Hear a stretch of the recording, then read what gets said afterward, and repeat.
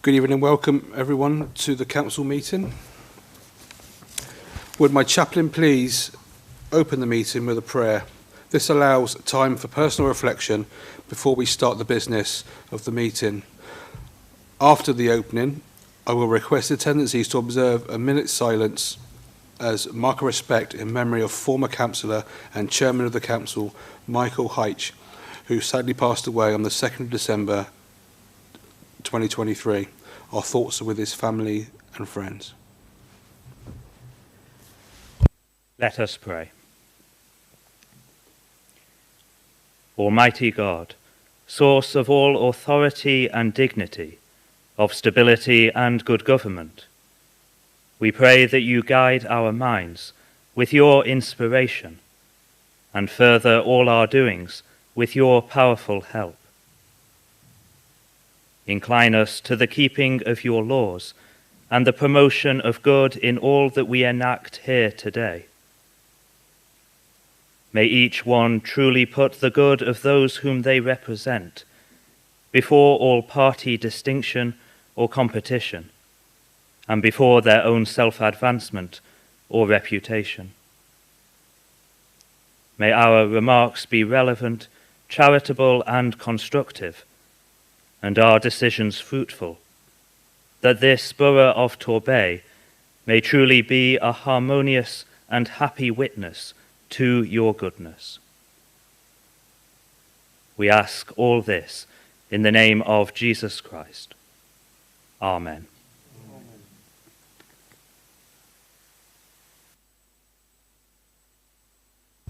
Members, please join me in a minute's silence for former councillor Michael Heitch.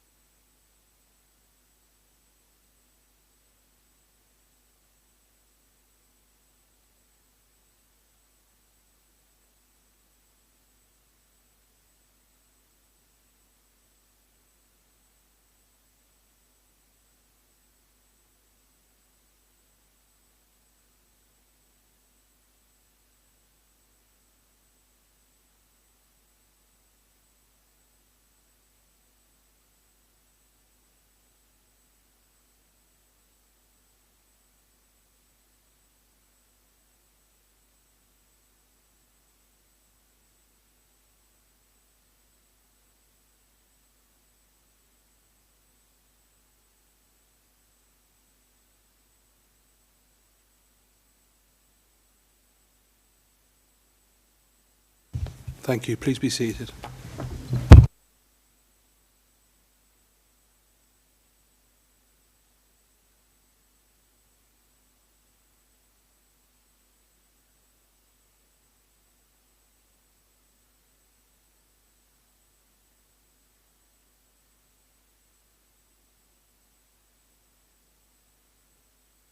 There we go. The purpose of this meeting is to deal with a number of major issues for the well-being of Torbay and best interests of the community. My role as Civic Mayor is to ensure that today's agenda is dealt with efficiently and to allow fairness throughout discussions. As you are aware, the meeting is governed by strict procedures and standing orders. To make sure the meeting is run fairly, I expect healthy discussion and respectful speeches by councillors, and I will not allow repetition. Tonight's agenda covers a number of significant issues. A number of these impact on individual councillors, and therefore I insist that you are respectful in your speeches. To ensure this and to maintain a high standards of conduct during the meeting, I have instructed the monitoring officer to intervene at any point during the debate when necessary. I will also not allow any personal comments against other councillors, barracking, talking across the chamber, or talking loudly amongst yourselves. If I see any of these behaviours, I will stop the debate to call the meeting to order. My ruling is final. I will use standing orders to remove councillors from the chamber if necessary. If members wish to make a point of order or a personal explanation, I will consider on a case-by-case basis. When I take these, although standing orders allow individuals to be seated during their speeches, I would prefer, if whenever possible, councillors to stand when addressing the council so you can clearly be seen and heard. If members wish to leave the meeting before it's finished, please follow Standing Order A25.7 and give your apologies before you leave via the Head of Governance Support. Please note that we are live streaming this meeting via the Council's YouTube channel to encourage more people to engage in our public meetings. The proceedings of the Council meeting will also be recorded. Please can attendees refrain from watching live stream as this will cause interference for our viewers. We are not expecting of any fire alarm testing today. In the event of an evacuation, you will hear a recorded message requesting you to evacuate the building. Please leave by the nearest exit. The Riviera staff will assist you. Once outside, please assemble in the front of the tennis courts to the seaward side of the building. Please also ensure all mobile phones, iPads are turned to silent. I will call a break if the meeting is going beyond 7 p.m. Are there any apologies for absence?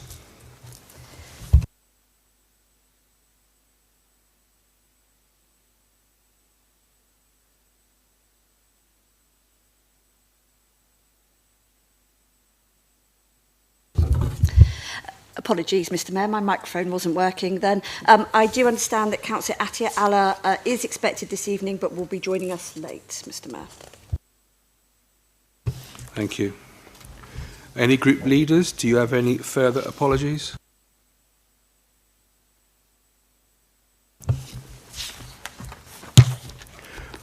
I propose the minutes of the meeting held on the 20th September 2023 be signed as a correct record. Is there a seconder? I'll second that one.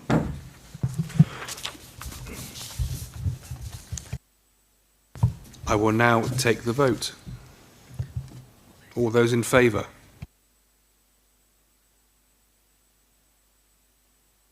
Thank you.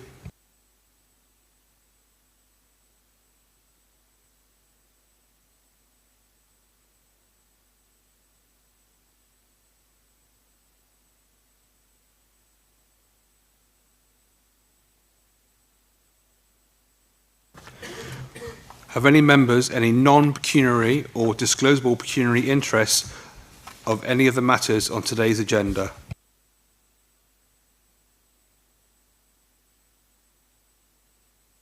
Councillor Nicolau? Section 106 of the Local Government Finance Act 1992 that applies to me. Thank you. Councillor Harvey? Yes, Section 106, Part 2 of the Local Government Finance Act 1992 also applies to me. Thank you.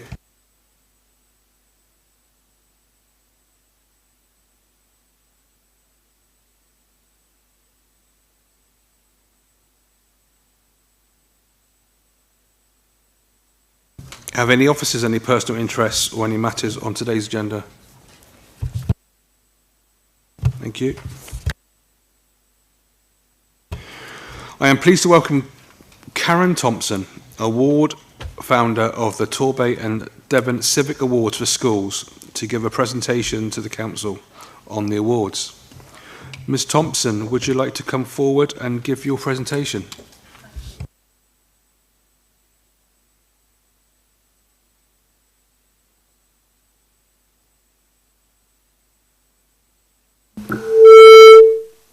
Good evening, everyone. Can you all hear me? It's my real pleasure to be here tonight to talk to you about the Torbay and Devon Civic Award for Year 6 children in their final year of primary school. And it's an award that I started 20 years ago, and I can't believe it's 20 years ago, but I started it when I was teaching at Cockington Primary School. At that time, I was the advanced skills teacher for citizenship and PSHE. Since I introduced the award all those years ago, it's grown and it's grown and it's grown. And we've moved into Devon, and we have a website, and this year there are 40 schools taking part and 700 young people signed up to the award for this year, and of course thousands who've gone through it over the last few years. I started the award all those years ago for three main reasons, and those reasons are as important now as they ever were. Firstly, to balance the rigour, the academic rigour in Year 6, with something which is about developing character, developing attitudes, values, and preparing children for life. Secondly, I know that when you give children a little bit of power and a little bit of trust, they can actually achieve fantastic, amazing things. And we've seen this over the last 20 years. And finally, if we want a better future for our societies, then we must start with our children. And if we want to, and I'm very much aware of that here, because if we want a society where people feel that they are citizens of their communities, that feel they have a role to play, want to be active citizens, both locally, globally, and, well, that's it really, then we start here in schools. The award runs through the child's time in Year 6, in that final year of primary school. And the award culminates with a presentation. And Torbay have supported this all the way along, and I'm very grateful. And we started off with one presentation night, which was held at the Town Hall all those years ago. Now there are 4 presentations, 2 at St Cuthbert Main School, who look after us brilliantly, 1 at Kingsbridge College for schools in the South Hams, and 1 in Ufcombe School for schools that are in Mid and the rest of Devon. And at that presentation, the children are presented with this certificate that once again Torbay Council have helped me to make and to change as the years have gone by. And these are presented by the Civic Mayor and are much valued. Children, I've said this the other day in a school, I've never met a child yet who said, I wish I didn't do it, I hadn't done it. Never that, but I do meet children who say, it's changed me, it's made me more independent, it's enabled me to push myself out of my comfort zone. I've learnt that I can be hospitable, I can be a team player, I can work with others. It's made me more organised. And I'm also, when I speak to schools, they tell me that running the award in their school changes the ethos of the school. It gives children a voice, it allows children to participate, and it draws the community together in an unselfish way. When I speak to parents and families, they say that that year of when their child was involved in the Civic Award was a year that drew the family together, and that they took part in various things with their children, and it was important for them as families and for their children. So, what is it? Well, there are 4 main areas, plus the personal charity, plus the pledge to the planet, and I'll just whiz through now. So the first area is about active citizenship in the school community, and children are required to spend that year doing something for their school over and above to what they normally do. And often these are things like sitting on their school council, being peer mediators, being mentors for younger children. A lot of children have got mental health ambassadors at the moment, learning mentors for younger children, exercise clubs for younger children, looking after the school grounds, and many, many more. They're also required to do some active citizenship in their communities, and this is the community building part of it. And there we see children who are young carers using that experience towards this award. Children doing litter picks. The children at the top left are in Babbacombe, actually, going along Babbacombe Downs, and they were very angry when they'd finished at the amount of rubbish they collected, and they wanted to come back to school and have an assembly to tell children not to throw rubbish in our beautiful place where we live. It's about helping neighbours, helping on allotments, contributing to the lives of older people, our schools. The children on the right are involved in setting up a homeless shelter for people in Torbay, actually. So there's a wealth of things that happen in that part of it.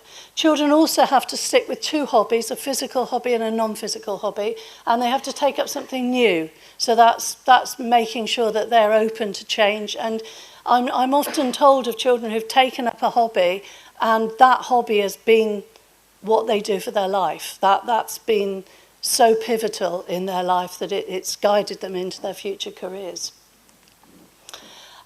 Children also are required to sleep away from home, which is a big ask when you're 10 or 11, and to take part in residential experience and outdoor challenge and do things that they're a little bit scared of. And when I first started the award, this was it. And I was asked to be an assessor at a school in Torbay, actually, and I met with a young girl in year 6, and she talked me through all her evidence. And she'd done loads and loads of cancer research. And at the end, she closed her portfolio and she looked at me and she said, I did all this because my dad died of cancer last year. And at that point, I changed the award to this additional part, which is to support a charity or a cause of your choice, something which has touched your hearts or the hearts of your family, something you feel strongly about. And it's not always raising money, it could be raising awareness, and it's this part of the award that has been the most amazing and beautiful, that children have done some really incredible things and felt so passionately about issues that they have chosen.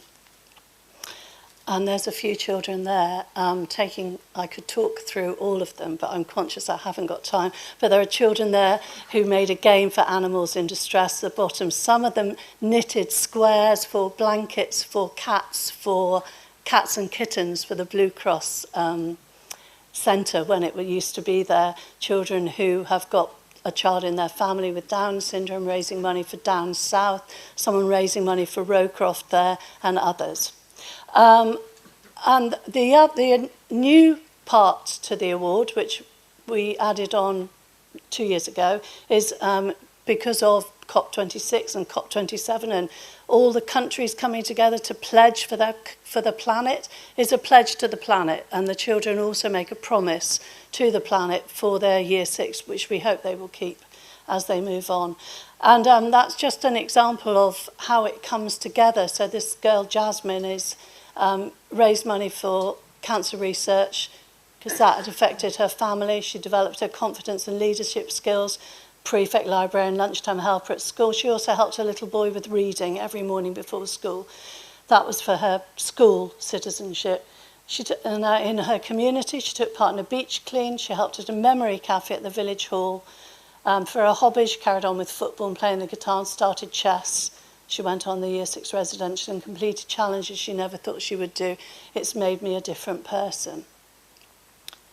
The children are assessed at the end of the year in June, very much like an interview, and often local councillors, and if any of you have done it, I'm very grateful, have been assessors, and the children are so nervous, but it's a really good learning experience for them, and they are assessed, and they need to meet each of the standards.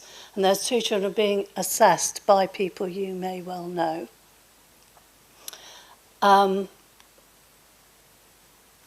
And this is really a bit about the philosophy behind the award. I don't want to just read to you, but I'll skim through it. Brings about community cohesion, empowers children to be global citizens. It helps them understand about the works of charities. It develops empathy and the desire to strive for a fairer future. It encourages children to be compassionate, think about other people, and take responsibility for positive change. There's also something about economic well-being, because children need to manage money sometimes when they run these stalls and events with a float and paying that back and so on. They have to be safe. So the planning for events it requires some safety checks and plans for that. It develops character education and those skills of self-esteem, confidence, resilience and assurance. Children work together in teams, so those skills of collaboration and independence are further nurtured. It's something about helping children to lead purposeful and full lives, and is preparation for secondary school and the workplace. pupil voice and citizenship, and values, respect, contribution, compassion. And it allows children to actually see those values in practice. Most schools will speak about values, but they're actually enacting those values there. And it's about what we all believe in, really: moral purpose and integrity, developing and nurturing the whole child for life, and placing education in a broader and more worthy context. This is our 20th year. We're calling it, we're looking at legacy this year, what's happened over the last 20 years. The presentations will take place as normal, but we're hoping to have, we're not quite sure what yet, but some kind of recognition of 20 years, so something for the children to have, something for the schools to have in their trophy cabinets or on their walls to say that they've been part of of that for 20 years. And we're also trying to find we've got quite a number actually of people who've done the Civic Award who want to come back and talk to the schools and talk to our presentations about how it affected them and how it changed their lives. So it's my pleasure to come here and talk to you about this. I'm passionate about this award. As it's grown and developed, I met Gary Vine, who works as our business manager and manages the website and our social media presence. But the two of us do it voluntarily. There's no money in it for us. We just do it because we believe in it. Are there any questions? Yeah. Yeah, well, actually, we carried on. And we didn't have the presentations, but we had a special edition certificate, which was the schools managed to find a way to get that to the children and to communicate with the children. But the award is very much about resilience and finding a way. And although it was different during lockdown, there were ways in which you could communicate with your grandma and help her, or liaise with different charities, and so children did find a way, and yeah, we kept it going. Thank you. Hi. Yes, thank you so much for what you said and all the work you've actually done. Thank you. Sorry. Thank you so much for what you said and all the work you've done over the last 20 years. I was just thinking, last night I'd put a post up on Facebook, and it was of my son, who got a care award at his business, the business he works. He works for a major national company, 24,000 employees, and his award was for care for his team. So I was thinking he could have been one of your first recipients when he was at Watcombe Primary School. So I just wanted to say brilliant on that, and also the introduction with the charity that you managed to do. Some of the children have supported a charity I organise over View in the Bay. So again, it's just fantastic. Without you and doing what you've done, so many lives would not have been affected in a way that they can be because of what you've done. So thank you. Thank you very much.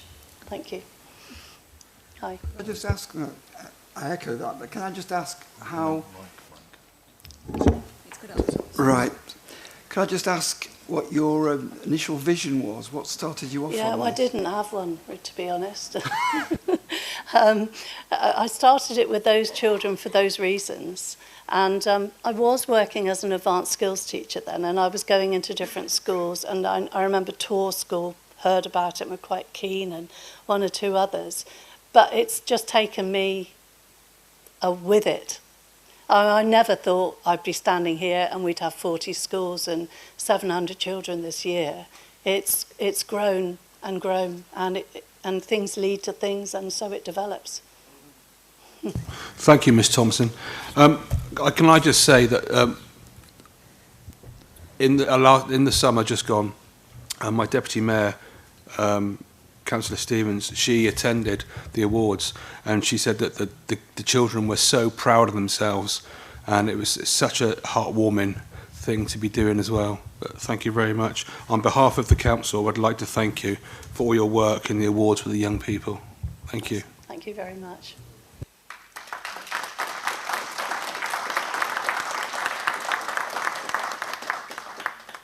Can I answer that one question? Yeah, thank you very much. I'd just like to say a word, Karen. Actually, 20 years ago, I was at Torbay and running the mayoral office, etc. And I remember you 20 years ago.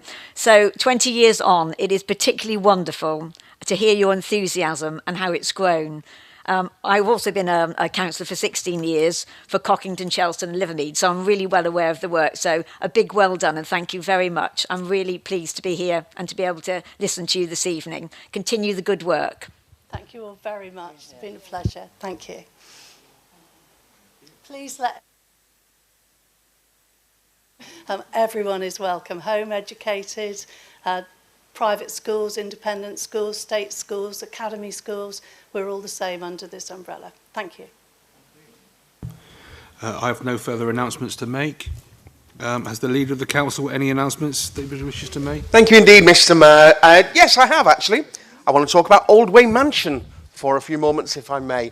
At the Cabinet meeting this week, I was delighted that we were able to receive the most up-to-date report that has been done over some considerable time.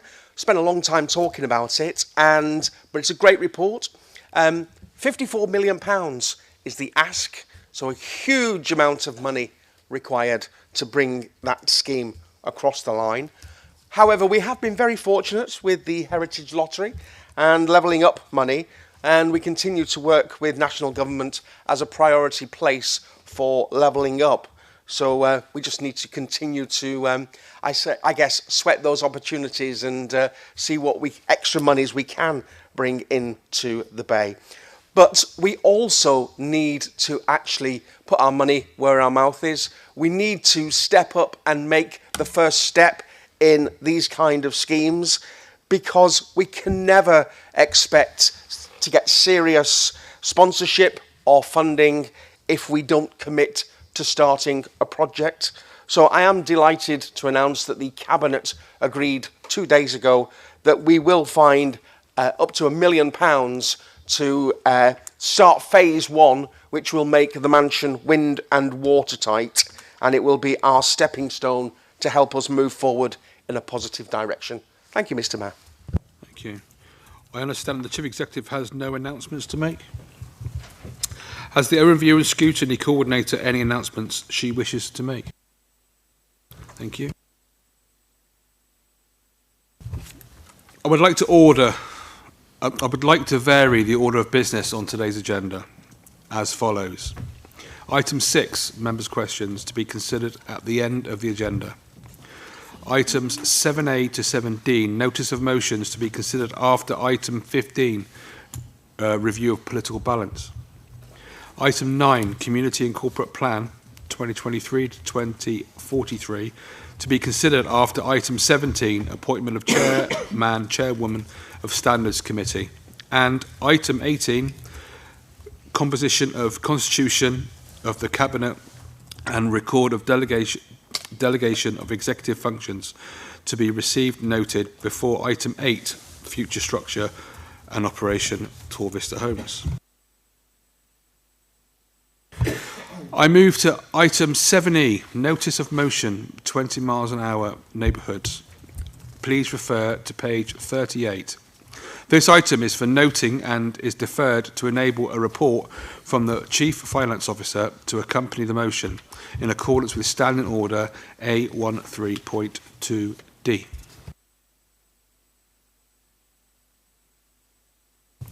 I move to item 18, composition of the Constitution and the Cabinet and record of delegations of executive functions. Please refer to page 170.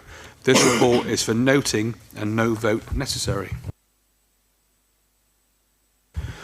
I move to item 8, future structure and operation of TorVista Homes. Please refer to page 40. Can Councillor Timon please put the Cabinet's motion to the Council?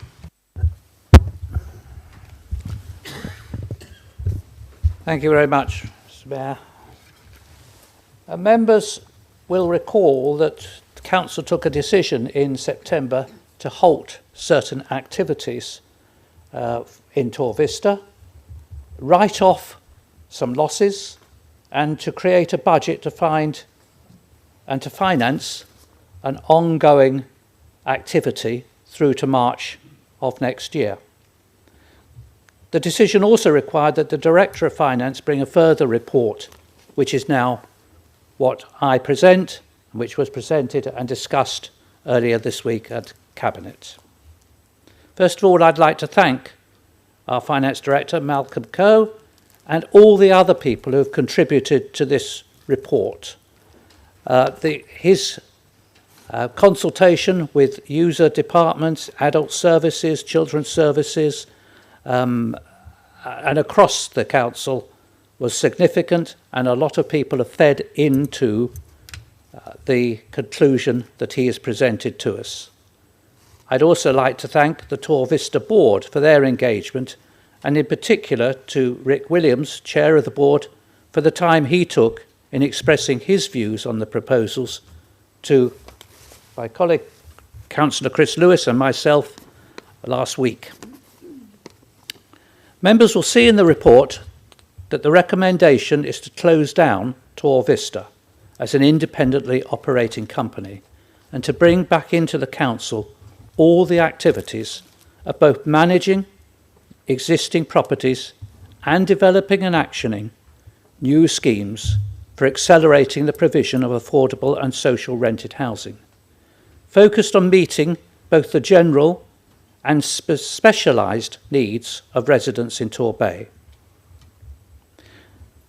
The recommendation also requires the Director of Pride and Place to bring forward detailed delivery plans on how we will accelerate the provision of affordable housing, and members of all political groups will be consulted as part of that process.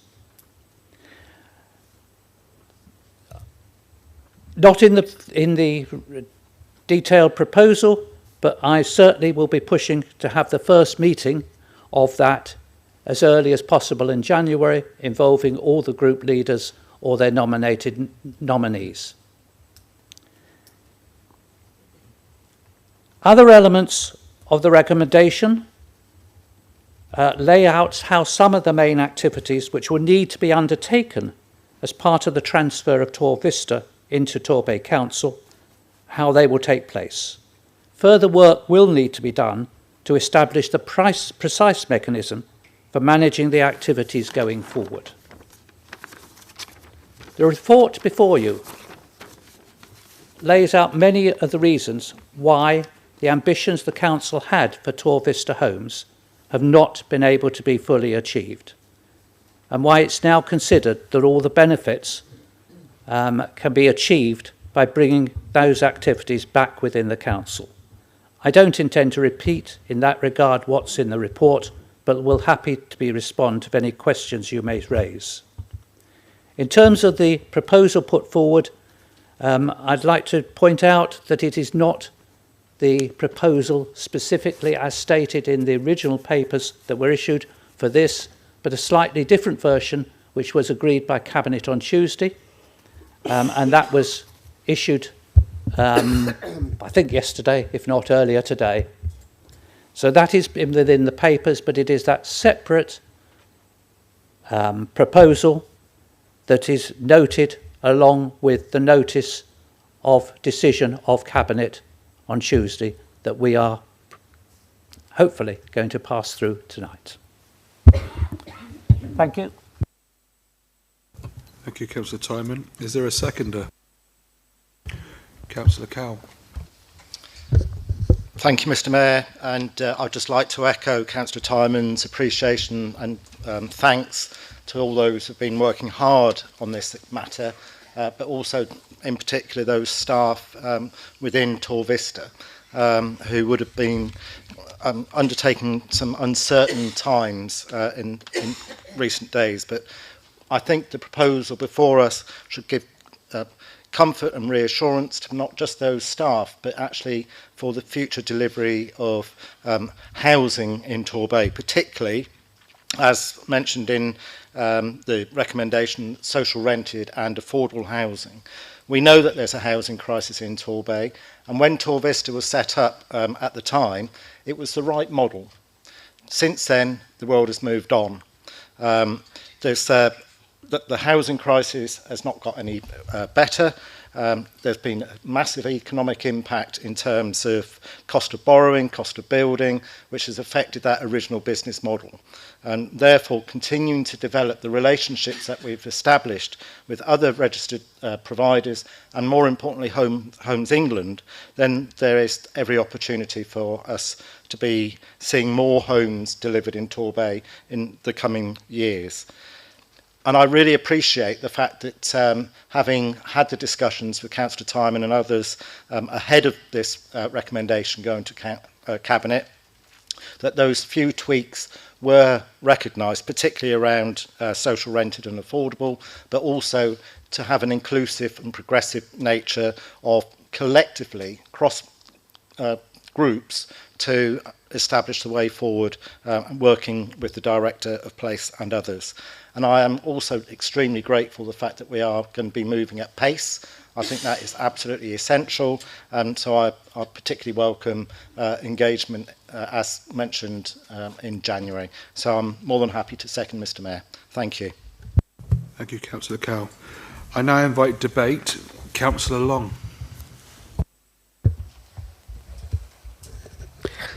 Thank you very much, Mr Mayor. And I feel that Councillor Timon and Councillor Cowell are being very modest about the changes that have been made to the report this evening, and there have been references to tweaks and slight changes, but I think that there have actually been major improvements to the report compared to the original. There's now much more focus on general social housing and social rent, which is much sorely needed given the housing crisis that Councillor Cowell referenced. And there's also now much more consultation with opposition groups in the report. And it's now much appreciated that there is now this recognition by the administration for more general social rented general housing, as well as focusing on the specialisms that we need, such as extra care. And I'm very pleased that we are now focusing much more on a shared vision that we had previously of the need for more social housing. So that is very good news. At last night's Cabinet, there was reference to other councils closing down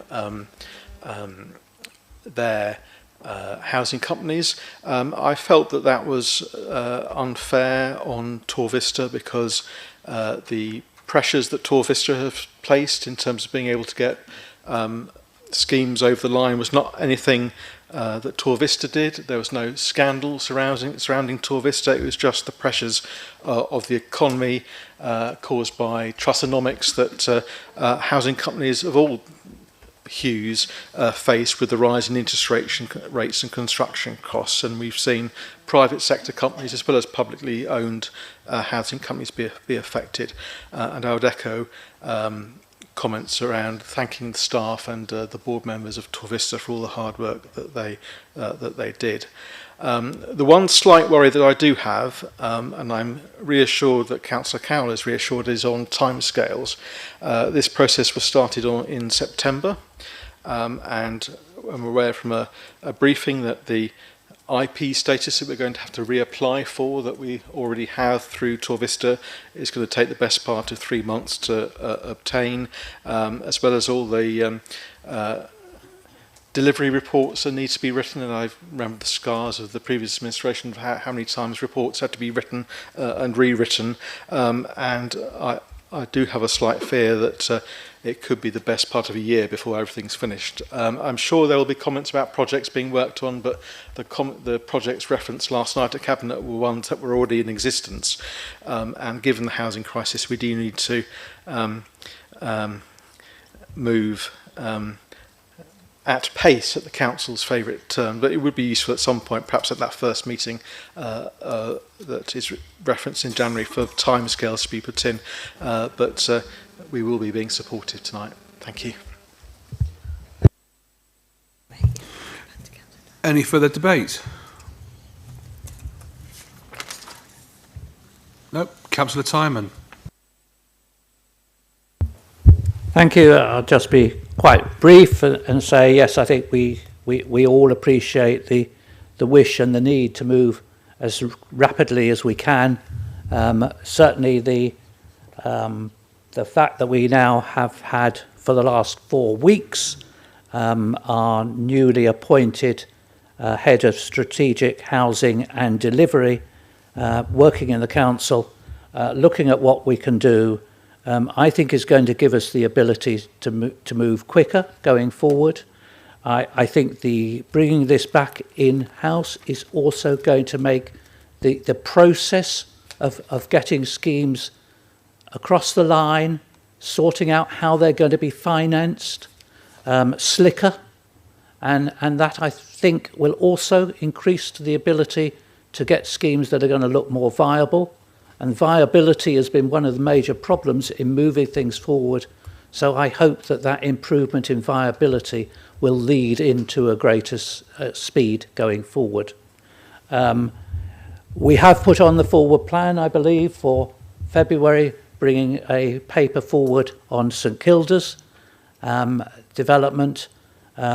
We very much think we'll be able to hit that timetable. Can't guarantee that, but if it doesn't meet the timetable to come forward for February, it won't be through lack of trying. So if I can just furthermore look for support across the chamber, that would be great. Thank you. That's the end of debate. I now move to the vote. All those in favour?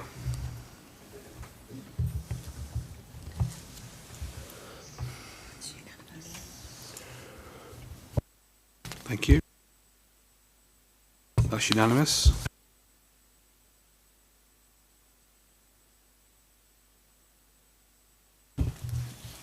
I move to item 10, Licensing Act 2003, Cumulative Impact Assessment 2024-2027. Please refer to page 86.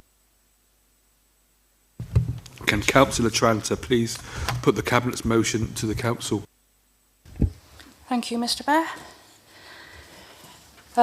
The Cumulative Impact Assessment is quite difficult to say, so it will be referred to as the CIA. This has been to Cabinet, to public consultation, licensing, and now to full council. We know the CIA covers 2 areas in Torquay, which is the Strand and Castle Circus. This is where there are significant numbers of licensed premises, and the CIA, under the Licensing Act 2003, regulates the sale of alcohol, provision of certain entertainment, and late night refreshment, and helps to reduce the potential impact of related crime. So it helps with the prevention of crime and disorder, prevention of public nuisance, public safety, and the prevention of children from harm. So the Cabinet recommend to Council that 1, that the cumulative impact assessment is maintained and the revised assessment contained in Appendix 1 to the submitted report is adopted and published and will come into effect from the 7th of January 2024, and that 2, the Licensing Committee be authorised to approve future reviews and adoption of the cumulative impact assessment since the introduction of Section 5A of the Licensing Act 2003. All matters regarding CIA assessments are now the responsibility of the Statutory Licensing Committee by virtue of Section 7, as it is no longer part of the Licensing Act 2003 Statement of Policy. Thank you. Thank you. Is there a seconder? Councillor Strang. I'd like to second that motion. I'll reserve my right. Thank you. I now invite debate.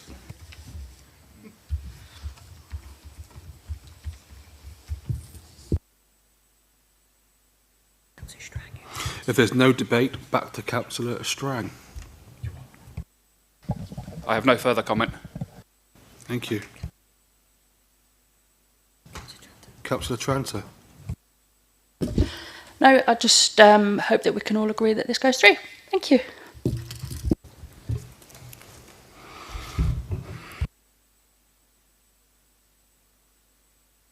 I now move to the vote. All those in favour?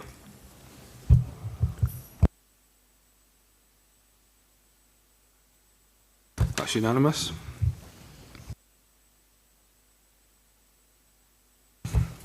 I move to item 11, Council Tax Scheme 2024-2025. Please refer to late report circulated on the 5th of December 2023, page 2 in the supplement pack. Councillor Harvey, Councillor. Yes, just referring to the earlier notification that Local Government Finance Act 106.2 applies to me. Thank you. Same here, section 102, part 2, Local Government Finance Act 1992 applies to me. Thank you. Thank you. Can Councillor Timon please put his motion to the Council? Thank you, Mr. Mayor. Localised council tax support schemes have existed for the last about 10 years and apply to residents who are of working age when one or more residents of a property are pensionable age. A separate scheme applies, which is governed by nationwide rules. In Torbay, about 6,500 households, working age households, are in receipt of council tax support. The recommendation today, if adopted, will be the biggest change to the Torbay scheme since localised schemes were introduced in 2013. Firstly, the proposal before us is for Torbay Council to change to a banded scheme. Many district councils, London boroughs, unitary and metropolitan councils across the country, including locally, I believe Plymouth, Southampton, Teignbridge and Exeter have all adopted banded schemes, and more councils across the country are doing so every year. The introduction of a banded scheme has significant advantages in its simplicity, both for residents to understand and for council staff to apply. One of the disadvantages mentioned in the report for many residents of our existing scheme, with its links to frequently changing levels of support via universal credit, is that this results in frequent changes upwards or downwards of the level of council tax support given. You will see in the report that that can lead sometimes to as many as 8, occasionally even more, changes of council tax bill in a year for some people. I hope members will have read the detailed explanation of the benefits articulated in the report. It is worth noting that those households receiving the highest level of council tax support, there is no difference in that level of support between the existing scheme and a proposed banded scheme. That applies to nearly 3,000 of that 6,500 households. For most of the remaining households, changes in level of support will be minor, and there will be far more households receiving higher levels of support than lower levels. For a small number of households, the automatic level of support will decrease. It has been and will be identified if there are further households that this applies to, and additional support for them will be given from the Hardship Fund, which has always operated alongside the main scheme to deal with cases where the standard scheme fails to provide adequate support.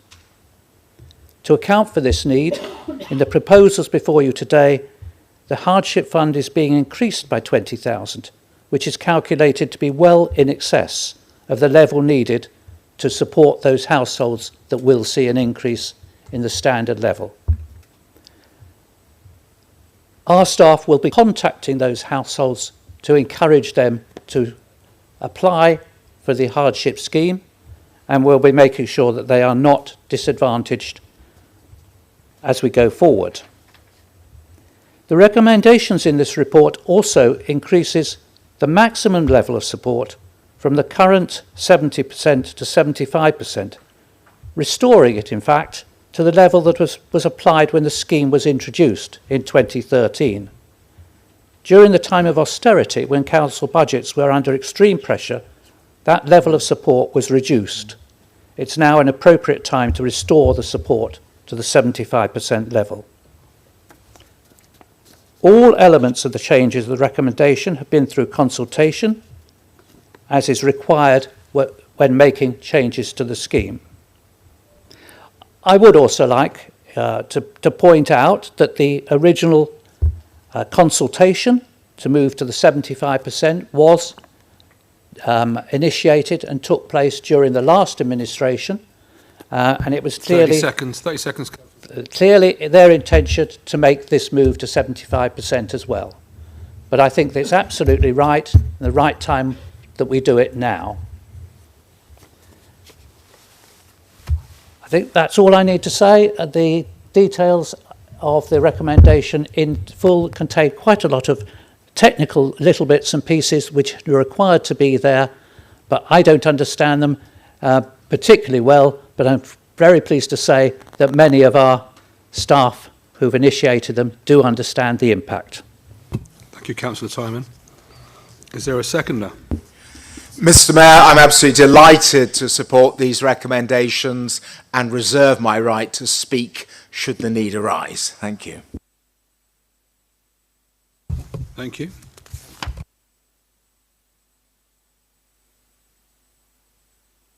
I now invite debate. Councillor Thomas. Thank you, Mr. Mayor. I've been a councillor for 17 years. Been in many meetings where we've spoken about council tax and various bits and pieces. And never, ever has Section 106, Part 2, come up. So I really had to rack my brain significantly and go back to the Local Government Finance Act of 1992, Section 106, Part 2, which of course Councillor Harvey and Councillor Nicolai just declared. And for my members sat on this side, and of course anybody listening at home, Section 106 of the Local Government Finance Act 1992 makes it an offence for any councillor in council tax arrears with at least 2 months of unpaid bills to vote at a council tax meeting, a meeting of the committee's council executive function where council tax matters are actually raised. Within political circles, we often talk about no taxation without representation. That actually came from the American Revolution. And basically there was a firm belief that the government should not tax a populace unless that populace is represented in some manner in the government developed during the English Civil War. Now, we know that Councillor Germain is going to be late this evening. Now, I don't wish to include him in this category, and of course, if I've got this wrong, I will be more than happy to withdraw this, and I'll ask the question a little bit later on when he returns, but it does seem suspicious that he's not here at the moment. That means 20% of the group opposite effectively fall foul of the Section 106 Part 2 Local Government Finance Act 1992. Councillor Thomas. Yes, Mr. Mayor. Councillor Atiala isn't here this evening at the moment, so we can't refer. That's fine. As I say, if I'm wrong on that, I'm more than happy to withdraw. Mr. Mayor, point of order, please. When he returns. Mr. Mayor, point of order, please. So, but effectively, 20% of the group opposite want to sit here, talk about what we want to do with our government, with our money that we're going to ask or not take off our residents, but actually, to be honest, are more than 2 months behind. Now, look, we know at the end of the day, there are difficulties. You know, these are difficult times. But in all honesty, how do we really expect to represent our communities in these current situations? But as I say, 17 years, and I've never seen it before. Thank you. Councillor Penley, what's your point of order? Thank you, Mr. Mayor. Unless I'm not recollecting correctly, you yourself, Mr. Mayor, at the beginning of this meeting said individual councillors should be named and identified in this way. So I'm slightly disappointed Councillor David Thomas wasn't interrupted mid-speech. Thank you very much.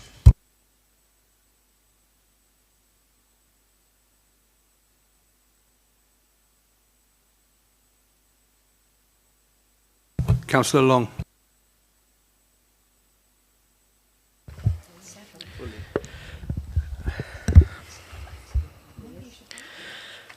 So much for wanting to work together and have a collaborative approach is all I'll say about that intervention, Mr. Mayor. There is an unfairness in the system that we're talking about, whereby people of state pension age and over and who are on a low income and the relevant qualifying benefit, quite rightly, do not have to pay any benefit at all, council tax at all, because that's a government requirement, and that's quite right. For working age people on low incomes and the relevant benefit, however, the government has devolved this matter to local councils and obviously not funded local councils properly to fund these schemes properly. So many people do have to make a contribution, albeit reduced, to council tax, and this is absolutely unfair. I think, just to refer to a point that Councillor Thomas made, that in the cost of living crisis, it perhaps is relevant that we have people who are struggling, who are councillors, to understand the difficulties that people are going through, rather than people who are just rich. I'm very pleased that the Conservative administration have made another major change at this council meeting and followed the agenda of the last Lib Dem and Independent Partnership administration to reduce the amount of council tax that people on council tax have to pay from 30% to 25%. And this actually reflects reality, as was discussed at the recent Overview and Scrutiny meeting.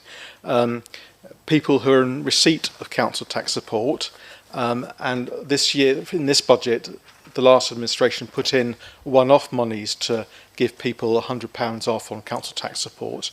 Despite that, the figures are, I think, if I'm correct, around 58% of those people on council tax support are having trouble paying. So reducing the amount that people have to pay under council tax support actually reflects reality and actually will help the council not have to go after people and pay legal fees in trying to make people pay who can't. So this is a positive move that is to be welcomed. In February, before the local elections, the Lib Dem and Independent Partnership instigated the consultation needed to make the reduction tonight possible. And interestingly, the consultation on the banding of the council tax support scheme that the Conservative administration undertook since May was based on a council tax support level of 30%. So I welcome the change and the change of heart. The reduction to 25% is only possible because of the previous consultation that the Lib Dem and Independent administration undertook, and it's a credit to Councillor Timon for mentioning it. So I welcome this administration's support for our policy on reducing the amount of council tax that those on council tax support have to pay. And it is a much better sign of collaborative working, may I say, than Councillor Thomas's intervention. Thank you. Before I go to Councillor Tranter, as we go on this evening, may I remind all the members that we must maintain a high standard of conduct. Councillor Tranter. Referring to conduct, you said at the beginning of the meeting that any personal comment, you will not allow any personal comments against other councillors or talking loudly amongst yourselves. So I'd like to raise a point of personal explanation. I heard Councillor Mandy Darling make that comment. My name was mentioned in a debate off microphone, and please can I have an explanation about how you know about my personal circumstances that aren't true anyway? And it wasn't just myself that heard either. Councillor Tranter, please. No, it was regarding council tax, and she's made a personal comment to somebody sat next to her, loudly enough for other councillors to hear.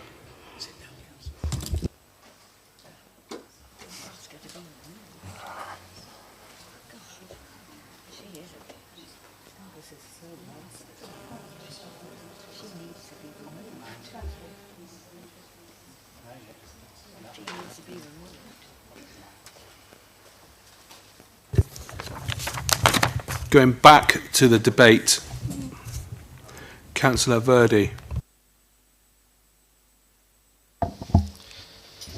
I think I'll be deaf by the end of my term here, with Councillor Thomas shouting down and shamefully naming Councillor Verdi, please, let's just...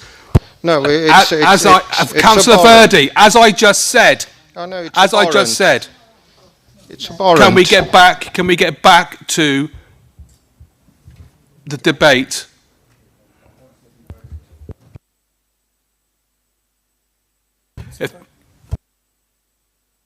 Councillor Brooke. Yes, thank you, Mr. Mayor.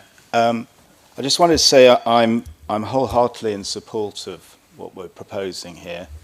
Many of you may know or not know that I am a believer in the Bible, and I was pondering this motion and thinking, you know, what is the right attitude to take? As a council, we have responsibility for looking after all people, and there's a balance between support on one hand and having money to do things on the other hand for all of the population of Torbay. So I went to I don't know if you know, there's a book called Leviticus, and in that book it talks about the responsibility of the people to look after the poor, the destitute, the widows, and also the alien. And it gives a basis of how to do that, because it's really hard, isn't it, I think, as councillors, what is the level of support we give? And in it gave 4 bases to do with the harvest, which maybe my fellow councillor knows in farming. And it said about a proportion of the fields to be given over freely to the people to glean, and then any crop that's taken in harvest, the crop that when it falls before harvesting goes to the gleaners, but also when a harvest has been done, what's left over goes to the people, the widows and the poor. So it just made me think about what is the right thing to do. But it also, and this is, I don't want to be contentious, but it also says it mustn't go beyond a certain amount, because the extra amount is needed to run that whole community. So I'm very pleased that we've moved back from a 70 to a 75%, which was prior to 2012. And I therefore support it. But I do want to just raise this, as we are going to, as councillors, have to balance our money going forward for the whole of Torbay. And therefore I want to raise the thought, at what point do we not give more support, because we can then damage what we're going to do with the spare money for other things. I don't know the figures fully, Councillor Timon, but it's the order of hundreds of thousands, you know, which is needed. But that money, if we didn't do it, would be then going into the economy. So it's just a balance, but I'm very happy to support this. Thank you very much, Mr. Mayor. Thank you, Councillor Brooke. Councillor Steve Darling. Thank you. It's a tired old phrase that certain councillors opposite often use, but I wasn't going to speak until.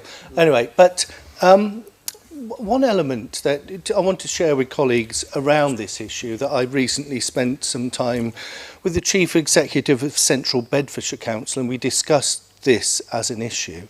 And it's interesting that Central Bedfordshire decided to abolish completely something that isn't open to us tonight, the level of council tax support at all, and just chase down those who are abusing the system to fill in that gap, who are falsely claiming that they are single occupants and claiming a discount on their council tax.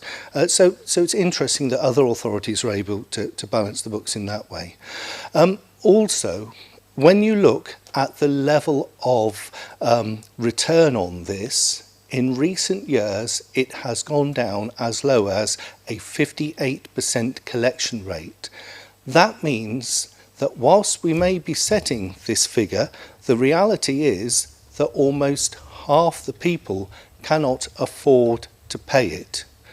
And we are setting ourselves a false expectation on those who are most in need in our community, but perhaps as a corporate body, more disturbingly, false expectations of the monies that was alluded to just now that we're able to put to good use within our council to support our communities. So with those levels of collection, it does call into grave question whether the levels are right, and it will be interesting to see what levels this year the collection rates are in Torbay as the cost of living crisis continues.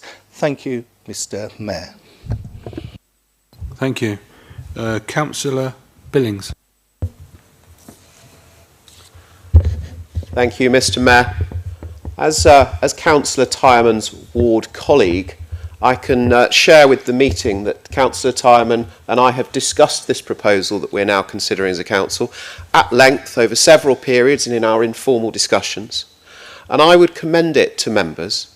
And the reason I feel so strongly about it is because it is a proposal that helps those who are most struggling to pay council tax, the poorest in our society, and it is more generous, that's the way I understand the paperwork we have, it is more generous than the immediately preceding schemes that we've had before. And when we talk about working together, members, I just think it's very good and positive that a Conservative-led cabinet has been able to put forward this scheme. And I'm pleased that in the spirit of working together we're able to do that, and hopefully I look forward to talking about other things like affordable housing in due course on other matters to show actually lots of the matters, whether you sit on those benches or on this side, actually we all want to try and help our local people in our community, and we'll try to do our best. So I would encourage members to support this. I think it's a very sensible scheme. Thank you, Mr. Mayor. So there's no further debate. Councillor Cowell. Thank you, Mr. Mayor. I appreciate Councillor Tyreman's reference to the fact that the consultation was undertaken earlier this year before the elections. It was at the heart of what we wanted to do for several years, but affordability always acted as a barrier. But what we did do in this year's budget is actually provide those in receipt of council tax support with a one-off £100 payment. So they're already benefiting from it. So they won't be any better off particularly from next year, because they'll just be restoring what we've already currently paid to them through different channels. Reference to the 75% and the original scheme, and I recall when that scheme was introduced, and I won't hark back to the political days and the rationale behind it, but I never supported it then because it was punitive to those who are least able to pay their council tax. There are other local authorities in Devon of different political persuasions that actually go further than the 75%. So it should always be an ambition that we can try and improve the lot of those in receipt of council tax support. The scheme in terms of banding was something else we also explored in the previous 4 years, but at the time it wasn't, for a whole host of reasons, technically possible to deliver. I recognise the benefit of it being a banded system. It does mean that the council taxpayers themselves have a more stable platform working within the bands, not having to be rebilled frequently. And of course that rebilling process itself puts a tremendous strain on our already overstretched revenue and benefit staff. And of course there's a cost associated with that rebilling process as well. So of course I will be supporting this. It reflects also to me that this council chamber is a reflection of the wider community. People from all different walks of life, different backgrounds, financially and socially, etc. And I think it's reassuring to know that people who are in that position of the council tax support scheme themselves are representing their communities in this chamber tonight. So thank you, Mr. Mayor.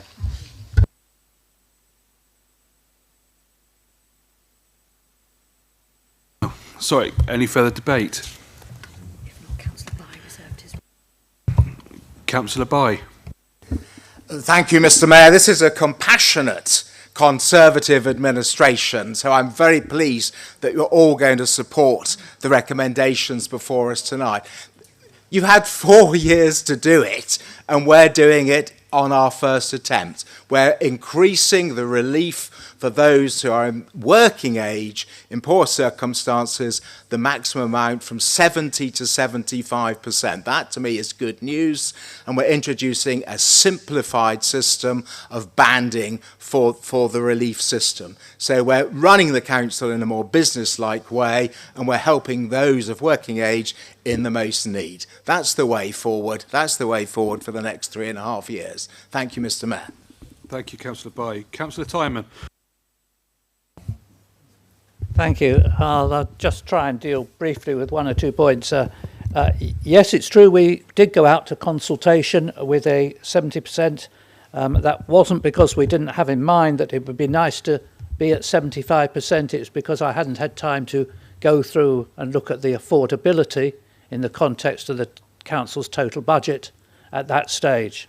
It was only, I think, when I'd done that we got to a position where we could afford, that we felt we could afford at this time, both the introduction of the banding, which has a cost, and the moving to 75%. You're absolutely right what's being said from my colleagues opposite me, or colleagues, I don't know, but let's hope we work that way in future. That yes, the level of selection from this group of people is poor. You mentioned 58%. I've had quoted to me 60. It probably fluctuates from year to year. And I think that does reflect the difficulty that this group of people have, even with the current levels. It would be nice to be able to be on a scheme like you've mentioned in Mid-Bedfordshire, and they're not alone in having 100% relief for some people.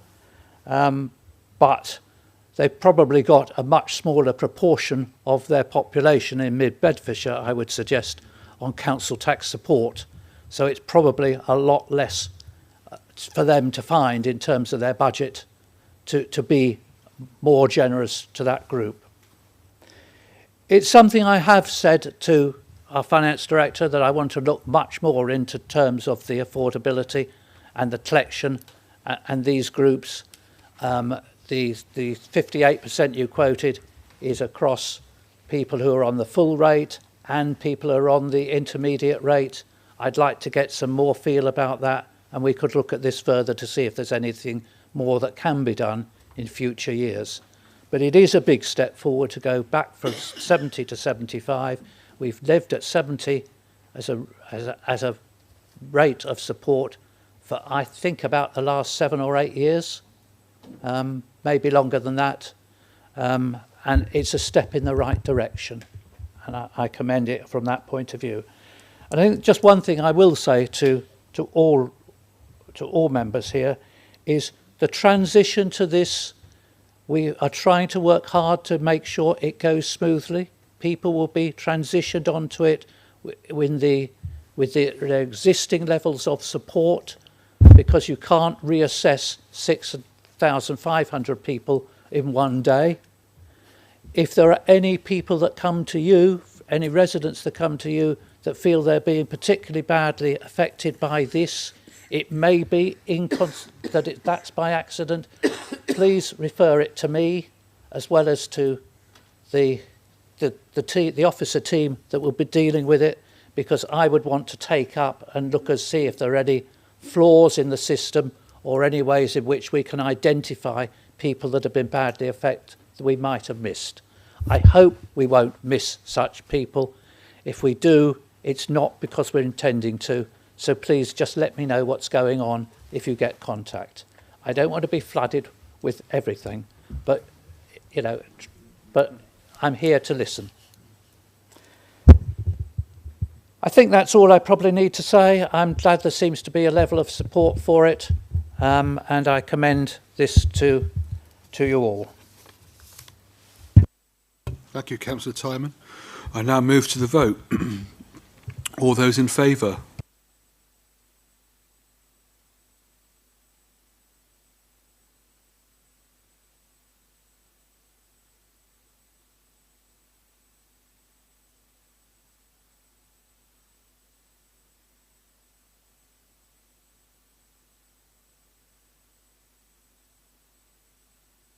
That's unanimous, thank you.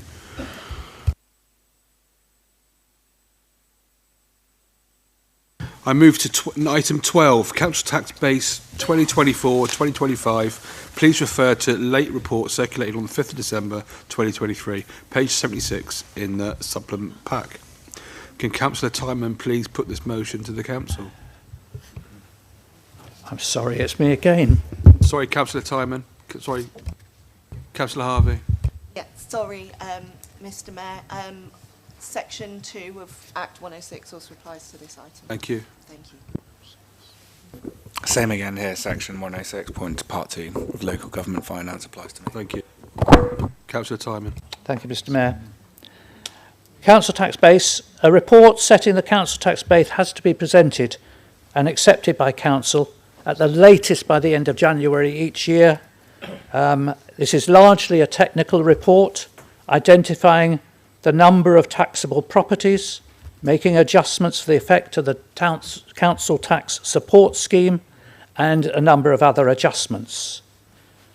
The conclusion of this evaluation is that our council tax base increases next year by 1.6%.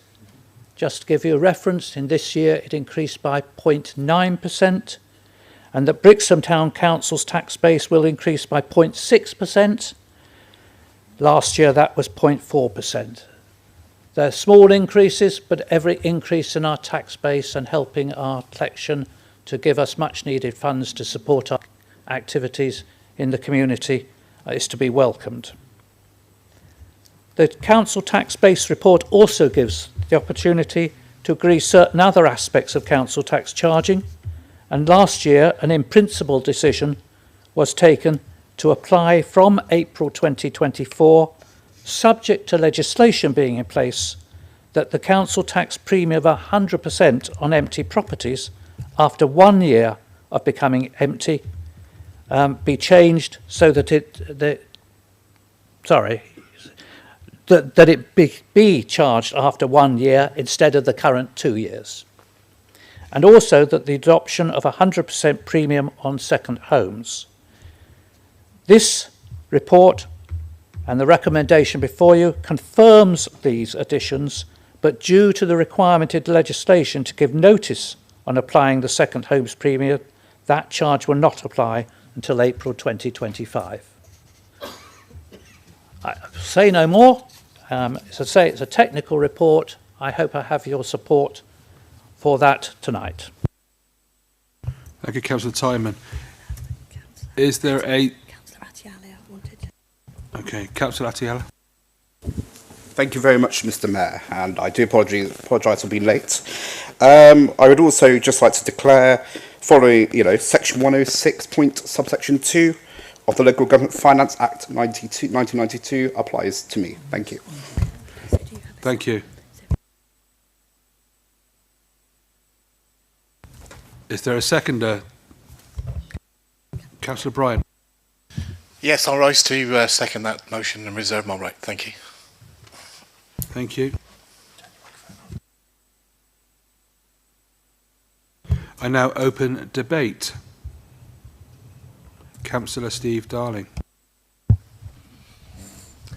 Yes, thank you, Mr Mayor, colleagues.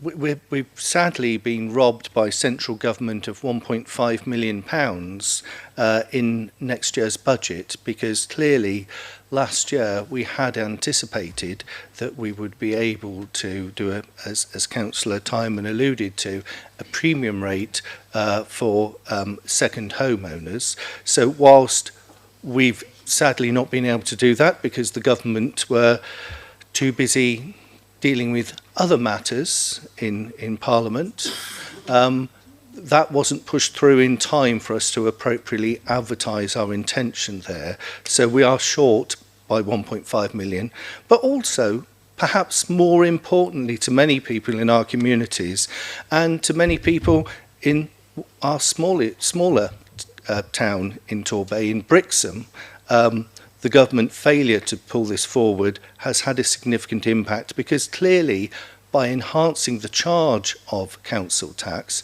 for second homes, that would result in many owners, one would hope, thinking twice about having a second home and releasing some of these properties onto the open market and resulting in opportunities for people. I know from when I've spoken, Mr. Mayor, to Brixham Yes, that housing is at an extreme extent the need for it in Brixham, and so it's a pity that central government hadn't put this forward, but I'm pleased that we've, sorry Councillor Thomas for your cough, so I'm pleased that we will continue to apply this in the future, but we need it. It's a pity that it isn't going to be, that it's now going to be delayed by a year. Thank you, Mr. Mayor. Thank you. Any further debates?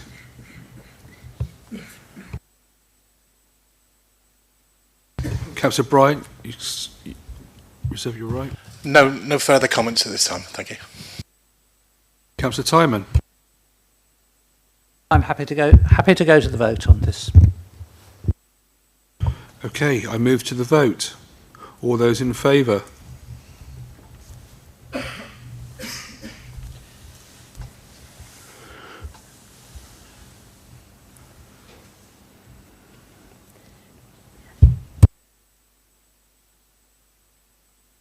Thank you, unanimous.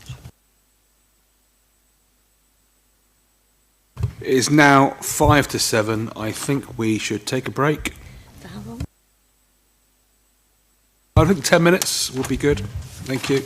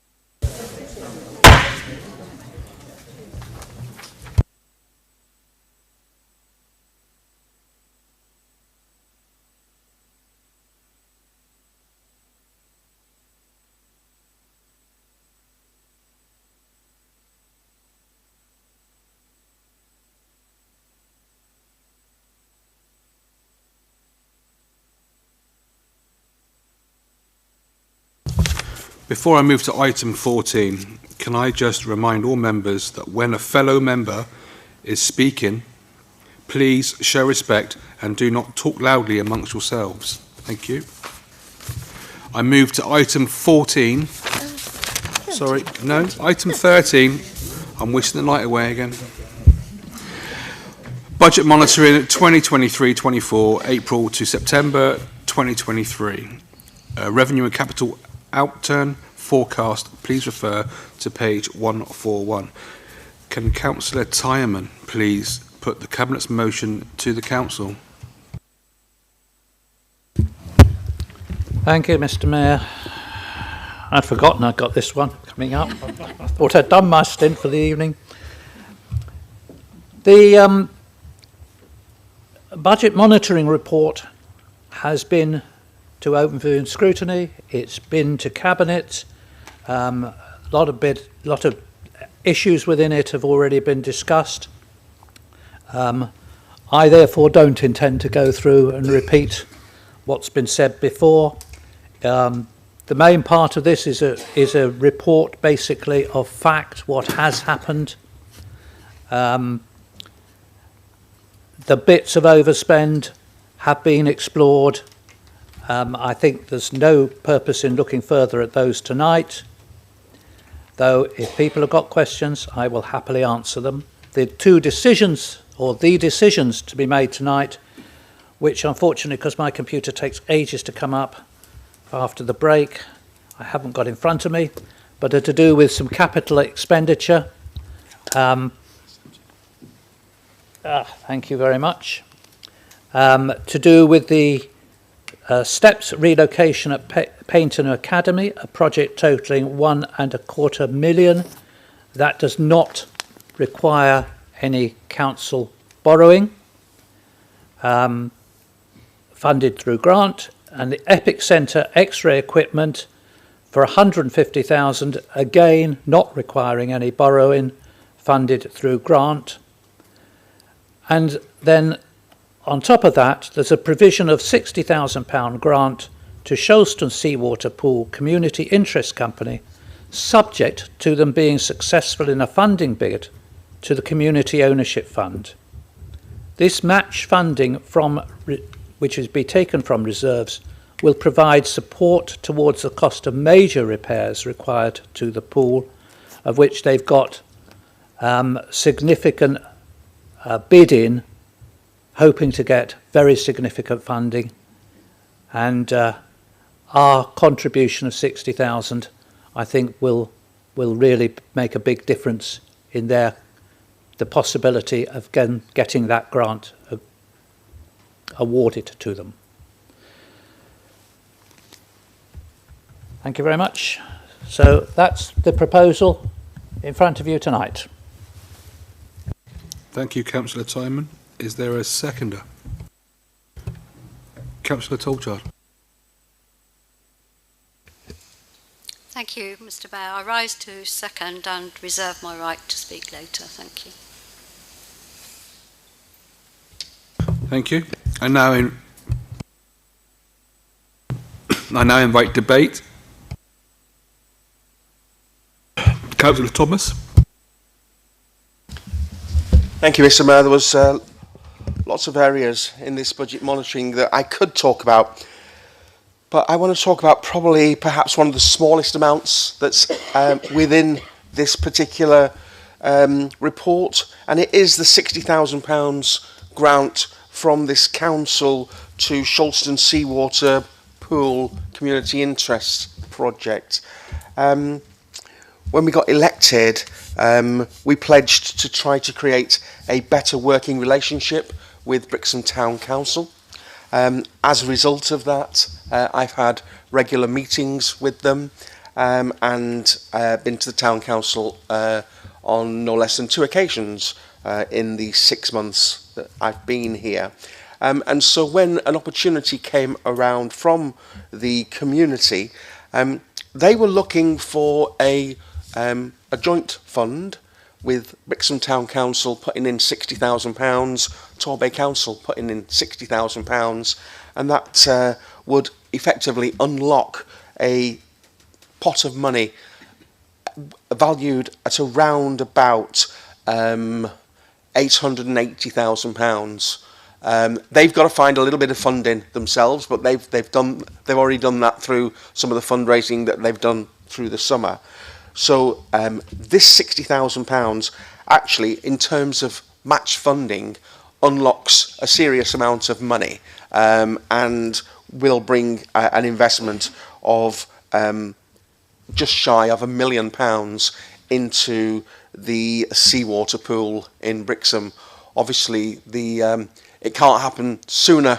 Every time there's the next storm comes along, there's concerns to if and whether it will still be there. They had, obviously, in the last lot of storms on the easterlies, there was a bit more damage, but more importantly, the work that they want to do, it had not created any further difficulties. So, as I say, probably the smallest amount in the report, but worth mentioning, and I'm sure that everyone will be supportive of the whole document. Thank you.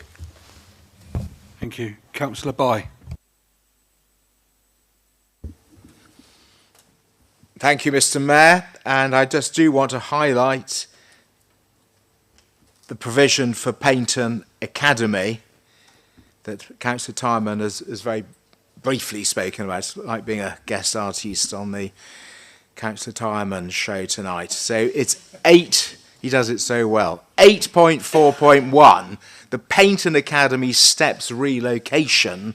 This is a £1.25 million provision for the relocation onto their school campus. At the moment it's off the campus, and this follows on from the overview and scrutiny meeting we had this afternoon for Children and Young People's sub-board. This is provision ASD for autism spectrum disorder. So it is for a very special group of young people and an increasing number of young people.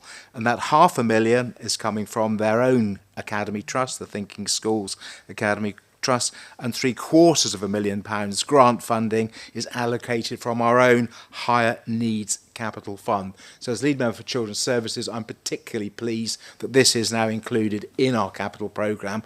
I very much hope that members will support this. Thank you so much, Mr. Mayor. Thank you, Councillor Bye. Any more debate?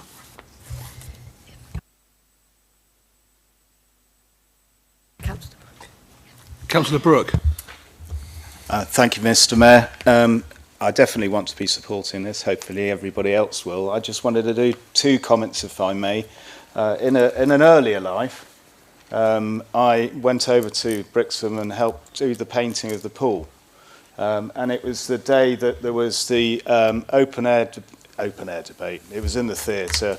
Hustings for the mayoral role, which I think Nick was next to me. In those days, I stood as an independent candidate as mayor. Principally because I thought that role should be independent of politics, but that role went. But why I'm saying this is that was 2011, I think.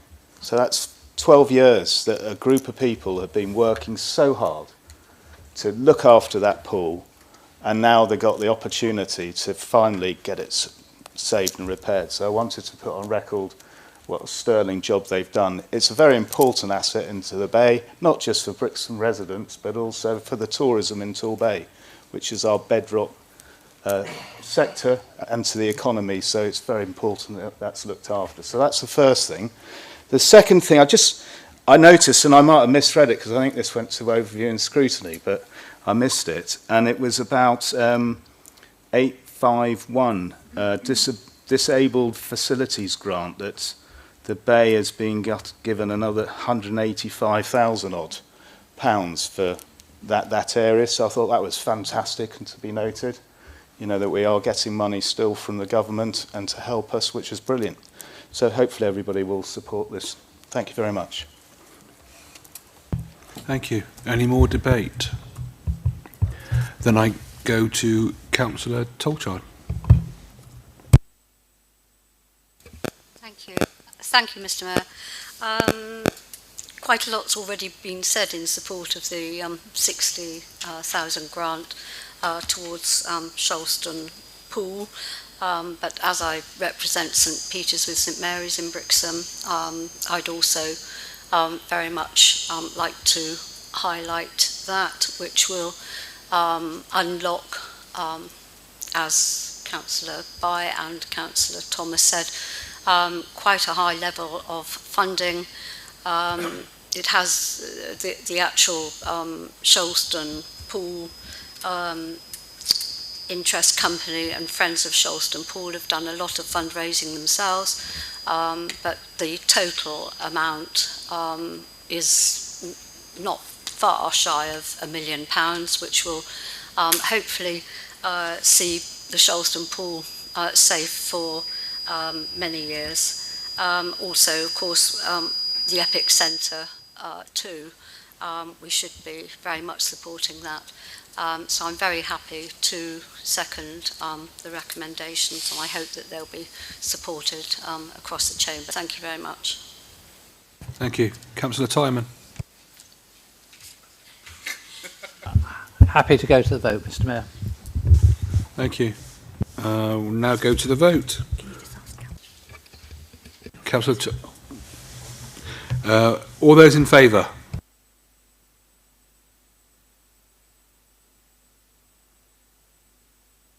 That's unanimous. Thank you very much.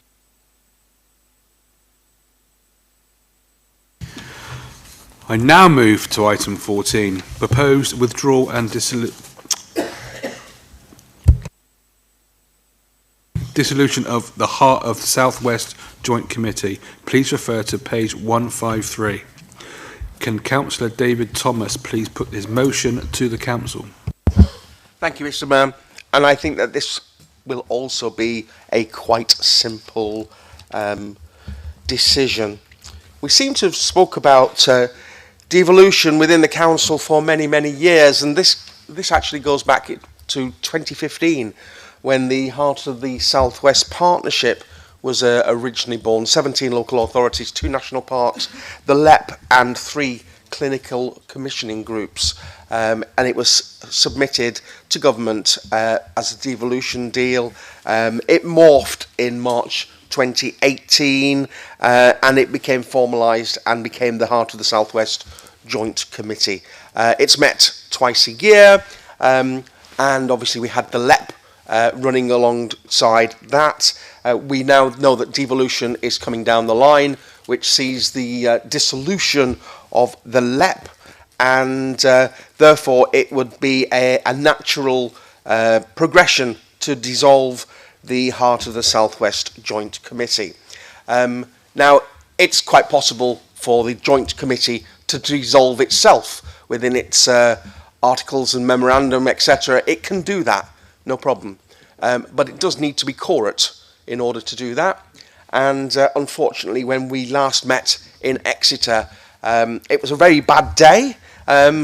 Members had to attend physically, and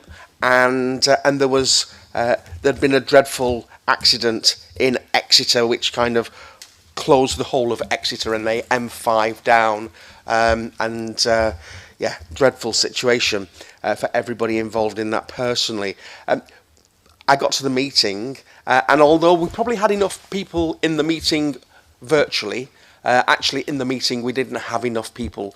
Therefore, the view of everybody who was there, either in the physical world or in the online world, was that, yeah, makes sense to dissolve the Heart of the South West Joint Committee, but they weren't able to do it because they didn't have enough people there. So they effectively decided that the best way to do it would to go back to each of the original constituencies that put it together. So all of the districts are basically receiving this report in order for everybody to conclude the dissolution of the Heart of the South West Joint Committee by the end of December of this year. So it is a short report. There's no impact to the council. The kind of stuff that it was doing will be absorbed within the devolution deal anyway. There's no ongoing work that stops because of it. So I think, as I say, should be quite simple. Thank you very much. Thank you. Do you have a seconder? Thank you very much, Mr. Mayor. Happy to reserve my right and maybe speak later. Thank you very much. Thank you. I now invite debate. Councillor Fox.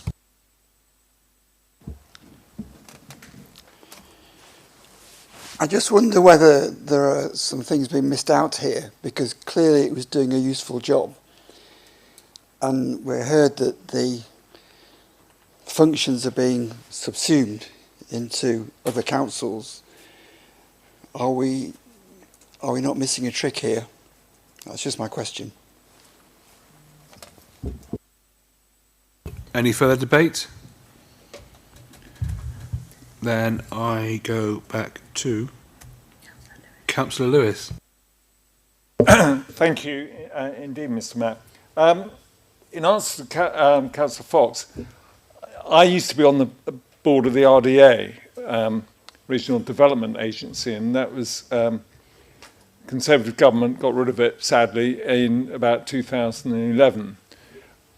And the very reason why they did that is because they thought the regions were too large and it should come down to, you know, the local people knowing best. And I think that has been one of the problems with the LEP, although I haven't been that close to it. But with devolution, it will be Devon-wide. And I think that is where we are going. And I welcome that, because I think we are best on the ground to decide where our money should go, what investment should go where, rather than be part of a larger group that we are in the LEP. So I support this fully, and hopefully devolution. It's sad that Plymouth won't be joining us, because I think it would have been better if they had joined us, and we would have been a full Devon-wide. But I welcome this, and it is early days, but when devolution goes through, we will be able to decide where we want to invest that money. Thank you very much indeed. Thank you. Councillor Thomas. David Thomas. Thank you, Mr. Mayor. Thank you, Councillor Fox. To answer your question specifically, the Joint Committee was seen as a partnership vehicle with a single partner being the Heart of the South West Local Enterprise Partnership. Obviously, that is effectively disappearing. Bit difficult to be a partner on its own. But its specific objectives were to improve the economy and the prospects for the region by bringing together public, private and education sectors. That's kind of one of the things that's consumed within the devolution arrangements. Increase our understanding of the economy, improving efficiency and productivity of the public sector. That's more come down rather than gone up. And looking to identify and remove barriers to progress the maximum opportunities, benefits available to the area from current and future government policy. Certainly, I think there's a big tick in the box for that. With devolution, the deal brings in an additional £16 million into the area for that one item alone. So, yes, brought in additional monies, and of course brings in those additional powers. For anybody who's not aware, we had the announcement, although it wasn't announced from the House Commons on the 22nd, it was written in the text, and I think it says for Devon and Torbay that a deal is progressing well. I think that they were the words that were actually in the text. That deal is kind of progressing very well, and we are waiting for the final announcement from the Minister to get that across the line. Therefore, at that point, this will then absolutely be defunct. Thank you. Thank you. I now move to the vote. All those in favour?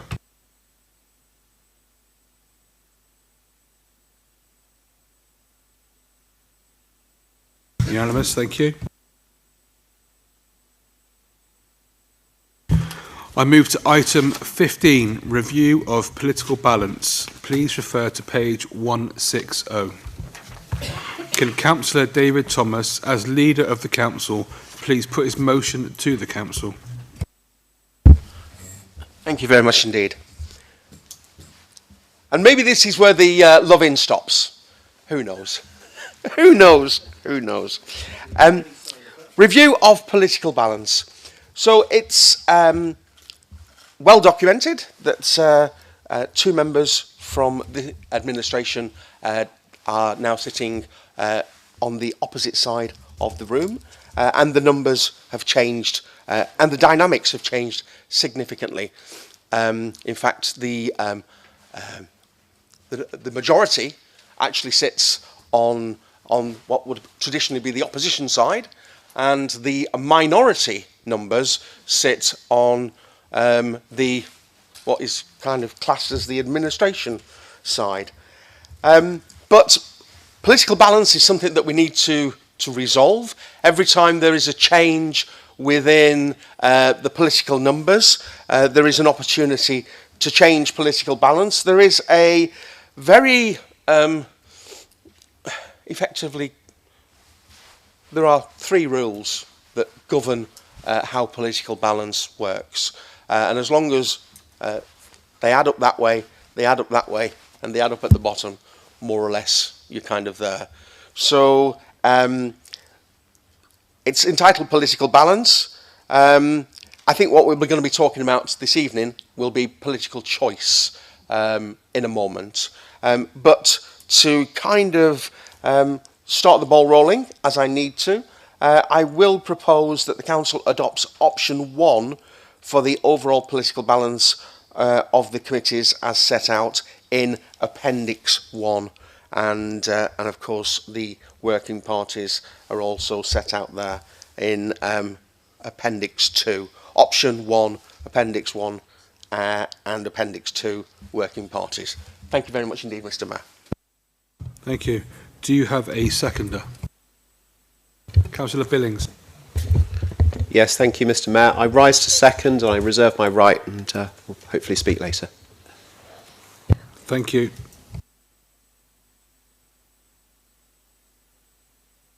I now move to debate. Councillor Cowell. Thank you, Mr. Mayor. And as a courtesy to all members, we previously circulated an amendment, which is a very simple amendment in terms of the wording. It's just to delete 1 from option and insert 2. So to be clear, it's to actually adopt option 2 within the appendix as laid out in the report. And the rationale behind this was that in terms of political balance, the Conservative group currently has 47% of the 36 members, i.e. 17.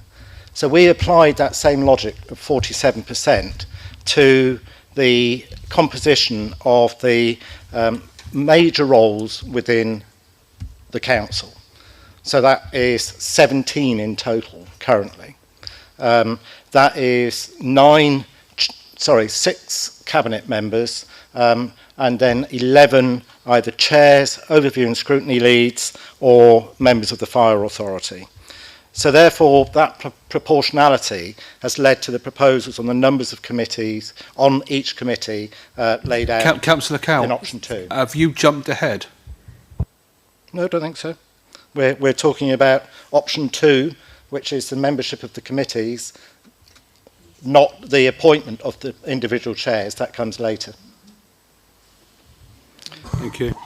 So in clarity, we believe that it's balanced, it's proportionate, and it's representative. We also believe that it's progressive, because the one thing that has beleaguered Torbay for far too long is the heat of the political debate within the council. There's so much that we actually agree on, and I think it's unnecessary to formulate a way forward that could lead to continued confrontation.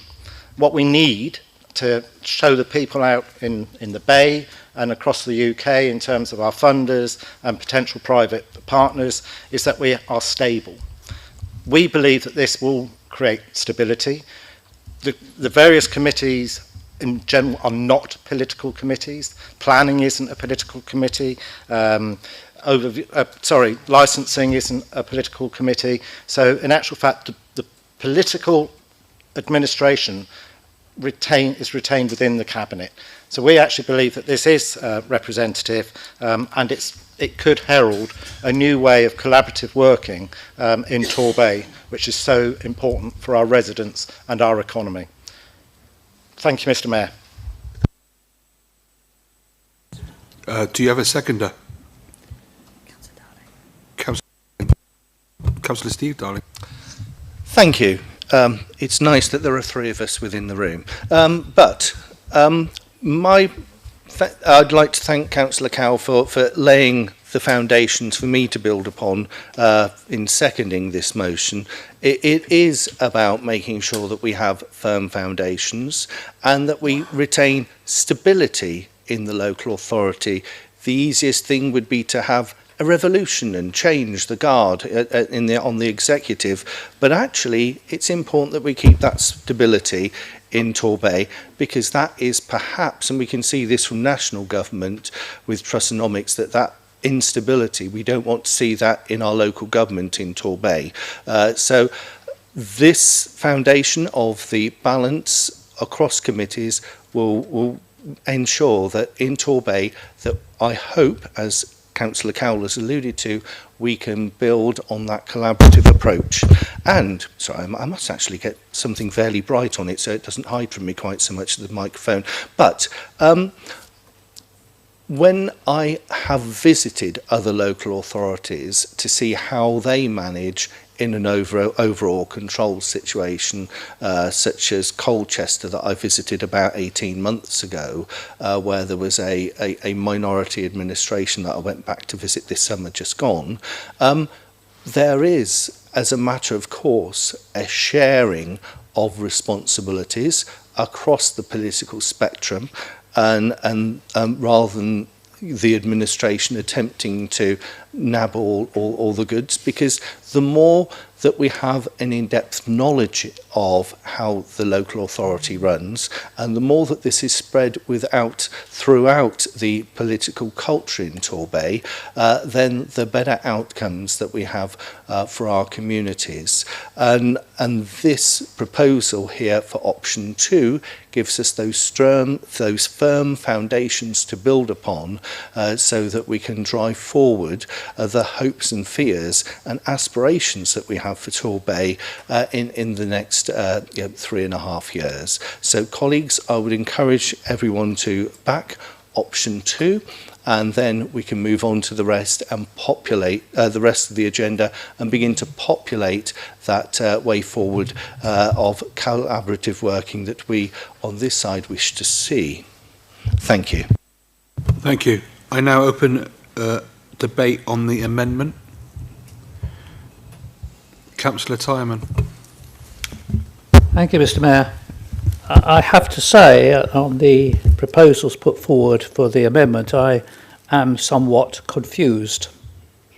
As far as my understanding of what we're discussing here is the breakdown of seats on committees. The political balance requirements show that in both option 1, the put forward from the Conservative group, and option 2 put forward from the Lib Dem Independent and Prosper Torbay joint groups, the totals at the bottom, the number of seats on committees in total, is the same. That's because that split is determined by a formula. Therefore, the difference between option 2 and option 1 is merely the division of which seats and the number of seats on which committees. What I fail to understand is that there is any logic in talking about the number of cabinet positions, or in fact who chairs meetings, in regard to the political split. That feels to me like a totally different subject, a subject on which there are motions that we're going to be discussing later, but I do not feel that there is a cohesive thought process going on here that ends up muddling the political split and the division of seats between committees and the position, including the positions on the cabinet. They feel to me like two separate things. I believe the logic of using the cabinet positions and a key of 4 of the particular things drive it, just doesn't seem to me to bear any sense whatsoever. So I would say that the option 1, which is very closely mirrors an option proposal that was put forward by the by officers as a first stab at this, and I think the only division is that it has been suggested that the numbers on the planning committee and the scrutiny committee be switched round from the officer proposal, and that have been switched round because it was felt it was only right under the current circumstances that scrutiny should not have a majority of the Conservative side. So we'd switch the numbers on the 2 big committees compared with that, and that was the option 1 proposal that we were putting forward. I don't understand the logic that's moved us to option 2. Thank you. Any more debate? Councillor Bye. I think Councillor Tymon has just been too kind, and I look at this option 2, and I am trying very hard not to get myself into trouble or to raise the temperature. But looking at this option 2, which is what we're now debating and what we'll vote on, you have our colleagues in the Liberal Democrat, Independent and Prosper joint group proposal, so it is a joint proposal by colleagues opposite, to put the Conservatives ahead on the committees that don't really matter and don't really meet very often. And for people who are watching at home, as it were, that is, yippee, yippee, yippee, we're going to be ahead on the Civic Committee. Well, how often does the Civic Committee meet? We're going to be ahead on the Standards Committee. Well, that gives me hope for if I was to tell you what I really think about this, and I might end up in front of the Standards Committee. I might get a fair hearing because there'll be 3 Conservatives, but the Standards Committee in a good council doesn't actually meet very often. And we're ahead on licensing. Well, licensing, I keep doing the training. I must come to a licensing, but licensing is actually very prescriptive, more so, in fact, than planning.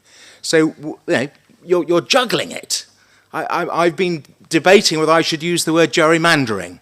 I don't know whether gerrymandering is an appropriate word, whether that'll get me into trouble, but that is how I feel. You're putting the Conservatives in a majority on the committees that don't really meet or don't have, as in the case of licensing, much scope to make decisions. We take advice on licensing, as I understand it, and then you're putting us in a minority on what I regard as the important committees, particularly the Harbour Committee, particularly planning, and I think absolutely you're putting us in a weaker position on overview and scrutiny, and absolutely potentially outnumbered on the Employment Committee, arguably the most important of all. I think you are fundamentally disrespecting the electorate. I feel very, very strongly that this is just wrong. That people voted in May, 30,891 residents of Torbay voted for 19 Conservative councillors who stood on a very, very clear manifesto, and I'm looking across to someone who actually was involved in the drafting of that.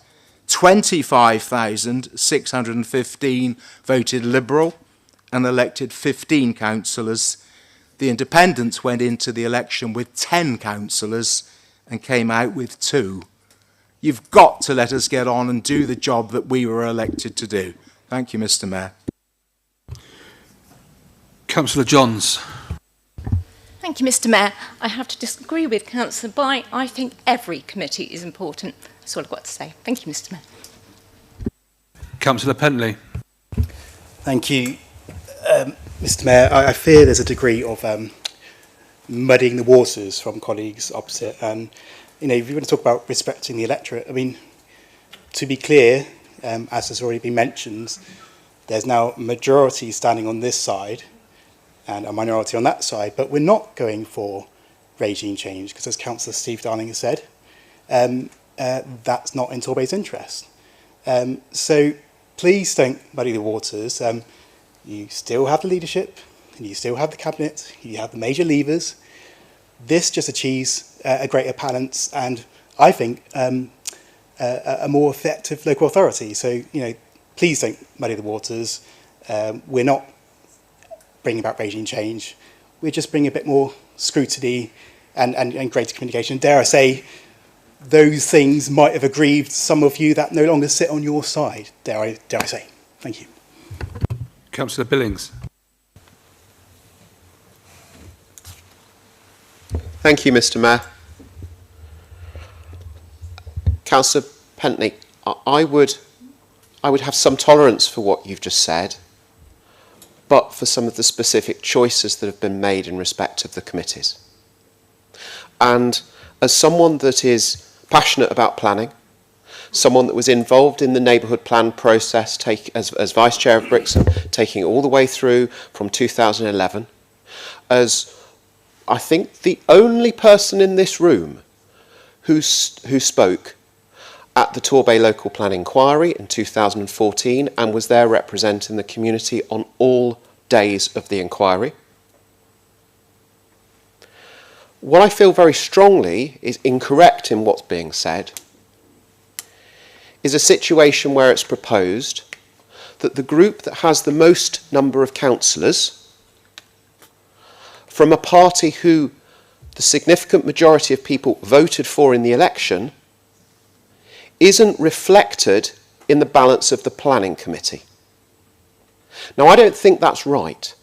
I don't think that squares with what's being said. If we're talking about representing our community, on the committee that affects people in perhaps the strongest way of all of the committees, of any of the ones that the council has, I think it would be appropriate on the planning committee to actually reflect the fact that there is a difference in number of councillors from those on the Liberal Democrat side to those on the Conservative side, particularly also not to change that when they originally cast their vote, the significant number of people voted for the Conservatives.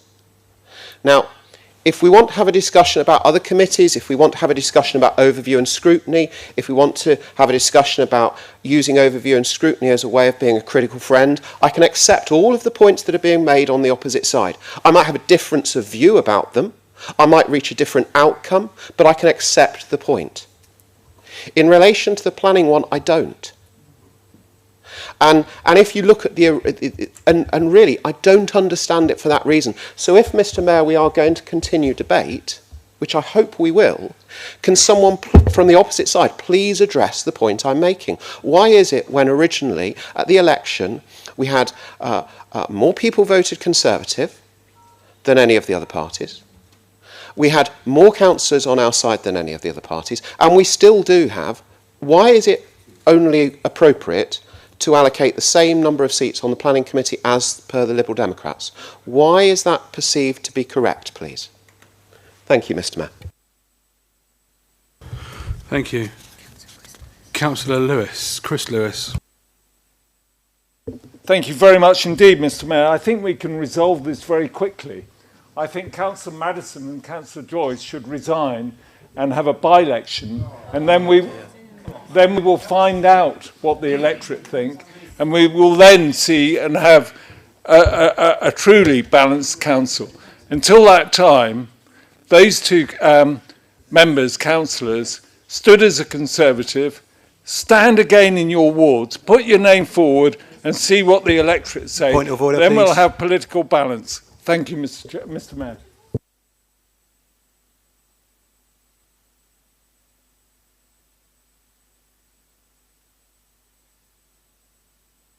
Councillor Pentley, what is your point of order? Last time it wasn't a point of order, so I ask you now, what is your point of order? In that case, Mr. Mayor, I will withdraw that point of order because I merely want to draw attention to your early comments about individual councillors being named and you not stopping them mid-speech, but it's not a point of order, so therefore I won't say what I just said.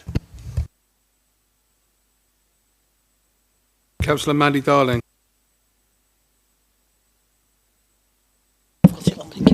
Thank you, Mr Mayor. It's a point of order, I think. I don't understand what Councillor Lewis, what that has to do with the discussion that we're having at the moment. If that could be told, I'd be grateful. Thank you.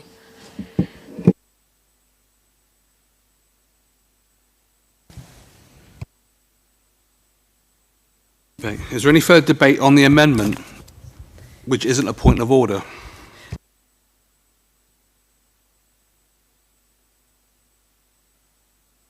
Councillor Cowell. Thank you, Mr Mayor. And I know this is a complex issue, really, because it is based around formulas and it's based around legislation. That is the reason and the basis for the political proportionality.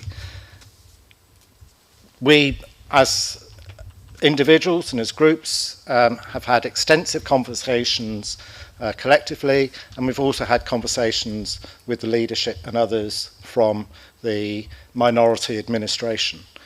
And what we've been able to do is come up with this proposal several weeks ago, or some time ago, and only recently did we see this counter offer or counter proposal of option 1. So there were discussions. None of this has been done on a whim or overnight.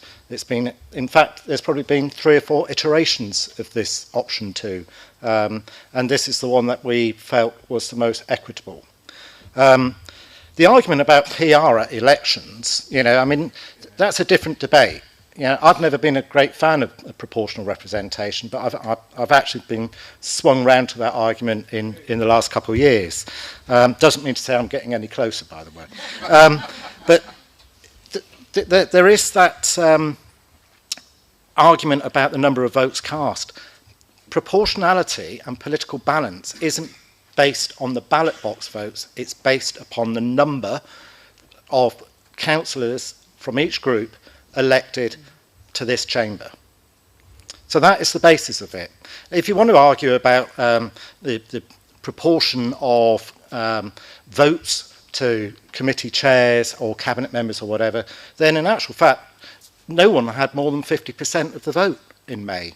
And so I think that's a bit of a red herring. And I agree with Councillor Cat Johns when she says every committee is important. If we don't feel that these committees are valued, then we should actually be having a review whether we want to maintain these committees. I actually think these committees serve a purpose, whether they meet regularly, and to belittle the Civic Committee, I actually think undermines the value of our Civic Mayor and our civic organisations around the Bay. So I find that a regrettable and unnecessary comment. So it's a clear-cut proposal or amendment, and that is to support option 2 as the preferred committee balance, and I reiterate my moving of that amendment. Thank you, Mr Mayor.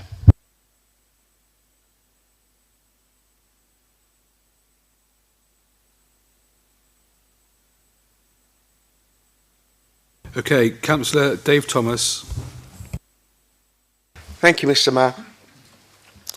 The document is entitled Political Balance. We've heard that it is a complicated mathematical equation. I think it would be easier to describe option 2 as political choice, because it is a set of choices in there that the majority combined groups have decided to take. There was a question raised based from the planning point of view, which I hoped somebody at least would have picked it up and provided an answer, but unfortunately that remains unanswered. But it was interesting in the debate, we never once spoke about political balance. Nobody spoke about political balance on that side. We spoke about political balance of SRAs. Now, SRAs, what's SRAs? I can't even remember what they're called now. Special responsibility allowances. And that's, we spoke about 6 places in the cabinet versus 3 here and et cetera, et cetera. And it was a political balance across special responsibility allowances. And I think that that is a fundamental difference from where we sit on this particular document. And that actually is a little bit sad, because what hasn't come to the surface is the leaders opposite said that they want to work together. We all want to work together. Why do we want to work together? Basically, we've currently got £105 million from government. The schemes that we want to deliver on this side are exactly the same schemes that you guys wanted to deliver 4 years ago. Our community want us to deliver those. They are the schemes that will make the difference across Torbay. So it is really, really important. Some of that money, each pot of that money, and we haven't spoken about it, but each pot of that money has got a criteria around it. Some of it has to be spent by March 2025. Other pots have to be spent by March 2026. So there's not an awful lot of time in the grand scheme of things to get out the money. And what is also important is £105 million is there, but as quickly as it came, and bearing in mind in May we had £34 million of government money from government, 34 million. Today it's 105, but we also saw what happened with HS2. There was a lot of money promised for HS2, for those improvements, and we saw non-delivery, and you're not going to see any of those improvements now. That money's been taken away. It's going to be spent somewhere else. My concern, my warning is, let's make sure that we can work together. Let's make sure that we can deliver for Torbay. That's what we stood on. We stood on a manifesto of delivery because of non-delivery for 4 years. That's what we actually stood on, and that's what resonated with residents on the doorstep when we were actually talking to people. But what I said to the group leaders opposite was, look, let's not throw around the political balance argument and have that. Why don't we actually work together? Why don't you guys come and take a seat in the cabinet? That has never, ever been offered in Torbay Council before, for every single leader to sit within... 15.12, Mr Mayor. Thank you.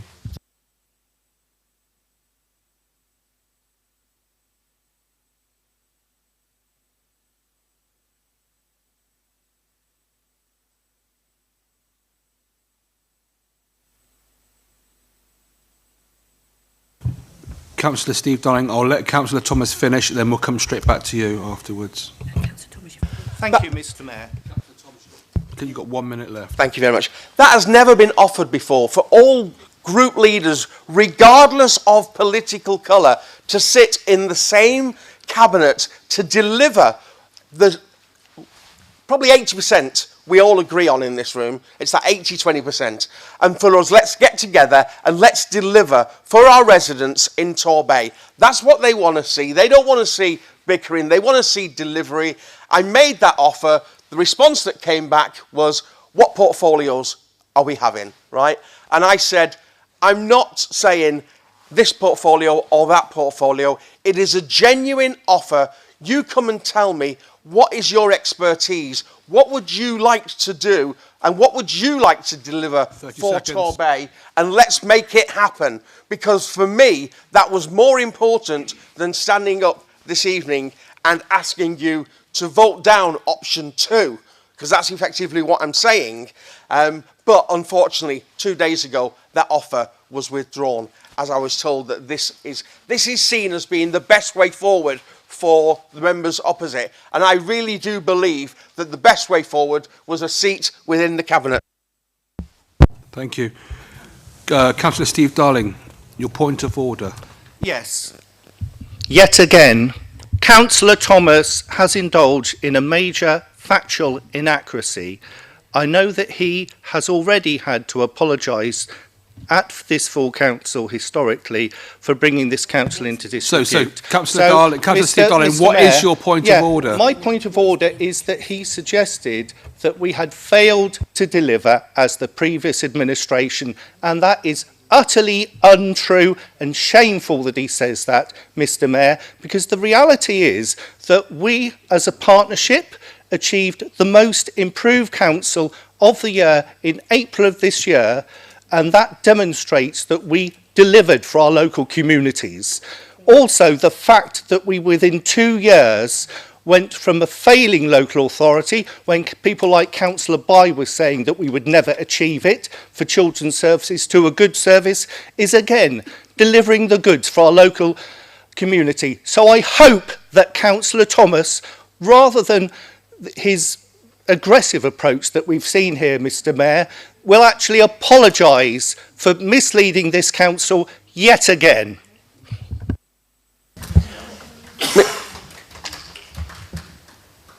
Opportunity to respond, Mr. Mayor, directly.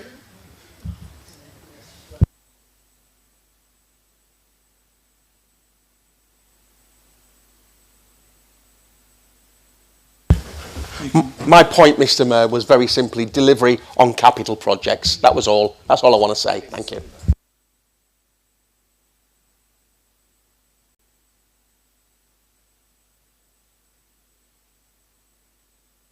Right, we're going to move to the vote on the amendment. All those in favour, can you raise your hands clearly, please? The amendment, yeah, option 2. Members, just to be clear, you are being asked to vote on the amendment. So the amendment is proposed by Councillor Cow, seconded by Councillor Darling. That's what you're being asked to vote on at this point.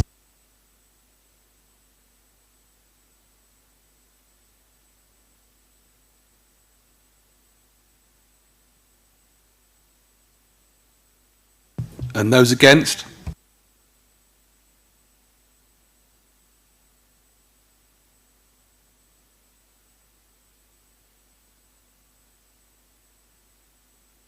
So the amendment is carried and becomes the substantive motion. So I now invite further debate on the substantive motion.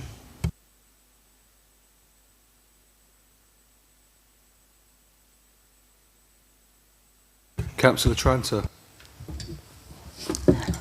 Can we ask that the audience stop talking, making gestures to us rudely?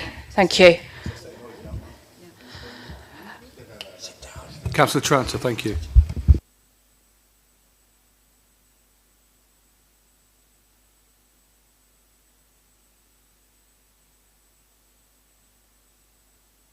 So is there any further debate on the substantive motion? Councillor Billings.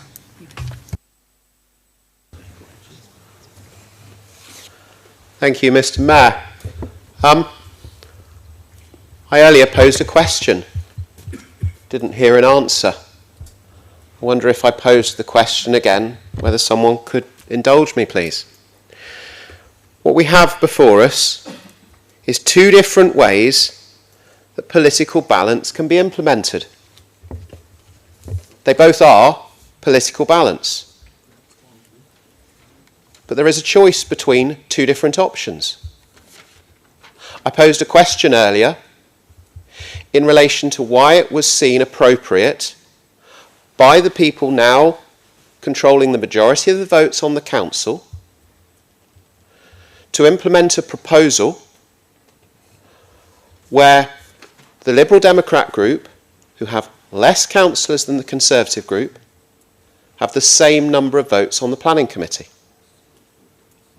That was the essence of the question I asked. It would appear, hopefully, I'm going to receive an answer. Thank you very much, Councillor Pentney.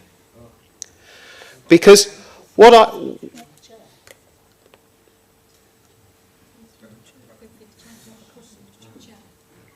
Carry on. Thank you. What I consider to be fundamentally different between the 2, going back to the points I made earlier, was that planning committee. Because the majority of the people, when they voted for their individual councillors, this isn't a point about proportional representation, the majority of people put more Conservative councillors than they did Liberal Democrat councillors. So why is it not appropriate to reflect that in the balance of the Planning Committee? Thank you, Mr. Mayor.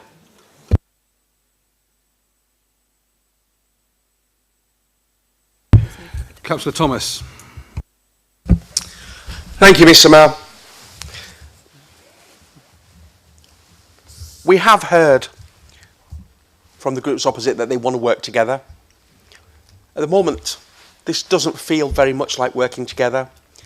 It does probably feel like working together for the three groups, because you have kind of worked together, decided what it is you want, and then just come to council tonight and launched it. You know, as this is what's going to happen.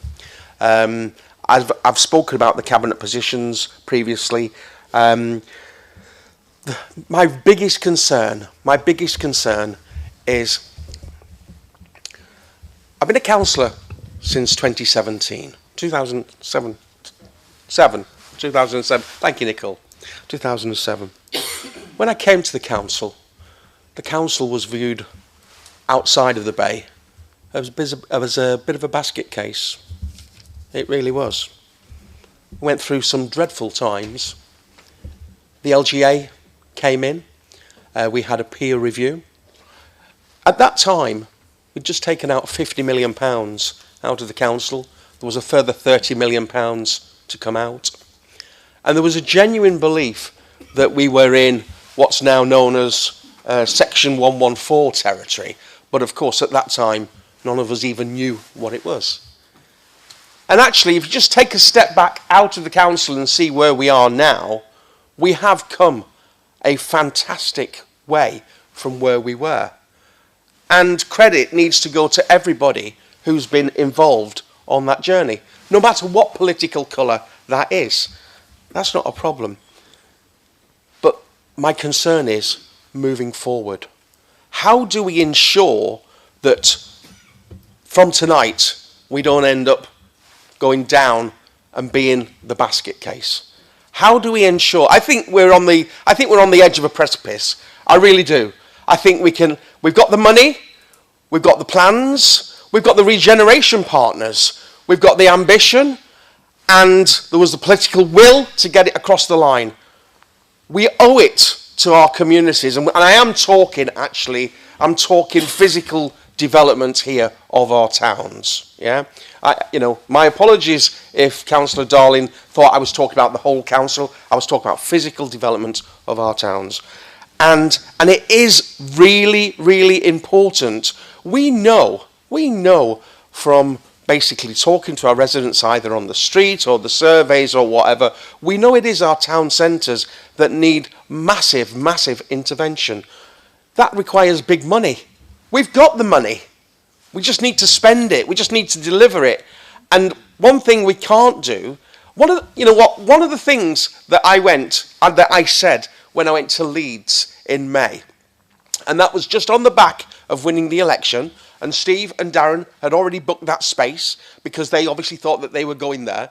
One of the things that I said to any potential partner is Torbay has got a great story to tell, because we started off in this journey with the Torbay Strategic Partnership with Conservatives. It's been through a coalition and it's back with Blue. But we were able to sell a story that sat us on the same railway lines. I just want to make sure that we continue along those lines so that we deliver for Torbay. And so, I have said on more than one occasion, it is about delivery, delivery, delivery. I really desperately want us to deliver. I do think what's on the table hinders that delivery for all of the points that have been raised thus far. We can't support it in this current stage, and I'll stop there. I think you said 30 seconds, but I'll hold it there. Thank you, Mr. Mayor. Sorry, Mr. Mayor, if I may just come in first. Mr. Mayor has said on 2 occasions now, when somebody is speaking, there must be the same due respect and courtesy showed. There is a continuation of people talking when others are talking and have the microphone. So can I remind you again about showing courtesy and respect to one another and holding those high standards of public office? Thank you, Mr Mayor. We're going to go to the vote, but I am going to ask the Chief Executive to explain.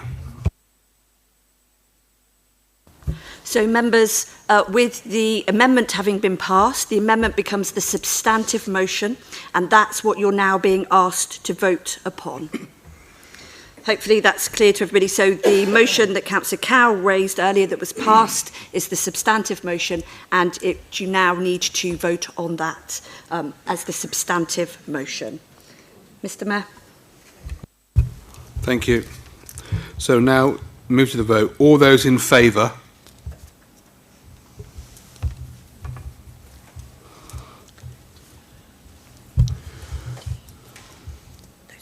Those against?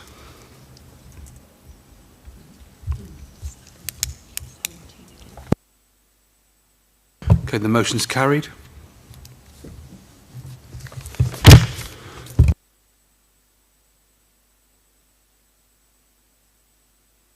I now move to item 7A, notice of motion, appointment of overview and scrutiny coordinator and scrutiny leads. Please refer to page 34.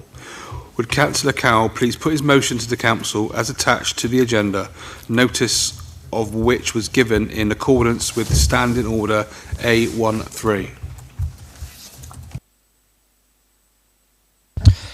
Thank you, Mr Mayor. And I do want to alter the original motion under Standing Order A15.8, and in fact there is a further amendment that we accepted from the Conservative group to add A4.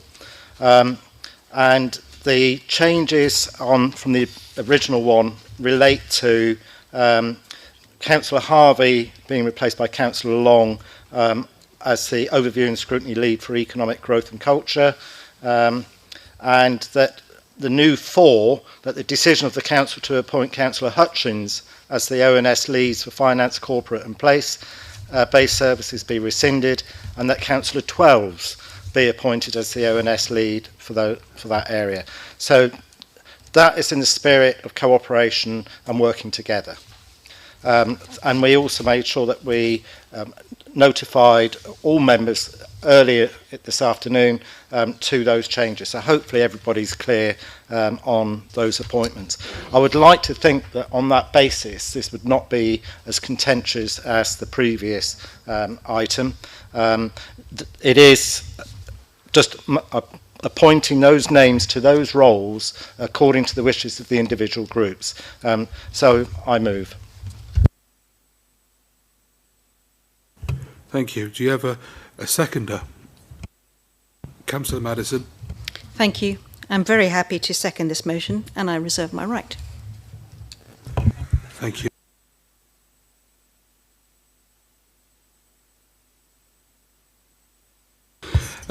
Councillor Madison, do you also give consent to the alteration proposed by Councillor Cowell? I do indeed, thank you. I now invite debate. Councillor Dave Thomas. Thank you, Mr Mayor. To make this nice and easy, we will be supporting this one. Thank you. Is there any further debate? Then I go back to Councillor Madison. Happy to go to the vote, thanks. Councillor Cowell. Happy to support that idea of going to the vote.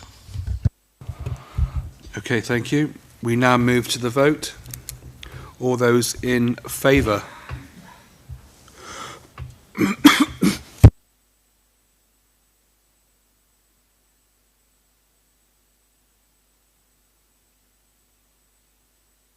Those against? Any abstentions? Abstentions? Motion's carried.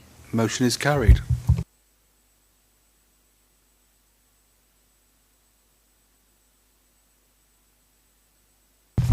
I move to item 7B, appointment of chairman, women of committees. Please refer to page 35. Would Councillor Steve Darling put his motion to the Council as attached to the agenda, notice of which was given in accordance with Standing Order A13?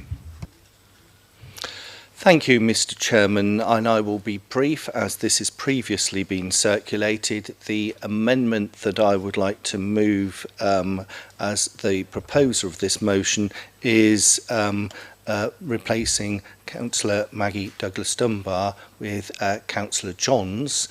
This was, as alluded to earlier on by Councillor Cow, alerted to members first thing this morning. I look forward to another fairly straightforward vote on these particular proposals. Sorry, and apologies. I've got Councillor Lewis going. We'd previously allocated Councillor Twelves as Chairman of Standards.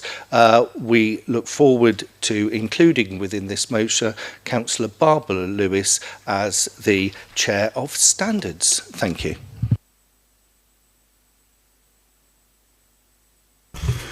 Is there a seconder? Councillor Cowell, do you give consent to the alteration proposed by Councillor Steve Darling? Yes, thank you, Mr. Mayor. I rise to second and consent to those amendments as published, and I reserve my right. Thank you. I now invite debate. Councillor Billings. Thank you, Mr. Chairman. Thanks, Mr. Mayor, my apologies. I have a proposed amendment to the motion. I do apologise, I haven't had the opportunity to circulate it in advance. It's the 7th of the month on a quarter and my VAT was due today. So would the group opposite like to receive a copy? Would you, sir? Mr. Mayor, would you like to receive a copy of the proposed?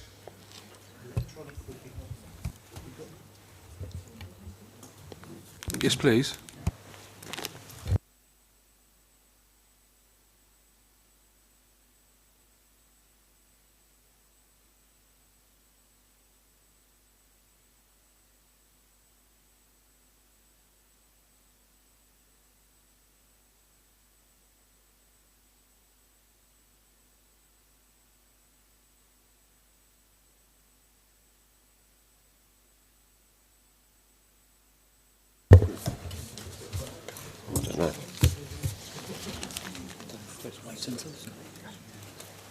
Right, we'll let everyone read this and then we'll go on to it.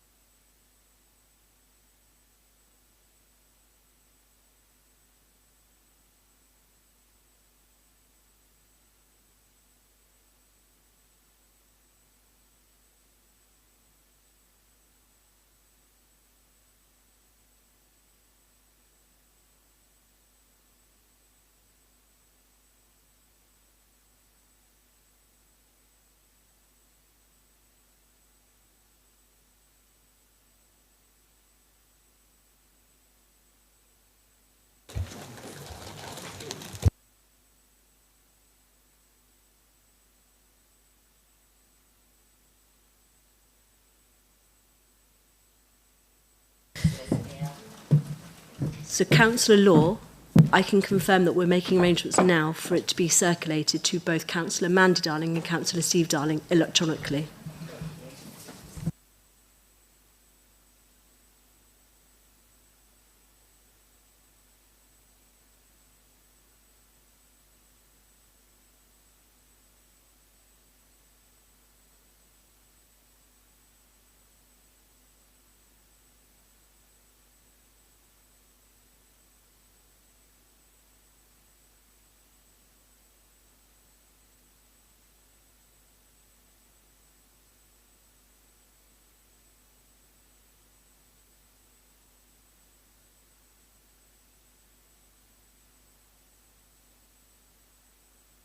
Mr. Mayor. We've got a real Councillor Tranter. We've got an impressive.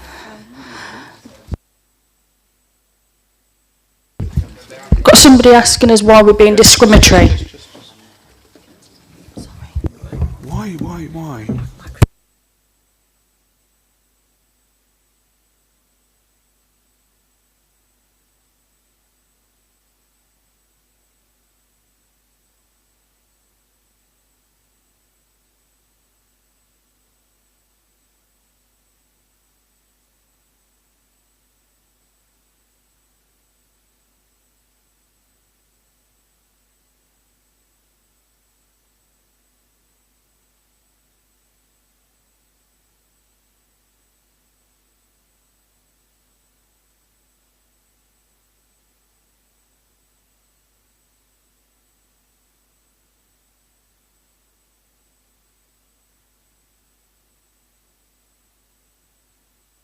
Councillor Mandy Darling, Councillor Steve Darling, do you have it now on your devices?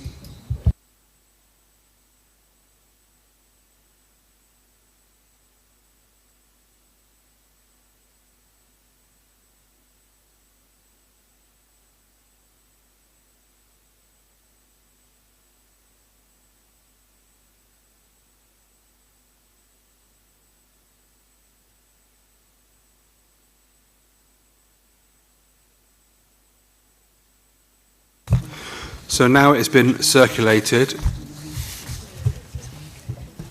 Members, can I please ask for your attention? Mr. Mayor is now speaking. So now it's been circulated. I go back to Councillor Billings. Thank you, Mr. Mayor. Members, let me explain the background to the paperwork that I've circulated. And as I earlier set out, it's the 7th of a month on a quarter ending. My VAT was due today, so that's why you didn't get it in advance. My apologies, no ill feelings meant. The key substantive difference of this concerns the Planning Committee. Now, planning is one of the most important public-facing committees that this council has. Decisions necessarily affect people's homes, make a long-lasting impact on our area. And those are decisions that, by definition, are very hard to reverse once they're made. We never, or very rarely, remove inappropriate development. Now, recently on the Planning Committee, we've had some excellent debates. Councillor Fox, you and I have debated at length about the requirements on Totnes Road development and whether it was appropriate to put conditions on that reflected the Colliston St Mary master plan. You and I have also debated elements of an application in Torquay. I believe it was Merida, at the last committee, where we were going through element by element in relation to the proposals and whether they were appropriate. Councillor Cowell, you and I have had similar debates in relation to the football club off North Banbury Road in Brixham, where we were going through and having a very thorough inquisitorial debate. Now, these debates and the allowance by the chairman of them coming forward is, in my view, a hallmark of a well-functioning, good committee. And so the key substance of the amendment that you have before you is to continue the chairmanship of that committee. This has got nothing to do with personalities or people. It is simply to recognise something that at the moment is working well and not changing it. Councillor Billing, can I, sorry, just stop you again? Members over this side, on the back, I don't want to call you out personally, but you know who I'm looking at. Please can I ask you to refrain from talking loudly when others are speaking? That's been asked of all of you, please. And I say what I say with deep conviction and meaning. Councillor Thomas earlier outlined that there was an invitation to join the administration in an enlarged cabinet. What he hasn't outlined is that to two people sitting on that side, I offered to step down personally from my own role within the cabinet so that they could take my place. Now, I did that not to try to keep the same good feeling we were all talking about, the same working togetherness, to try to continue things in the council for the good of our community. In relation to planning, we have a committee that, in my view, is working, is functioning well. I would ask, really, is changing that, irrespective of who might take the role or who doesn't, is that really something we want to be focusing and considering? Thank you. Thank you. Do you have a seconder? Yes, Mr. Mayor, I'm happy to second that, and I'll speak now because I haven't, since May, attended in person a meeting of the Planning Committee, but I have watched elements of two planning meetings remotely. I think they've appeared to me to have gone smoothly, to have gone well, and to have been chaired well in a professional manner. On that basis, I'm happy to second this amendment, because I, like Councillor Billings, feel that what's working well is best left alone.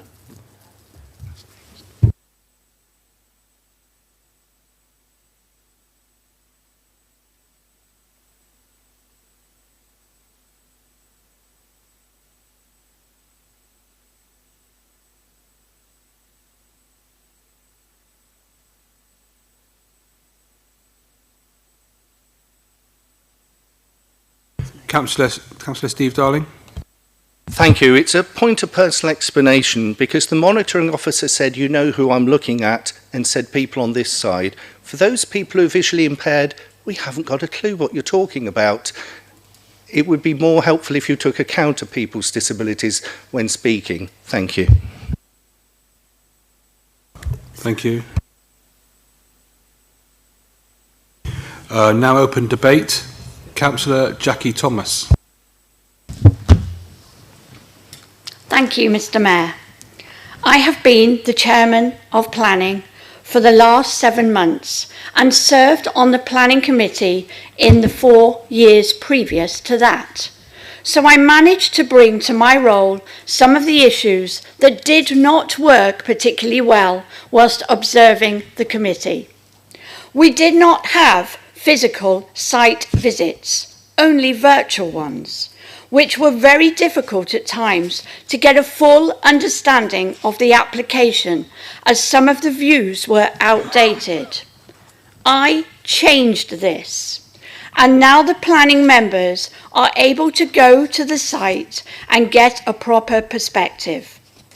I introduced working lunches when we got back from the site visits, and that was to give the opportunity for members to ask further questions of the officers and achieve a better understanding.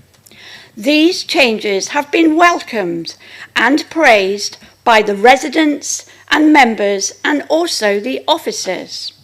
I believe that our residents require continuity, and a change to the planning chairman when working relationships have been established is not helpful or constructive. I read certain members' comments from the opposite benches on social media and in the press, where they state that they want to work together. This change is not working together, just simply making changes for change's sake. Why would you change something that is working incredibly well? Councillor Mike Fox often praises my chairing skills as the Chairman of Planning.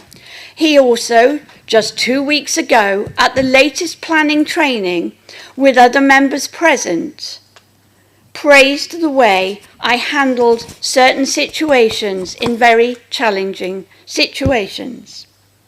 We owe it to the residents of Torbay to stop politically fighting and backstabbing and just get on with the job that we were elected to do. I appeal to you today to vote with your conscience and keep the continuity on the Planning Committee. The Planning Committee is not political, so please don't treat it as such today. Prove to the people of Torbay that you do want to work together and not just written words on social media or in the press. If you don't support this today, then those words you write will not be taken seriously anymore. This is your chance to prove what you mean is what you say. Thank you, Mr. Mayor. Thank you. Councillor Chris Lewis. Mr. Mayor, Councillor Darling said the last thing we want is instability. That's what he said in his speech.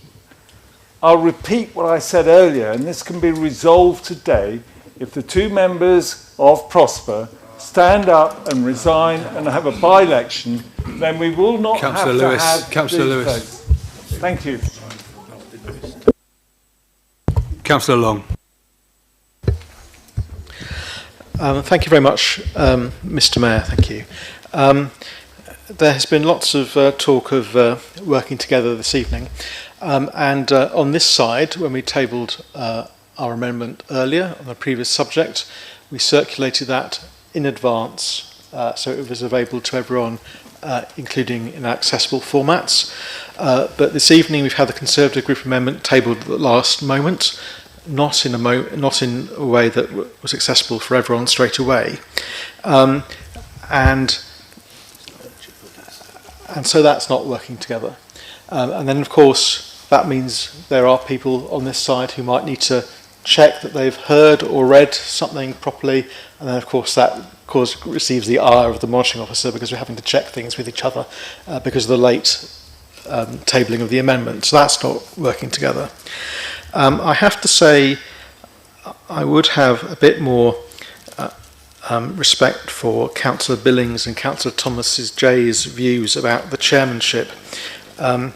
If they had practiced what they preached, so for example, Councillor Pentney is well regarded as having been an excellent chair of the planning committee from all sides for the past 4 years, but when it came to the election, it was immediately, along with everything else, taken from a political point of view because the Conservatives pretty much took everything.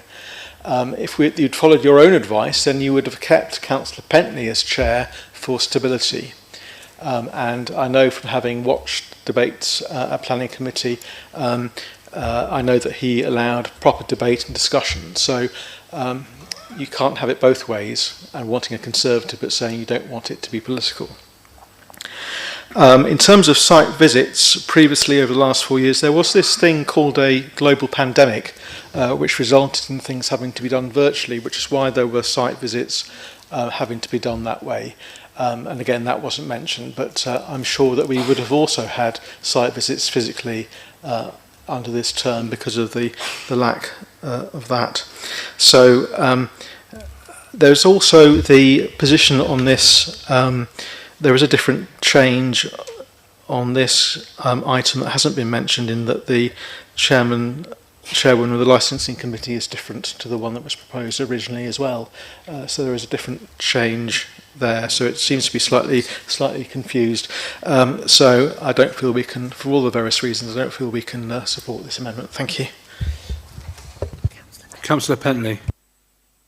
Thank you, Mr. Mayor. I mean, it's just a kind of more of a point of clarification, not too dissimilar to what Councillor Long was saying in respect to site visits. I don't believe it was an attempt by Councillor Jackie Thomas to deliberately misrepresent things, but for clarity, physical site visits outside of that lockdown COVID period were always an option towards the end of that council, once we had learnt our ways around Zoom and saw the opportunities that remote site visits made, and sometimes they were more advantageous, sometimes not. The options for, I'm sorry you're shaking your head, but I can assure you that was the case, Councillor Jackie Thomas, that physical site visits were always an option, and sometimes selectively we did make those physical site visits. So I think in the importance of sound decision making, that I make that point of clarification. Thank you. Councillor Manley-Darling. Can you press the jewel? Thank you. Thank you, Mr. Mayor. Councillor Jackie Thomas, there is no denying that you are a very good planning chairwoman, but I've known many chairwomen, men in the past. Councillor Pentney was excellent, and perhaps one of the most memorable is a councillor that I won't mention his name, who had ideas of grandeur and would start the meeting by order. So I think whoever is chairman of planning will take their responsibility very seriously. But one thing I must say, I wasn't going to say this, but I feel I must. And I don't want this to be an argument about disability and discrimination, but I was deeply hurt at a recent planning meeting when I was told I couldn't feel a model of a building because you needed to put it in a photograph so that the members of the public could see it. I have never had that before. I've been able to feel models before, but you, as planning chairwoman, stopped that. Thank you. It was from your email. Councillor Bye.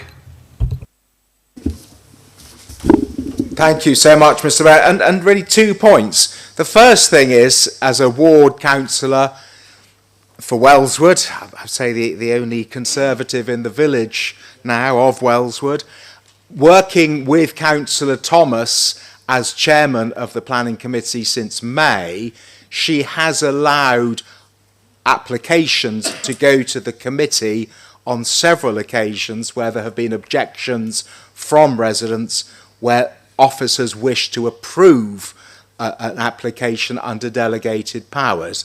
I think on the 3 occasions since May I've made that request, she has supported that request. So contentious applications have gone to the committee. In the previous 4 years, there were numerous occasions when the representations were made to me and to the planning authority about applications, and I was very unhappy. Point of personal explanation, please, Chair.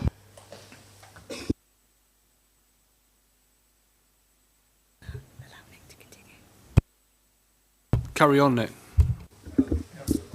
There were numerous occasions in the past when I requested applications go to the committee and they were turned down. The matters were resolved by the officers under delegated powers. And I think it's absolutely right with planning, whatever views you have on individual applications, if it's a contentious application, then those decisions are made in public so people can come and make their point of view. And that has happened since May, and it did not happen so often when I made those requests prior to May. The other point is the larger point. We have an annual meeting of this council to elect our chairmen and chairwomen of our committees for the municipal year so that they can build up experience, they can build up relationships, and they can provide some kind of stability. What we are doing this evening, I believe, is fundamentally wrong. Thank you. Councillor Pentley, you had a point of personal. Yes, thank you. Unfortunately, Councillor Bye seemed to suggest, and I'd be happy to be corrected, that as the former chair of the planning committee, that I somehow didn't assent to granting those contentious applications that were between delegated responsibility and committee level decision making. Very bizarre and very disappointing you would say that, Councillor Bye, because it's absolutely not true, and there's a digital audit trail that would demonstrate such. So I'd invite you at this juncture to withdraw that comment, please. Thank you. So, Jackie, Councillor Thomas, you put your hand up as if, but you've spoken. It was a personal point of Thank you. Am I allowed to continue? Yes. Thank you. It was really in response to Councillor Mandy Darling's quite brutal attack on myself regarding the model issue. She was offered, but she turned it down, and she said that her computer actually had all the needs that she required. It was offered to her by the clerk. I have it in writing. Thank you.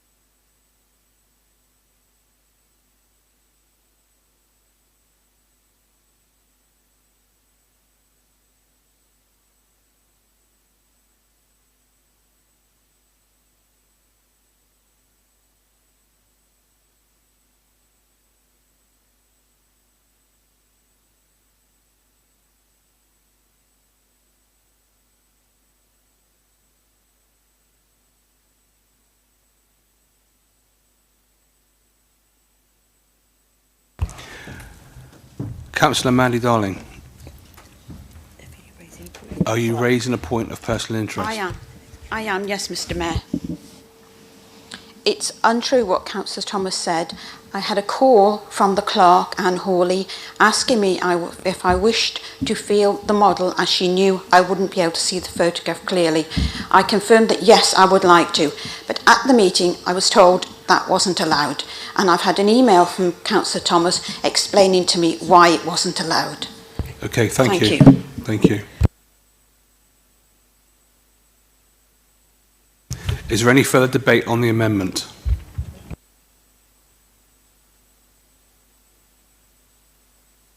Councillor Verdi? No, I'm good. Okay, so if there's no further debate, to Councillor Billings is the mover of the amendment. Going back to Councillor Darling. Okay. Right, can we have some order, please? Councillor Billings?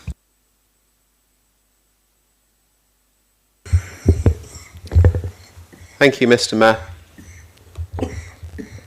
We've had an interesting debate, but I don't believe through that we've had a clear justification of the reasons to make a change. And I stress, this is nothing in relation to individual personalities.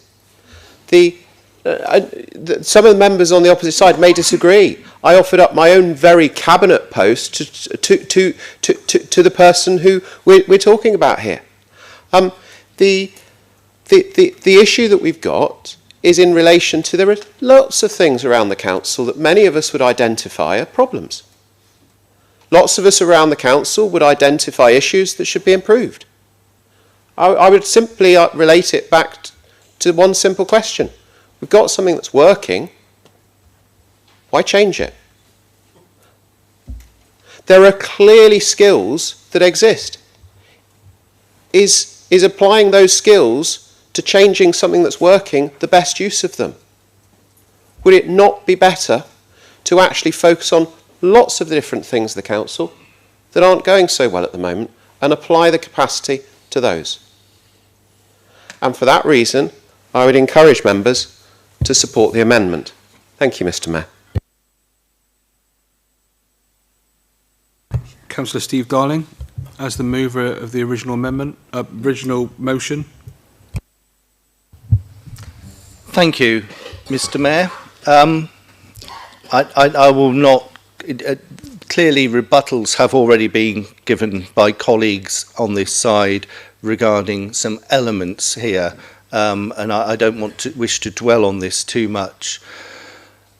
The conversation has purely been about planning, or yeah, it isn't development management anymore, is it? But there is also an amendment here that keeps Maggie Douglas Dunbar as licensing in this amendment, which, strangely enough, the Conservatives have been silent on after circulating this at the last minute. And it is odd that they have been silent on this. A further amendment in this that they've, just trying to get under the radar, and this is clearly not the will of the majority of councillors on this this full council meeting. So I would encourage people to vote against this amendment, as we need to move on positively. And Mr. Chairman, we hear siren voices from the Conservatives talking about want to work together and can we do this please, and yet we as a constructive opposition have said that we will always circulate amendments in advance of meetings, and in fact our changes were circulated before 9 o'clock this morning.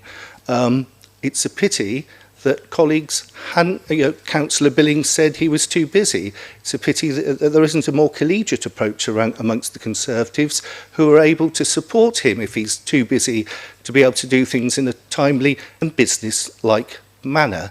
This is not the way, Mr. Chairman, to do business on the local authority if we genuinely want to do things. This is the way to ruffle feathers and upset people. And I just hope that the Conservatives will mend the error of their ways, because this is not the way to do business on a local authority where there's no real control. It's the way to upset people. Thank you. Well, I'm now going to move to the vote, but we're going to go over to the Chief Executive to explain the vote. Members, so you do have the amendment that's before you. However, there's a procedural point that's been raised within the amendment that's been circulated. The original notice of motion was used. However, it is the deletion of the words, and that counts. So the amendments that were made by Councillor Darling and seconded by Councillor Cowell would form the basis of this, and then simply those which are crossed through here would apply in terms of this amendment. So it's the amendment to the original motion that was moved, striking through as the decision of the council to appoint Councillor Jackie Thomas be confirmed, and then strike through the other elements that are on there. It does not affect the other appointments as per the motion that was put on the table earlier. So members voting on this amendment.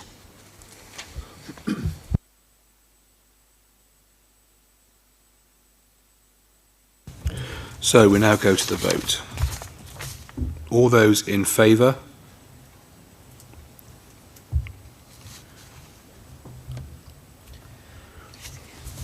All those against? Abstentions.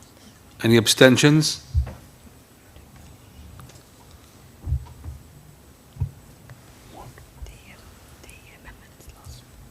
The amendment is lost.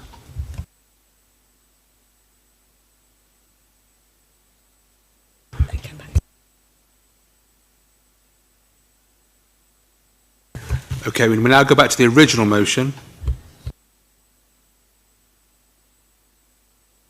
Councillor Chris Lewis.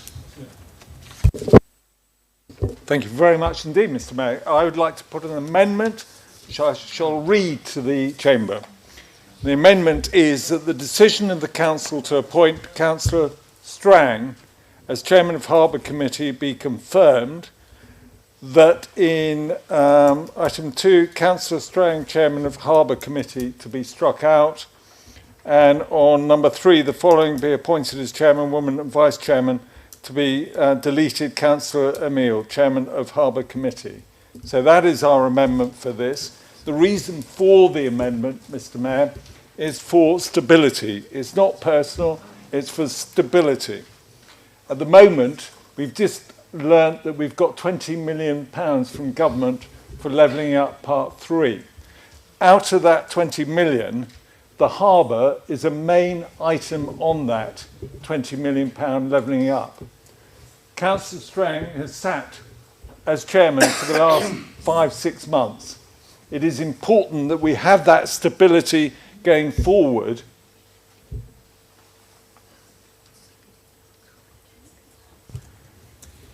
Councillor Emile, Councillor Steve Darling.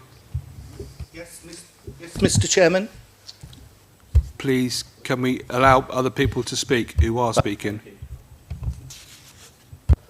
Sorry, Mr. Mayor. So it is for stability. And what we want to do is a clear message to the government that it is stability. Otherwise, if we had heard, as we've heard earlier debates, the fear is that the government will actually take that money away. So this is not a game. We're serious about this. This is a chance for Brixham, for the harbour to expand, and we cannot afford to gamble with that. It's not political. It's the chairman, Councillor Emile,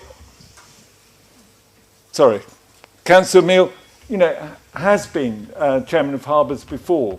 But the current chairman is the one who has worked hard with the harbour master to make sure that we got that money for Brixham Harbour. Please don't throw it away. Please accept the amendment that Councillor Strang remains the chairman of the Harbour Committee. Thank you, Mr. Mayor. Do you have a seconder?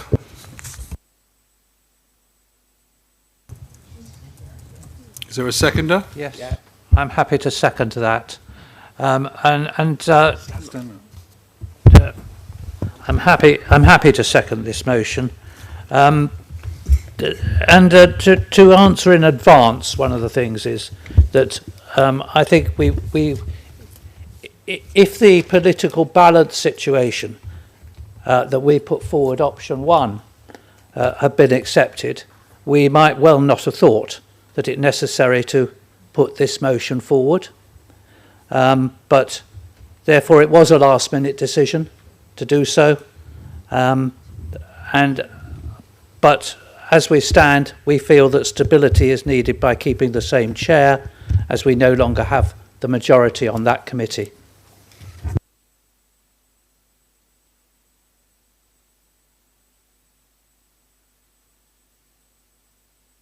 I now open debate on the amendment. Councillor Bye.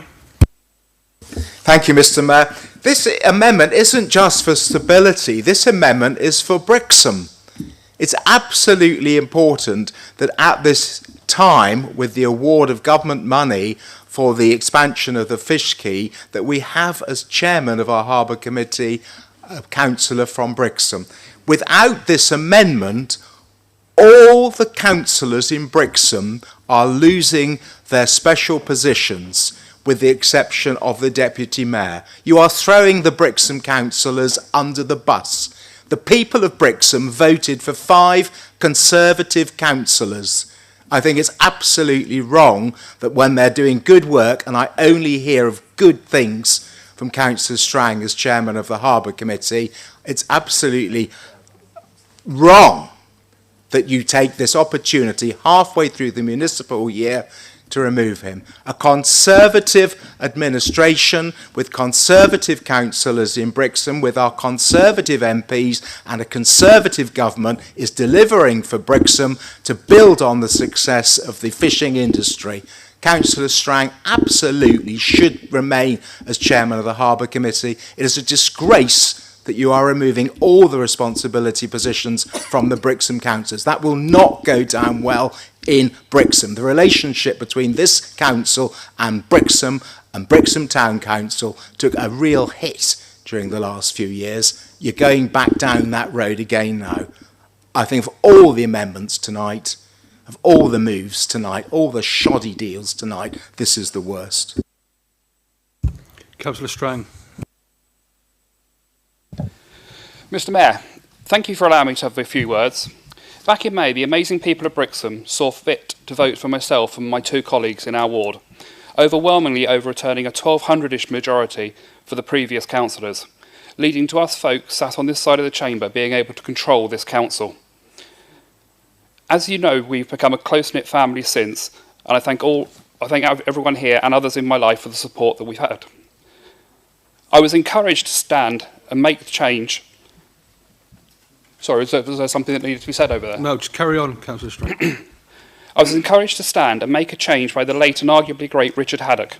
He saw a vision in us and what we could achieve. And since we really have made some huge changes, I've never been involved or had any interest in involving anything like this before. We have together in the last 6 months achieved more change and investment in Torbay than happened over the 4 previous years. This is testament to our determination, expertise, and those sat with me on this side of the chamber. Following the election, I was given the great honour of being appointed the chair of our Harbour Committee. I've lived on water and around boats all of my life, and never knew the position even existed. Since day one, I met a man so professional, so learned in his field, his knowledge is unrivalled. I knew I could work very close to him, and we have been in nearly daily contact since, our Harbour Master, Rob Parsons. I took on a Harbour Committee who previously presided, or who have presided, over a budget seeing a falling reserve fund predicted to be negative in the next few years. A committee who allowed the installation of lights on a Grade 2 listed wall in Brixham. A committee who made decisions which led to one of our fishermen being so disillusioned that he felt the only way to be heard was to submit a petition and present it to this council. The lack of support from the committee has even seen maintenance fall to a level that some items are now affecting our ability to generate funds for the great asset we have. We have, in a short time, been working to change all of these things, and this motion sees the previous chair put back in that position. It also makes great sense, as has been alluded to by Councillor Lewis and by, that a Brixham councillor sits as chair of the Harbour Committee when we've got £16.5 million to spend on our harbour infrastructure improvement project. I urge all of you sat opposite with me right now to think long and hard about this motion and what it means for progress. This is not a vote about who has special allowances. This is about who can best do the job and deliver for our residents. Thank you. Councillor Long. Thank you very much, Mr. Chairman. Just on that last point, there seems to be some confusion. Councillor Strang said... Sorry, Councillor Strang, your mic. Councillor Strang mentioned that it wasn't about allowances, but then Councillor Bye made a passionate defence statement that it was about allowances. So there's a confusion there. There is also an inequity in this debate in that groups on this side shared their amendments in advance so that councillors from all sides could discuss them before the meeting. And now we have a situation where amendments from the minority administration are tabled at the very last moment, and we're not, in fact, able to discuss them because we're told we can't talk to each other. So that's not exactly working together across the chamber, which we're told that is what everybody wants. The final point is that stability is apparently the key word for this evening, and we've had a very experienced chairperson, Councillor Emile, who's been on harbours for a very long time, and if stability is so important, then surely she should be kept on as chairman for the Harbour Authority. Thank you. Councillor Dave Thomas.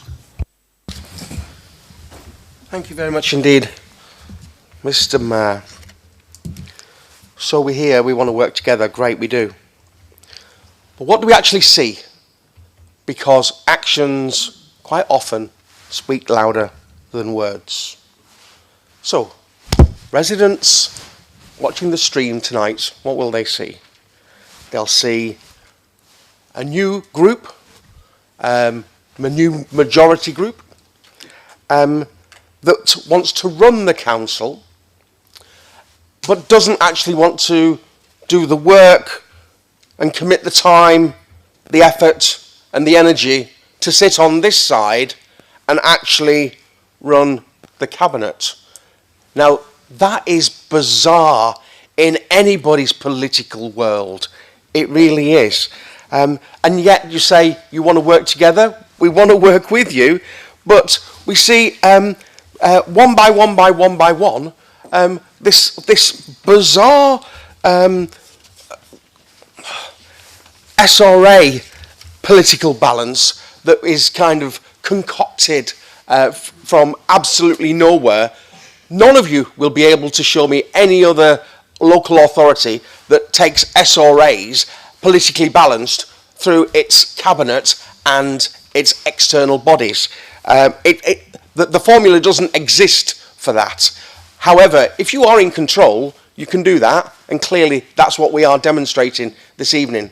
I think what we're putting together here this evening, we're putting together, as far as I can see, a set of coherent arguments about why it is important that our Harbour Committee Chair should sit in Councillor Strang, because of, I'm not going to reiterate all the things that he said, right? But there is a liturgy there of things that haven't gone particularly well, that have had to be undone and restarted. It doesn't look great, guys. It really doesn't look great. And we kind of, when we came and took control and we had a majority, we looked at what the previous administration had set up as a coalition. Bearing in mind, we'd been in opposition for 4 years, so we had a little look to see where was the political balance, where was the mix-up, where was the match, which committee chairs could we expect to get? Oh, there was none. There was zero.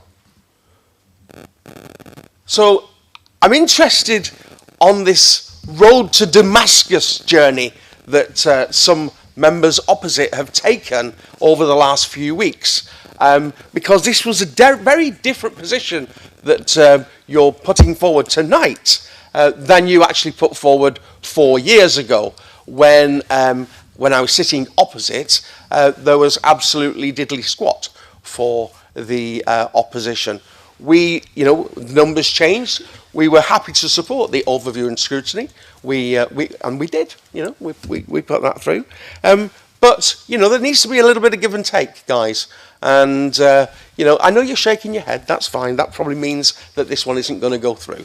But it will just once again demonstrate a way that a group of individual councillors wishing to work together can effectively work against the current administration.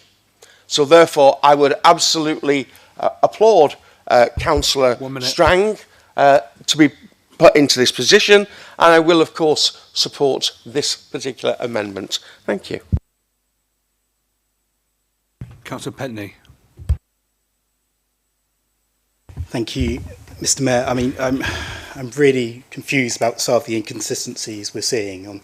On the one hand, the point has been made that you want to work together, but we're seeing literally at the last minute amendments pop up. I wonder how many more you've got this evening. I can't wait. Then when we're talking about how these committees are formed and their compositions and who chairs them, first of all we hear it's about, it should reflect the result back in May. Then the argument moves on to it should reflect the performance of the individual doing the job now. Then the argument goes to it should be proportionate to the ability of that person doing, overlooking the fact that you didn't consider Councillor Mill for that position at the beginning of your administration. And on this item, we've heard now it's all about the geography. Now there's got to be a Brixham councillor. I might kind of remind you that there actually are 3 harbours in Torbay, and I know for a fact Councillor Mill cares as much as anybody in this room about Brixham Harbour, actually cares about all our harbours, and no one can dispute just how incredibly qualified and experienced Councillor Mill is for this particular job. So, if you're going to shoot down what we're doing one by one, at least get some degree of consistency in your argument, guys. Councillor Cowell. Thank you, Mr. Mayor. And I don't know where to start, really. We've been threatened with the fact that the government are going to take all this cash away from us if we don't do the minority administration's bidding. Well, that says more about the philosophy of the Conservative group, Conservative MPs and a Conservative government. The bid that we were actually successful for, by the way, wasn't something that was suddenly produced in the last 6 or 7 months since the local elections. It was a bid that was previously submitted for levelling up, which has at long last been funded, and it actually covers Epic as well as the fish market. And I reiterate the point that Councillor Pentney's just made. It's not just about Brixham harbours. Whilst we all recognise the absolute strategic importance and value of the fishing industry to Brixham and the wider Bay's economy, we also have significant issues around our coastline, and it's actually called Torbay Harbour Authority, clues in its name. And the comment's been made about no one from Brixham has got a special responsibility allowance or a chair or whatever. It's in the gift of the leader of the minority administration to appoint people to his cabinet. So if he wants Brixham's cabinet, it's in his gift to do so. We know that he's quite prepared to chuck another 3 cabinet members into it at the cost that it would have been. So we know he's not frightened of that expense. So he can always reconsider the divvying up of the portfolios. In fact, in the last administration, we had 2 Brixham councillors in the cabinet. And I think there's been reference also made to the strength of the harbour account as well. And in terms of the experience, it's been a difficult period in terms of the funding for harbours, but whenever there has been an issue that needed external funding, then the centre has always funded it. And that includes the provision of a specific £150,000 to support the harbour dredging, because we recognise the fragility of the harbour reserve account. And as for experience, because that's important, we've heard tonight just how important experience is. My colleague, Councillor Emile, has served on that Harbour Committee for more years than she probably can care to remember, and acted as its chair.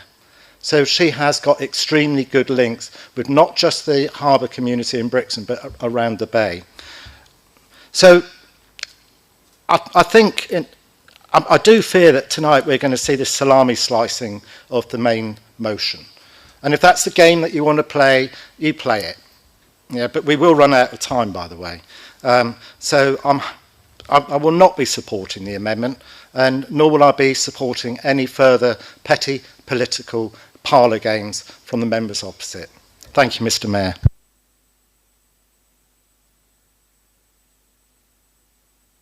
So there's no further debate. Councillor Chris Lewis. Thank you very much, Mr. Mayor. I can assure Councillor Cowell this is the last of our amendments tonight, because we believe that those two committees were vital. One, the Planning Committee, which needed stability, and the Harbour Committee, because it also needed stability.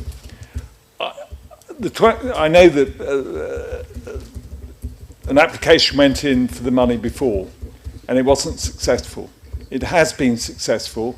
We have got the money, the 20 million, a large proportion of that will go towards Brixham Harbour. And you can't get away from the fact that it has come on the watch of Councillor Strang, who is the chairman of the Harbours Committee. So it was delivered on his watch. I don't think the government will take the money away. I hope they won't.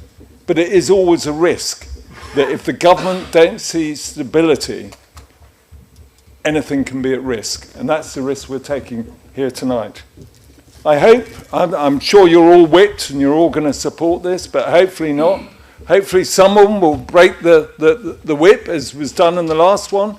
Well done, Councillor Fox. All we need is two of you, and looking at two of you, all we need is two to come over. And then Councillor Strang can remain as the chairman of the Harbours Committee. So, you never know, we might get two across. Anyway, I won't go on anymore, Mr. Mayor. I hope that you won't follow the whip, you will see sense and support us. Thank you very much, Mr. Mayor. Councillor Steve Darling. Thank you, Mr. Mayor. And Councillor Lewis, this may be an alien prospect to you, but we do not have a whip. You and your Conservative colleagues may revel in the use of the whip, but we do not. Now, Councillor Lewis, I do struggle because we did ask Conservative colleagues whether they had any amendments that they wished to make of our proposals, and yet you chose to be silent, ambushing us as members. And it is an extreme challenge for us when we're ambushed here to check facts with colleagues when we have been a constructive opposition and shared amendments, Mr. Mayor, in advance because we want to have productive meetings where we're all well informed, and yet the Conservatives indulge in guerrilla tactics at full council to catch people unawares, so that then, Mr. Mayor, you have the opportunity of berating us as the opposition for speaking to each other to seek clarification when we've only just had an amendment verbally shared with us, and it is a great pity that that ends up being the case. Sorry, if you finished, Councillor Thomas, thank you. So, Councillor Thomas, you also said, why didn't you want to play ball with us when we were the opposition? And this is because when you were leader of the opposition, you brought the council into disrepute and had to apologise. The way that you conducted yourself as leader of the opposition was far from constructive. You would actually, we were left the impression that anything we did, you wanted to break. And so therefore, Councillor Thomas, when you say, oh, it's terrible, we weren't played with, we did. Councillor but Steve Mr. Darling. Mayor, this is a major Councillor thing Steve Darling. that Councillor Thomas Councillor said. Steve Darling, let me speak. Yeah. Is that point relevant to this actual? Well, Mr Mayor, if it isn't relevant, why did you let Councillor Thomas speak on it? I'm discussing. I'm talking about. You asked me a question, Mr Mayor. Yes. The point you were raising about Councillor Thomas. Yeah. That's not really anything to do with what we're discussing at the moment. But Councillor Thomas raised it earlier on, Mr Mayor. But I'm happy to go to the vote. Thank you.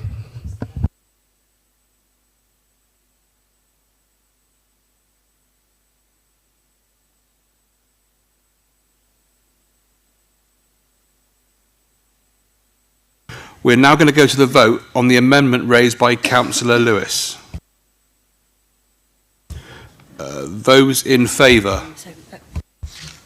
Apologies, members. Before we do that, I think because obviously it was read out verbally by Councillor Lewis, I think for the sake of clarity for all members, it's important that I just read it out so that everybody is clear upon the amendment that is being asked to be voted upon. So the proposed amendment that was moved by Councillor Lewis, seconded by Councillor Timon.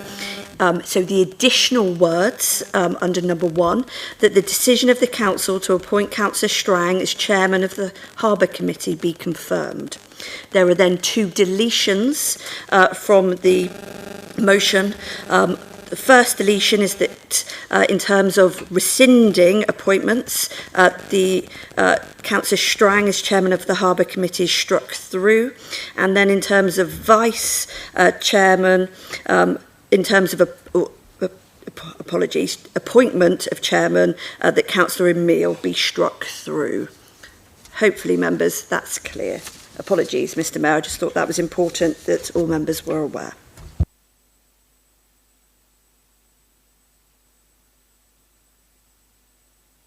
So those in favour of the amendment?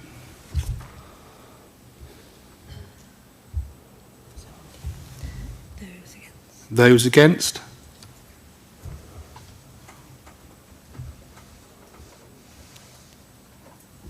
Okay.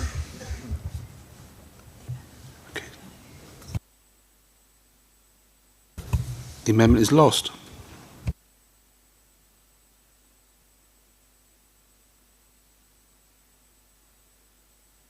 So we now go back to the original motion and invite debate.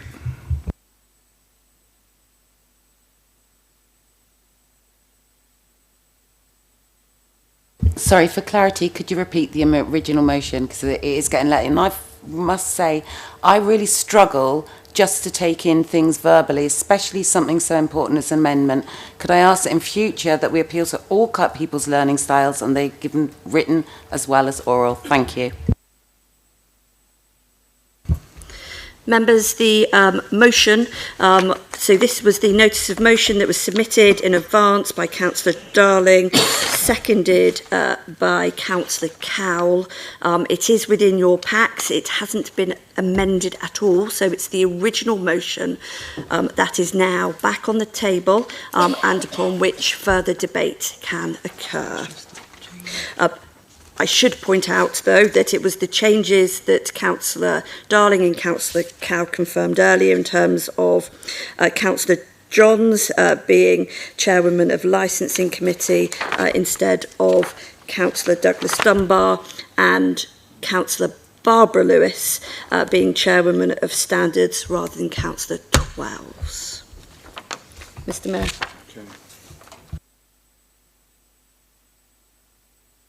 So any further debate on that? Councillor David Thomas. Thank you, Mr Mayor. I do have an amendment, which I wasn't going to share, but Councillor Cordelia Law kind of tempted me. I thought, why not? So my amendment I'll put back in the packet, and I would suggest we move to the vote.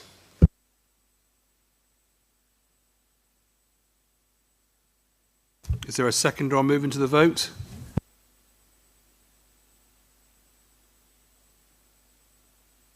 Councillor Cowell.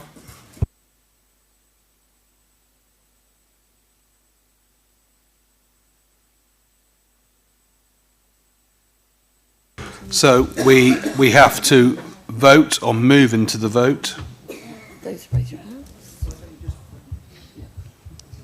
Those raise your hands in favour. Those against. Those against. Any abstentions? To go to the vote. Any abstentions?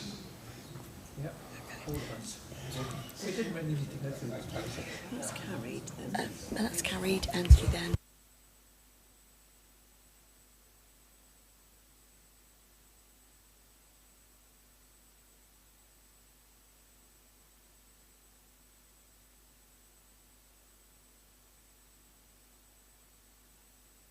So now we're going to go to the vote on the original motion. Those in favour?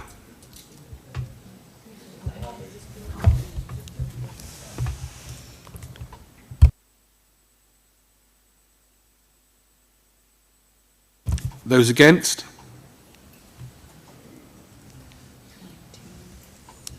The motion's carried. Okay, the motion's carried.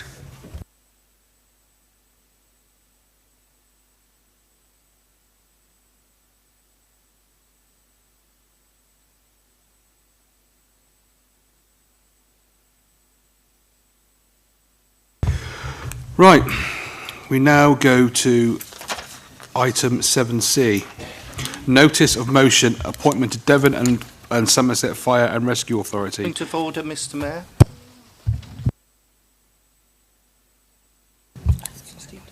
Councillor Steve Darling. Thank you. I thought that the Constitution suggested that the putter of the motion would be able to summate at the end before you went to the vote. That's what I was advised by officers in advance of this meeting. I was just confused as to why that did not occur, Mr. Mayor. Mr Mayor, on your behalf, that was because there was a proposal to move to the vote that was seconded, and then there was a vote in favour of it, and at that point then that goes directly to the vote. Councillor Darling. Okay, I shall carry on. I move to item 7C, notice of motion, appointment to Devon and Somerset Fire and Rescue Authority. Please refer to page 36. Would Councillor Madison put her motion to the Council as attached to the agenda? Notice of which was given in accordance with Standing Order A13. Thank you very much, Mr. Mayor. And I now move that the decision to appoint Councillor Tolchard to the Devon and Somerset Fire and Rescue Authority, as set out in minute 12/8/5/23, be rescinded and Councillor Christine Carter be appointed to the Fire and Rescue Authority in her stead. Thank you, Mr. Mayor. Is there a seconder? Thank you, Mr. Mayor. I second and reserve my right. And do you give consent I acknowledge that. Do you give consent to the alteration proposed by Councillor Madison? Yes. I now invite debate. Councillor David Thomas. Thank you. Just for clarity, is there a document on this one? I'm looking online and I'm currently seeing Councillor Long to be appointed. There's a notice of motion, members, that was attached to the agenda.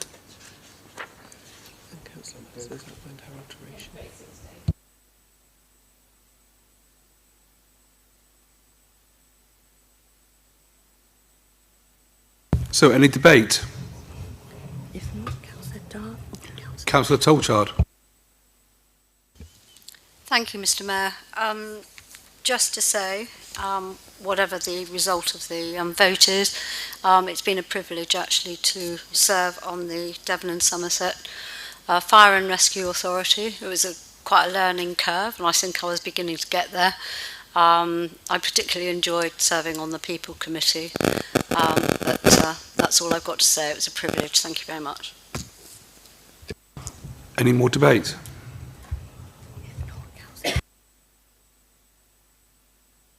Councillor Darling, you reserved your right. Thank you. And there is no animosity meant to Councillor Tolchard. I think the history in Torbay is that historically it has been shared between different sides of the divide on Torbay, and this is resetting that balance.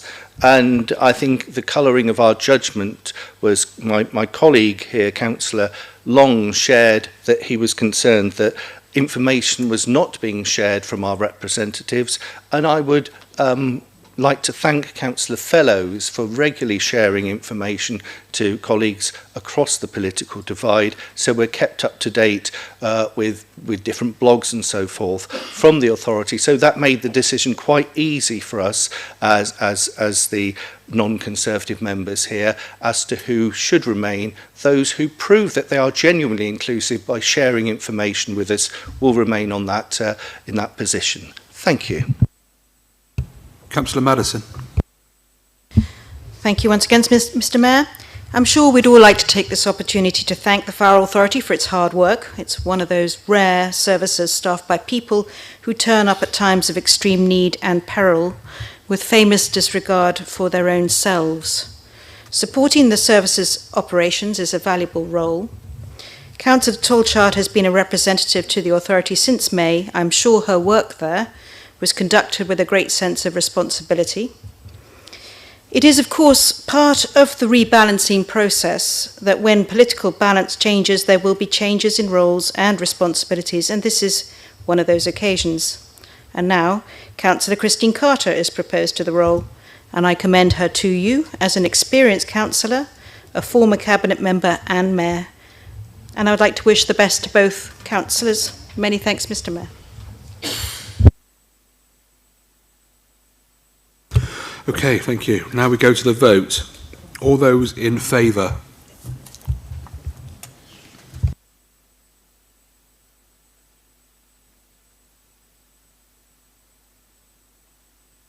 Those against?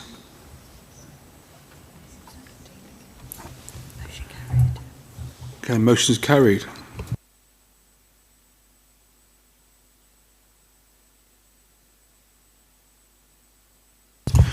I move to item 7D, time of planning committee. Please refer to page 37. Would Councillor Pentney put his motion to the council as attached on to agenda, notice of which was given in accordance with Standing Order A13? Thank you, Mr. Mayor. Earlier this evening, in respect to the planning committee, we've heard about its recent satisfactory operation. However, there is, for me, one key respect in which it's not working, and that's the timing of the meeting, and that's what this motion here seeks to address. This motion seeks to return to the 5:30 starts to meetings which we had for 4 years between 2019 and this May. The point that's been made tonight that planning is an area that attracts significant public interest, perhaps more so than any other committee of the council.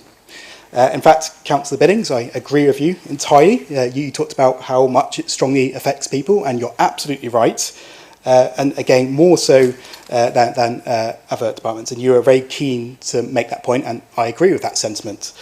So in recognition of that, I feel it is incumbent that we, as an authority, time that meeting so as to allow as many members of the public to attend as possible and to engage in that. In particular, working people who might not be able to go along to a 2 o'clock meeting. I think that's a fairly reasonable thing to suggest.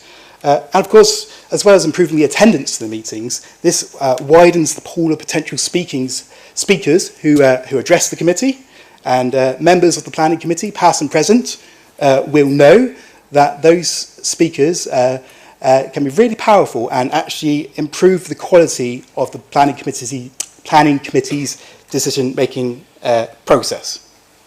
I recall back in 2019 when I was chair of the planning committee, those first few meetings that we had, we were in a much bigger room than this one, and they were absolutely packed, and there was standing room only, and it was a bit of a baptism of fire for someone who had never chaired a planning committee before, but it did demonstrate just how timing those meetings in the evening allowed those people who are excited and animated about a particular planning application to go along, listen, and if they wanted to, contribute to that. Sadly, since the move to daytime meetings, despite some very big, some very controversial planning applications, we haven't seen that kind of comparable levels of engagement. Now, I know when this subject has been discussed in the past, the argument from colleagues opposite was saying, well, after 5:30, we're not really that effective, are we? Which is, A, kind of trashing your own abilities, which you should not be doing. But secondly, look at us now. We're making very important decisions, and this is an evening meeting. So I can't reconcile that inconsistency in that approach, saying we're competent and able to make massive important decisions about budget or composition or governance of the council in the evenings, but we're not able to make important planning application. That argument simply does not stack up. So I'd be really disappointed if I hear that argument again this evening, unless you can persuade me otherwise. So that's the motion. Like I said, this is an incredibly important committee, perhaps more important, or should I say, attracts more attention than full council. And therefore, I think it's right that we time it, or put it to a time of day that more people can attend. That's very reasonable. This isn't a political thing.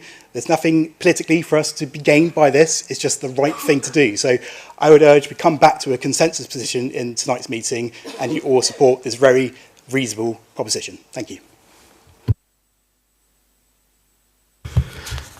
Do you have a seconder? Councillor Cowell. Thank you, Mr. Mayor. I rise to second the motion and reserve my right.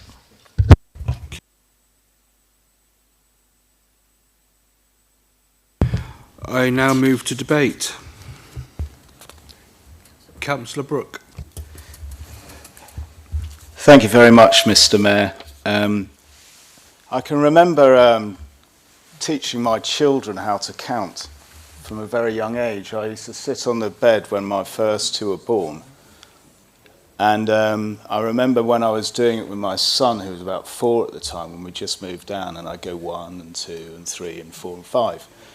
And then my daughter, who was 2, suddenly went 6 and 7, and she picked up on the counting. They know that 19 is bigger than 17. Sorry, Councillor Brooke, where are we going with this? Well, okay, I'll move again.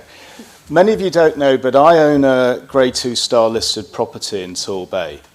And when it went to planning to get approval or not approval, it was first deferred, and then it was moved to another meeting, and that meeting was held at 2 in the afternoon, not at 5:30. That meeting enabled me to go and propose, but it also enabled my wife to go, who couldn't go because she was looking after the children. She couldn't go later on in the day. So actually at 2 o'clock enabled people to go at a meeting where it wouldn't later. So I understand what you're saying, Councillor.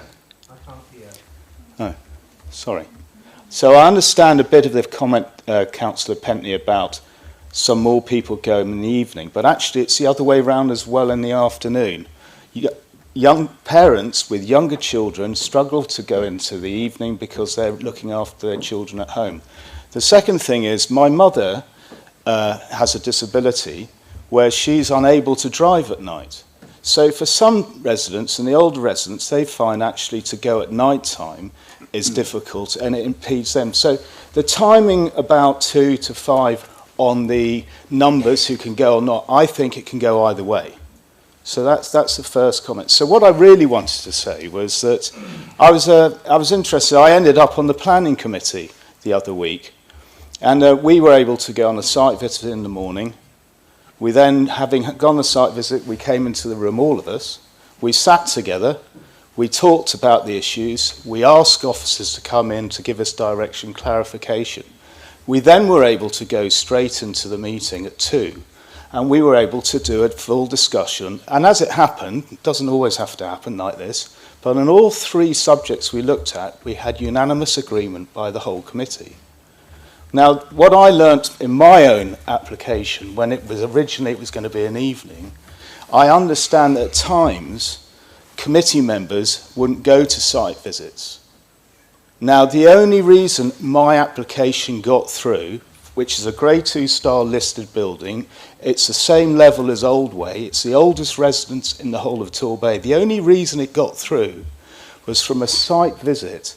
The members could see what was happening and the objections were overruled, because when we came into the meeting, the objectors still said one thing and the officer could say, we went at the site visit and it was shown that what they're saying is incorrect, and we got it through.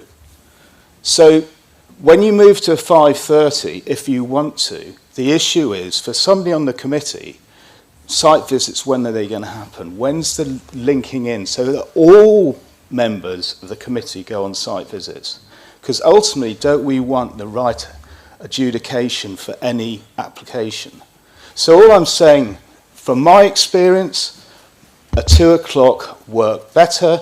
It gave full result for myself, but also when I was on the planning committee, we were able to have all the planning committee there. We were able to speak as one to the officers. If you imagine that in a committee of 7 and 3 can't make the site visit, you can't then have a discussion at the right time with the officers. So there's a real risk, in my opinion, moving to 5:30, that we'll get the wrong determinations on cases, which we don't want as anybody in the council. So that's all I'm saying. I would have to say no to your motion. 2 o'clock is, I think, a better thing for determination of all cases, and it will facilitate some who couldn't go in the 5:30, and maybe others who couldn't go in the 2. But thank you very much. Councillor Chris Lewis. Thank you. Thank you very much, Mr. Mayor. I won't repeat what's just been said, but I do thoroughly agree with it. Over the years, and I know, Councillor Pentney, it was difficult when you were Chairman of Planning. We had COVID, we had other things, and it was difficult. But my experience over the years has been that by having it at 2 o'clock, you encourage more people to do the site visits, and even more importantly, they can discuss the case over lunch and then go into the committee. My fear is that if you go to 5:30, you will lose that bit. You're going to find that members of the committee are working, and I'm all for encouraging more councillors who work to get on the council.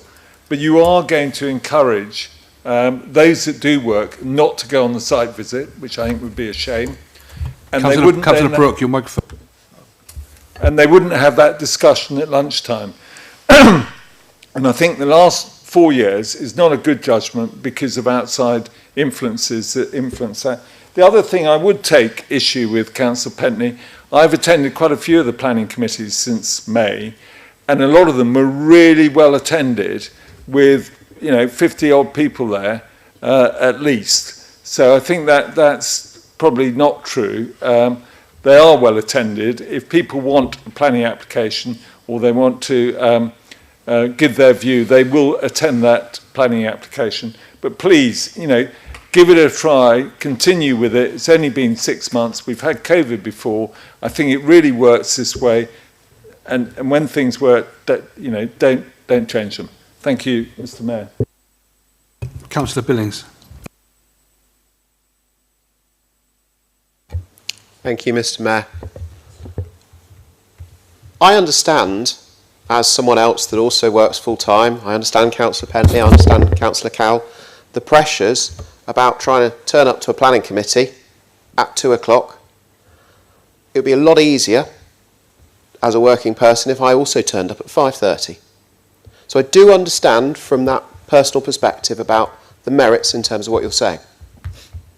I would have a lot of time for that, your proposal as well, if it came forward with a connected, this is how we're going to arrange that whole day, this is when we are going to suggest a site visit, this is when we're going to provide and facilitate time to discuss with officers, this is when we're going to hold the meeting.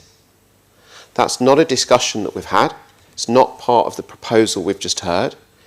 There's no information in the motion to substantiate that. And my concern is that what we're going to lose by moving to that 5:30 time is the very important things that have preceded a meeting thus far in the last few planning committees. And I would use an example from one of our recent applications from Torquay, because a motion was proposed in relation to a heritage asset in Torquay. And I don't believe that motion was as strong and robust and as well drafted as it perhaps could have been had it have been thoroughly explored with officers during a lunchtime proposal. Now, that to me is the very purpose of those lunchtime discussions. And I mark that one out because that was an unusual outlier, because actually on the whole we've generally discussed things very, very thoroughly. And in the absence of those thorough discussions which have occurred at a lunchtime period, after a site visit, I think we're in a situation where planning committee members, particularly where they differ with the Office of Recommendation, won't have sufficient time to engage with officers and work out how they would implement an alternative proposal that's different from the suggested officer recommendation they've got in front of them, and provide a robust decision that we as a council can defend and appeal. Now, if there is a thought through structure, please share it with me. Because, as I say, personally, turning up at 5:30 would be a lot easier than 2 o'clock. But it's the absence of that thought through structure which is my concern here, because how would it otherwise work? Are we going to go on a site visit, say early afternoon, then have a period to discuss? But if you think when lunch is, that's probably not going to allow sufficient time, because the aggregation of that time period would mean you'd have to have a very late morning lunch. Is that what's proposed? Or alternatively, we're going to have a site visit early in the day, then come back, have a discussion with officers before the meeting. It's this absence of a cohesive explanation about how this will work that is my concern. Councillor Darling, I appreciate that you may disagree with what I'm saying. But provide me with that structure about how you see this working, because I'm sure, en masse, there's going to be all of the hands on the opposite side of the chamber are going to go up shortly to push this through. But share with me the thinking that must have gone on your side to have understood how that day will work, please. Thank you, Mr. Mayor. Councillor Dave Thomas. Thank you, Mr. Mayor. I didn't really want to speak quite so early, but I left my hand for a little while. I think the guys have mentioned the biggest concerns, really. Look, there's always been the argument over 2 o'clock, 5:30, for as long as we've all been here.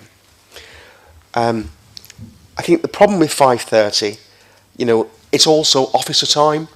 The fact that our residents want, when they ring the department the next day, they want to be able to talk to a planning officer.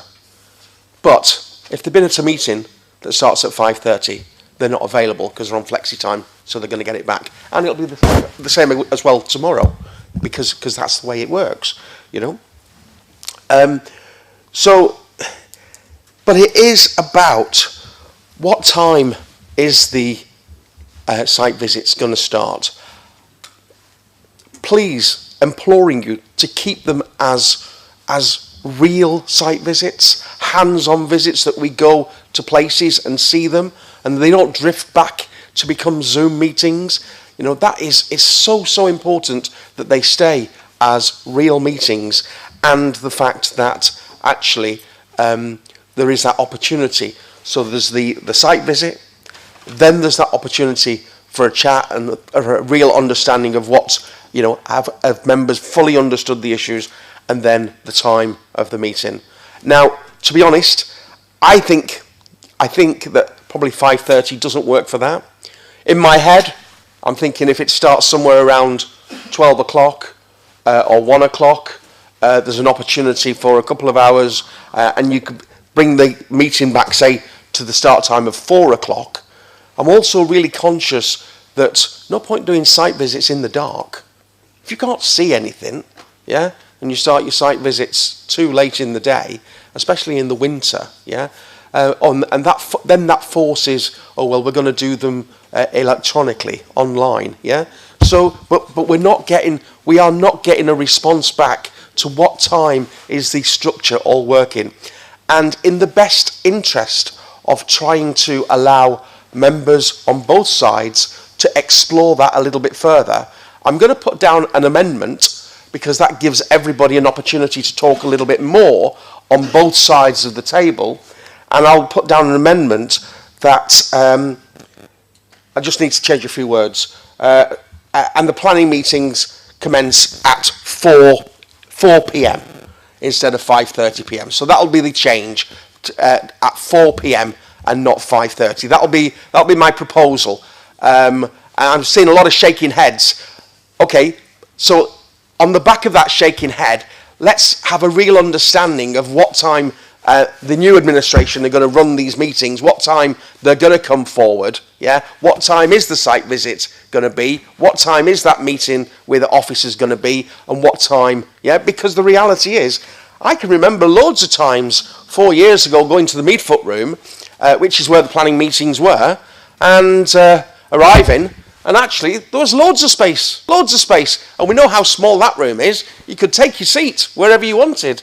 I've come to a few planning meetings here where there's a lot more seats, but actually I've seen a lot more bums on seats. So at the moment I don't have a seconder, so I would be looking for a seconder to allow that further debate to develop so that we can understand on this side where you're really wanting to go with those timings, and that will allow then that conversation. So as I say, I'm happy to move a 4 p.m. start in the best interest of us trying to understand exactly the timing and the logic and everything behind it. I don't know if I have a seconder.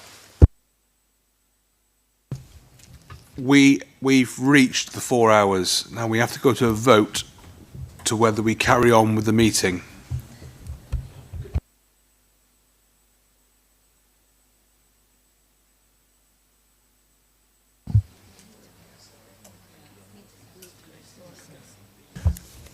I will allow you 2 minutes.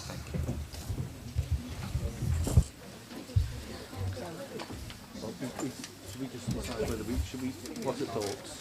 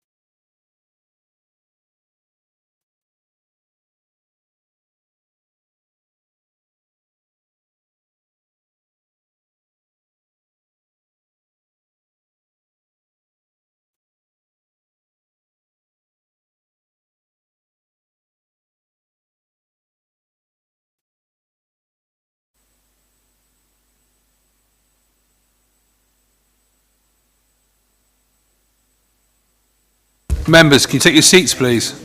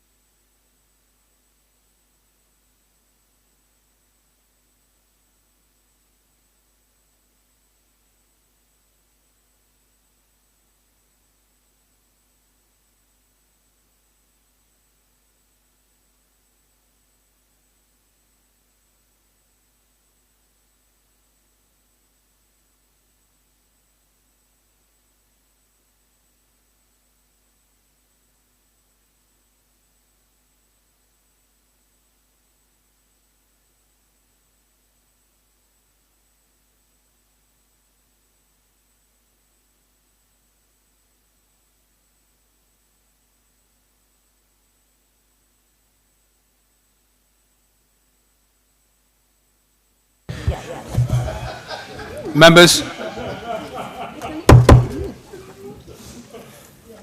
as we've reached the 4 hours,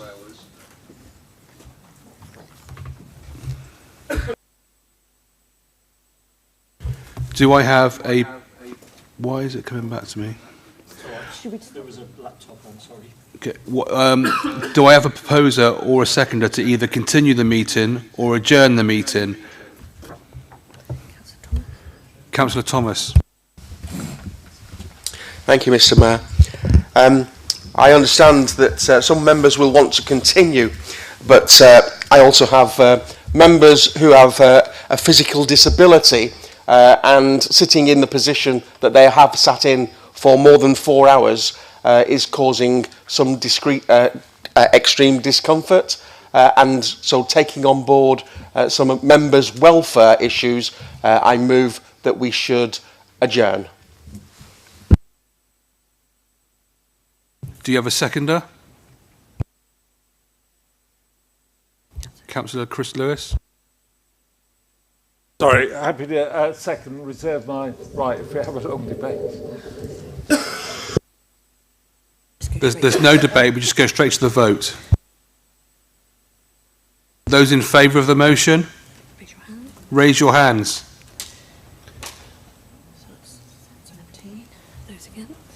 Those against?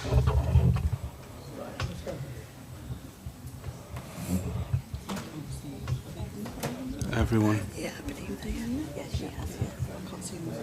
It's 19 again.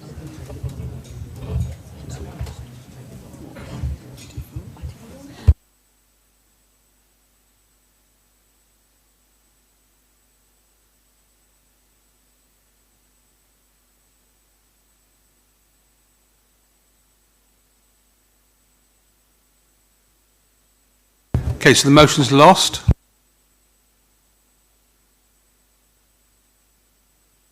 Do we have a motion to continue the meeting? Councillor Long. Yes, I'd like to move that we continue the meeting, please, to finish the important business. Thank you. And a seconder? Happy to second and move to the vote. Those in favour?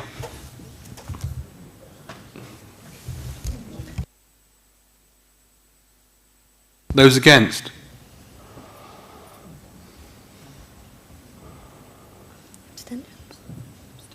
Abstentions? Motion's carried. Motion's carried.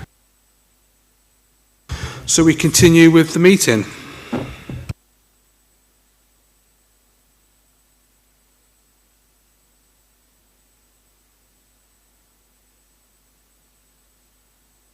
So, Councillor Thomas, do you have a seconder for your amendment? I'm sure I do.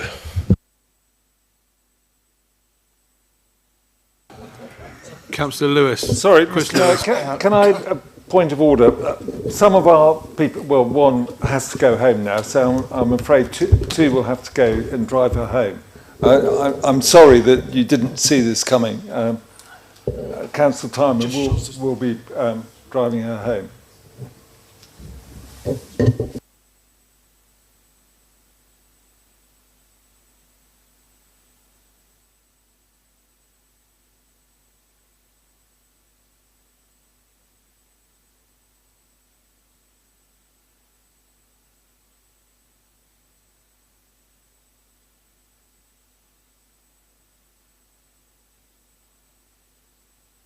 Yes, of course. I now invite debate on the amendment. Members, just for recollection, because there has been a little pause, so Councillor Thomas, and I'm double-checking my memory and recollection now, Councillor Thomas moved an amendment so that Planning Committee would commence at 4 p.m. instead of at 5:30 p.m. and that was just seconded by Councillor Chris Lewis. Mr. Mayor. So we now open debate. Councillor Steve Darling. Thank you. And a brief comment, Mr. Mayor, if I may. If colleagues opposite didn't filibuster so much, this meeting would have been over an hour ago. That's not what this is about, Councillor Darling. But Mr. Councillor Mayor, Darling.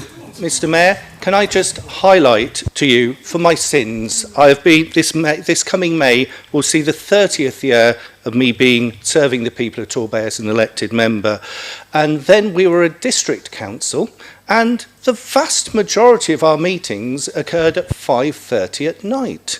So this argument around, or what time should it be, is just complete madness.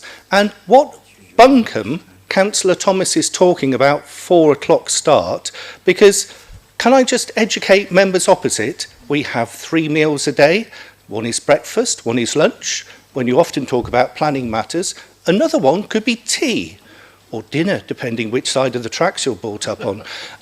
So may I suggest that my recollection of when we would have 5:30 meetings, that there was that opportunity to get together and talk around that as well with officers at that particular juncture of around breaking bread together and discussing that and unearthing some of those opportunities. So Councillor Thomas's 4 o'clock proposal actually is the worst of all worlds, and it demonstrates that he shot from the hip, that it is so ill-conceived by the Conservative group leader on this. So it makes the worst of all worlds, Mr Mayor, I would suggest. And therefore, by going for the 5:30 one, you can get the site visits out the way, you can break bread to go with officers when you're having a finger tea or dinner, whichever it is. It depends how grand you want it to be, I suppose, Mr Mayor. And then you can crack on with the meeting at 5:30. Hopefully it wouldn't be finishing as late as this. So I would encourage colleagues to vote against these proposals, as it is genuinely the worst of all worlds. Thank you.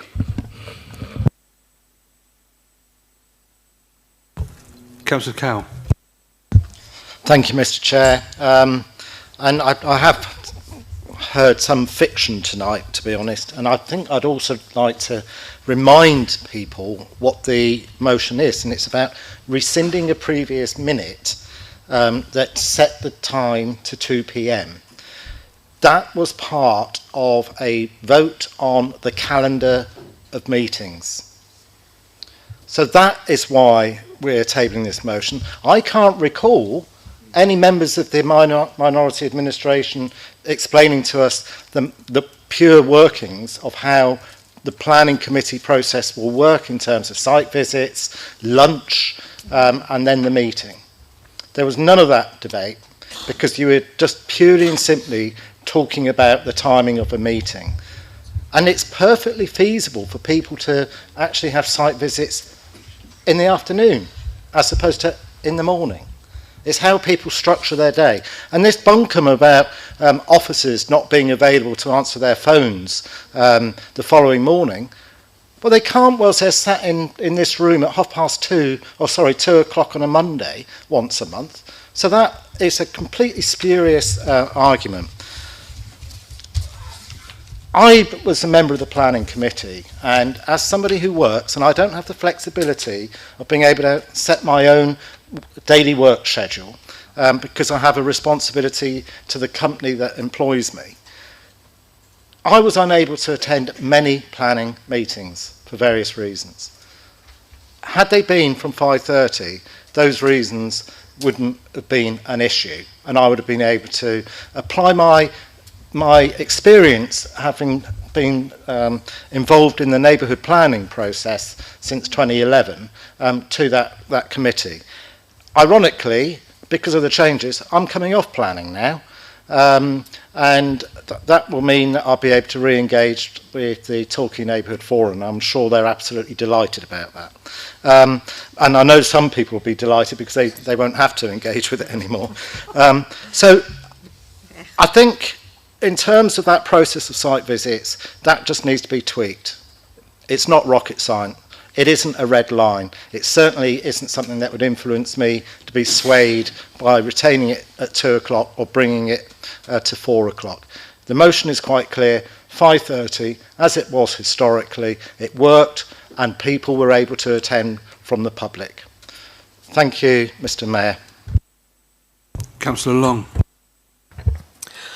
Thank you, Mr Mayor.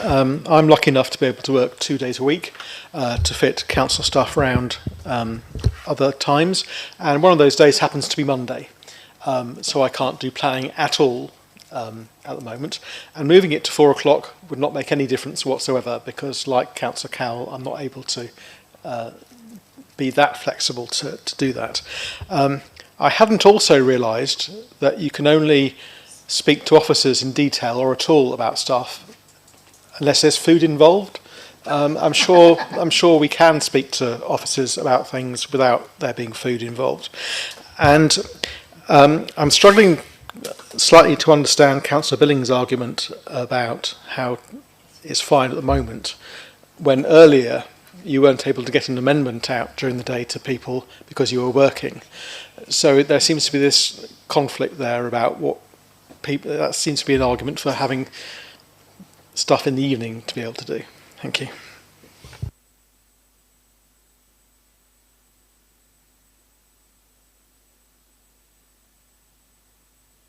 Any further debate?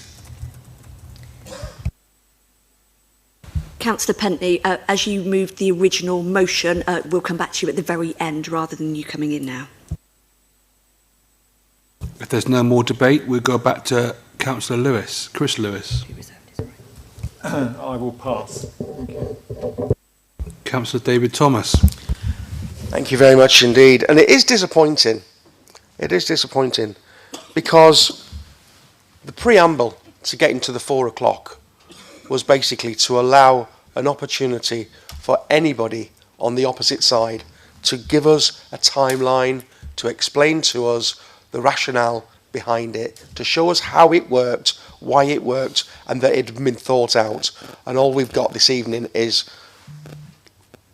no thought, no timeline, just pick a time because it's the opposite of 2 o'clock. That's very much the way it feels. I tried to test that out by just floating 4 o'clock, and I said, explain to us. And what explanation did we get? Unfortunately, absolutely diddly squat. So I guess it'll be 5:30 when the new administration have pushed it through.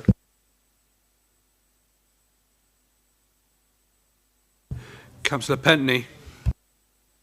Thank you, Mr. Mayor. I mean, Councillor David Thomas, you just made the argument that you suggested that we pick this time in an arbitrary fashion, but then just went on to say that you picked out 4 o'clock and voted 4 o'clock as another last-minute amendment to this meeting. That's not a way to do business. Certainly not when you're professing a spirit of cooperation and engagement, not at all. And unfortunately, a lot of the discussion I've heard, I mean, I will come on to points that I have sympathy with. Like I said, this is just a practical thing I'm trying to achieve here. Too much of the conversation came back to me, my lunch, my original speech, and perhaps apologies if I wasn't clear enough. Planning isn't something that does animate a lot of people on Torbay, and this... Let me get your email. Hi there to you. And it's this. That's an interruption, Mr. Mayor. No, joking.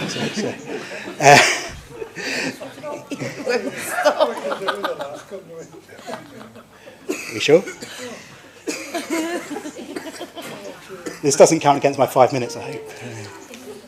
Oh God, you're not going to use a bullion. Oh, for sure, just for you. Sorry about that. It's okay. So, sorry, to repeat, too much of the conversation was around how it would impact us and our practices, and failed to comment on my point that I was making about planning being something that the public want to engage with and gets them animated and want to get involved. But I didn't hear that. Again, I heard too much about, this and that, and for me, and not quite, and lunchtimes then, and what have you. Like, if you're an elected councillor, you're a capable individual, no matter which political colour you may be, and we can work out means and the nuts and bolts to make it happen. And actually, there is a model to follow. It's the one that worked successfully for 4 years anyway.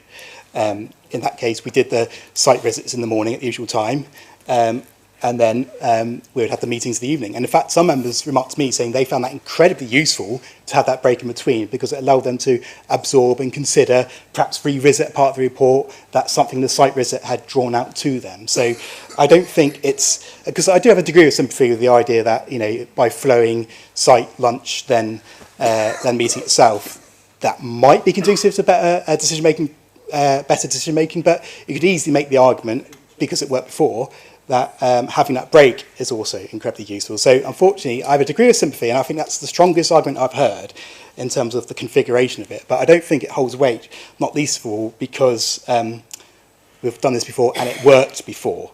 Councillor Brooks, you mentioned about a personal experience. And again, I'm sure for some people, 2 p.m. is better.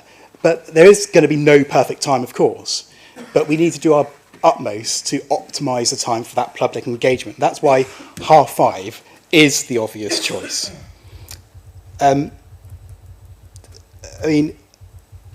Councillor Kell touched upon a point that I failed to make in my initial speech, in terms of actually I'm someone who can control my workload a bit, but I can't do both the physical site visits and the meeting every time, and sometimes I can't do both. And we've had other members of that committee, road members, experienced members, who can add a lot, having to excuse themselves or send their apologies because something work-wise or domestic-wise pops up. So it's not good for the committee. We're supposed to be a representative committee, people from all different walks and backgrounds and commitments.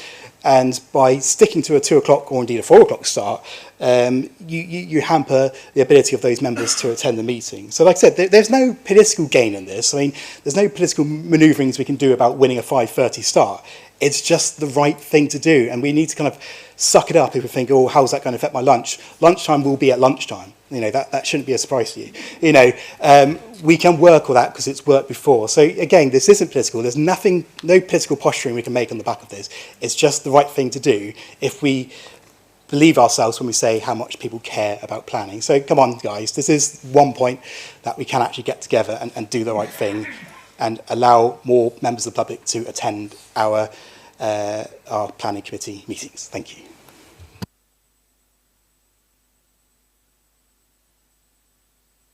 So we're now going to go to a vote on the amendment. And members, to remind you, that amendment was to commence planning committee at 4 p.m. Mr. Mayor.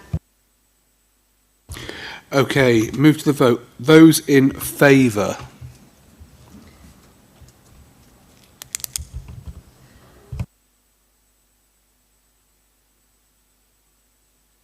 And those against?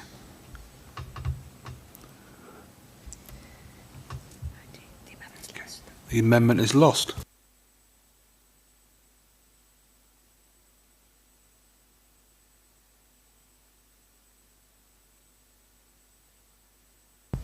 Okay, so we go back to the original motion and invite debate.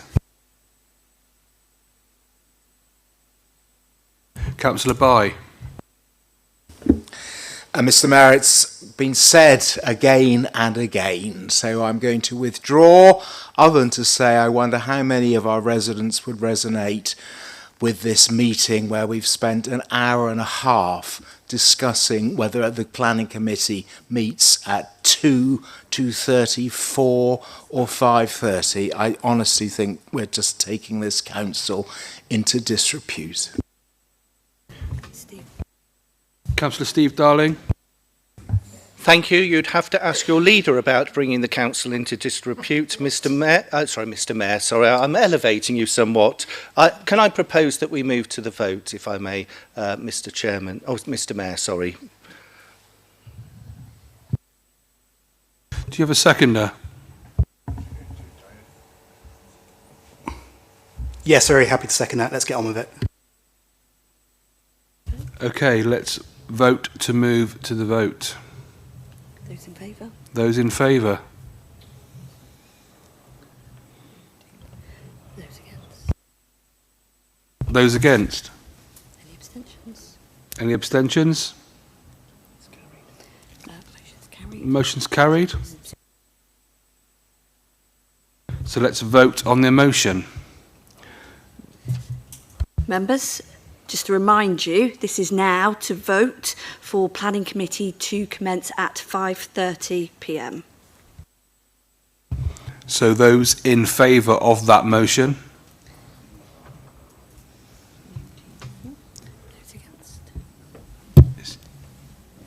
Those against? Any abstentions? Any abstentions? Motion's carried. So the motion's carried.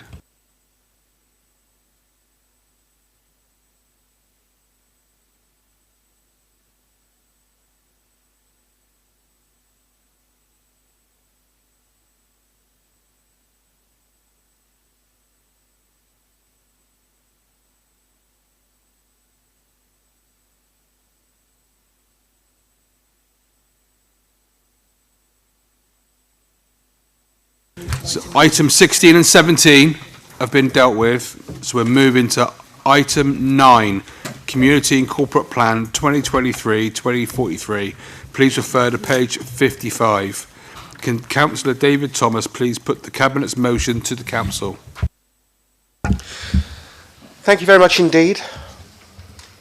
So the Community and Corporate Plan, it's a 20-year plan. We've spoke about it on no less than 6 occasions. It's been to Cabinet on each of those runs. It's been here to Council. It's been out to our community. It's been across to consultation. I've explained why it is for 20 years. I've explained how any different administration can have a business plan that sits underneath it, but an ambition to drive our bay forward over the next 20 years. So we've had the results of the consultation back. How strongly do you agree or disagree with the vision statement for Torbay in 2023? 85%.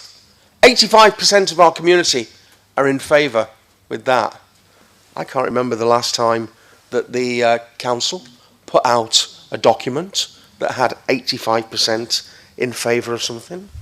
How strongly do you agree that these strategic themes are the right ones to focus on in meeting our vision? Okay, it dropped. 82% though. 82%. If any of us actually got 82% of the electorate to vote for us, we'd be very happy. But the reality is, 82% actually commented. I'm not going to go through, you'll be pleased to know, I'm not going to go through every single item, but it is similar throughout the whole of this document. And why? Because, to be honest, a lot of it, well, so, where do we start? We start probably 4 years ago, when we delivered 80,000 surveys ourselves on this side across the bay. We engaged with residents, we asked them questions, and we got the answers back to those questions. They fed into our manifesto, and we went out and we spoke to our residents, and in May we saw them return us as an administration. We then basically took this document, it went out to consultation. It went from consultation, went to the overview and scrutiny. Overview and scrutiny made some recommendations, and all of those recommendations are incorporated into this document. It went back to Cabinet, and not a lot of debate there at Cabinet on either side of the table, and it comes back to Council this evening to hopefully get in place the community and corporate plan. I just hope this evening on this really, really important strategic document, we're not going to see any game playing, because it has been around for such an awfully long time. There has been opportunity for everybody to feed into that, and lots of people have fed into it. It picks up all the themes from our resident survey that we did, all of the issues that residents are talking to us about in the consultation caravans that we've ran are featured within here. As I say, the consultation document is really worth looking at. If you haven't read the consultation document, the feedback is absolutely fantastic in there. And so, you know, is it a surprise when you consult, you produce a document that delivers what the community asked for, and then you go back and say, actually, we'd like to deliver this. What do you think? Well, I think we'd be really surprised if it came back and said, actually, you know, we don't want you to deliver that. Well, we kind of already asked the question, you know, a year previously. So no surprises there. So this is the final part in the jigsaw to effectively get it across the line this evening. Hopefully it should be quite straightforward. And I say that because there's been loads of opportunity to discuss it in various forums. I think that's probably all it needs from me at this stage. Thank you. Okay, do you have a seconder? Councillor Brooke. Yes, Mr. Mayor, I'm delighted to second this and reserve my right. Thank you. Thank you. Then I now invite debate. Councillor Madison. Thank you, Mr. Mayor. So I had a chance recently to look at the corporate plan for 2015 to 2019, and I have to say, by comparison, I find the corporate plan we're considering tonight really thin in detail. I I played a part in critiquing and approving the plan for my sins. And I remember at the time I took issue with the sketchiness of what was being produced, and particularly the section on the economy, which was very thin. The next time I saw it, it was more or less in its current form, considerably improved, although still lacking in detail. I had the feeling then, and still do, that what this corporate plan is intended to do is perform lip service to the process. It covers a staggering 20 years, and because of that must stay vague and generic. What is the point of it? You say it is a very, quoting you, really, really important strategic document. But what it gives us is a mood, a wishful mood, if you like. But I'd like to ask, with particular reference to our local economy, which we all know is in need of real thought and a powerful boost, and has needed it for some years, what the ideas are for the local economy, because obviously they're not in that document. And yes, there are other documents that sit below it. But this is a really, really important strategic document. And I want to know how these things are going to, how the improvement of the economy and the delivery of ideas are going to be achieved. Thank you. Any further debate? Councillor Steve Darling. Steve Darling. Thank you, Mr. Mayor. And we have been on a bit of a roller coaster ride in respect of our relationship with the minority administration of Torbay Council.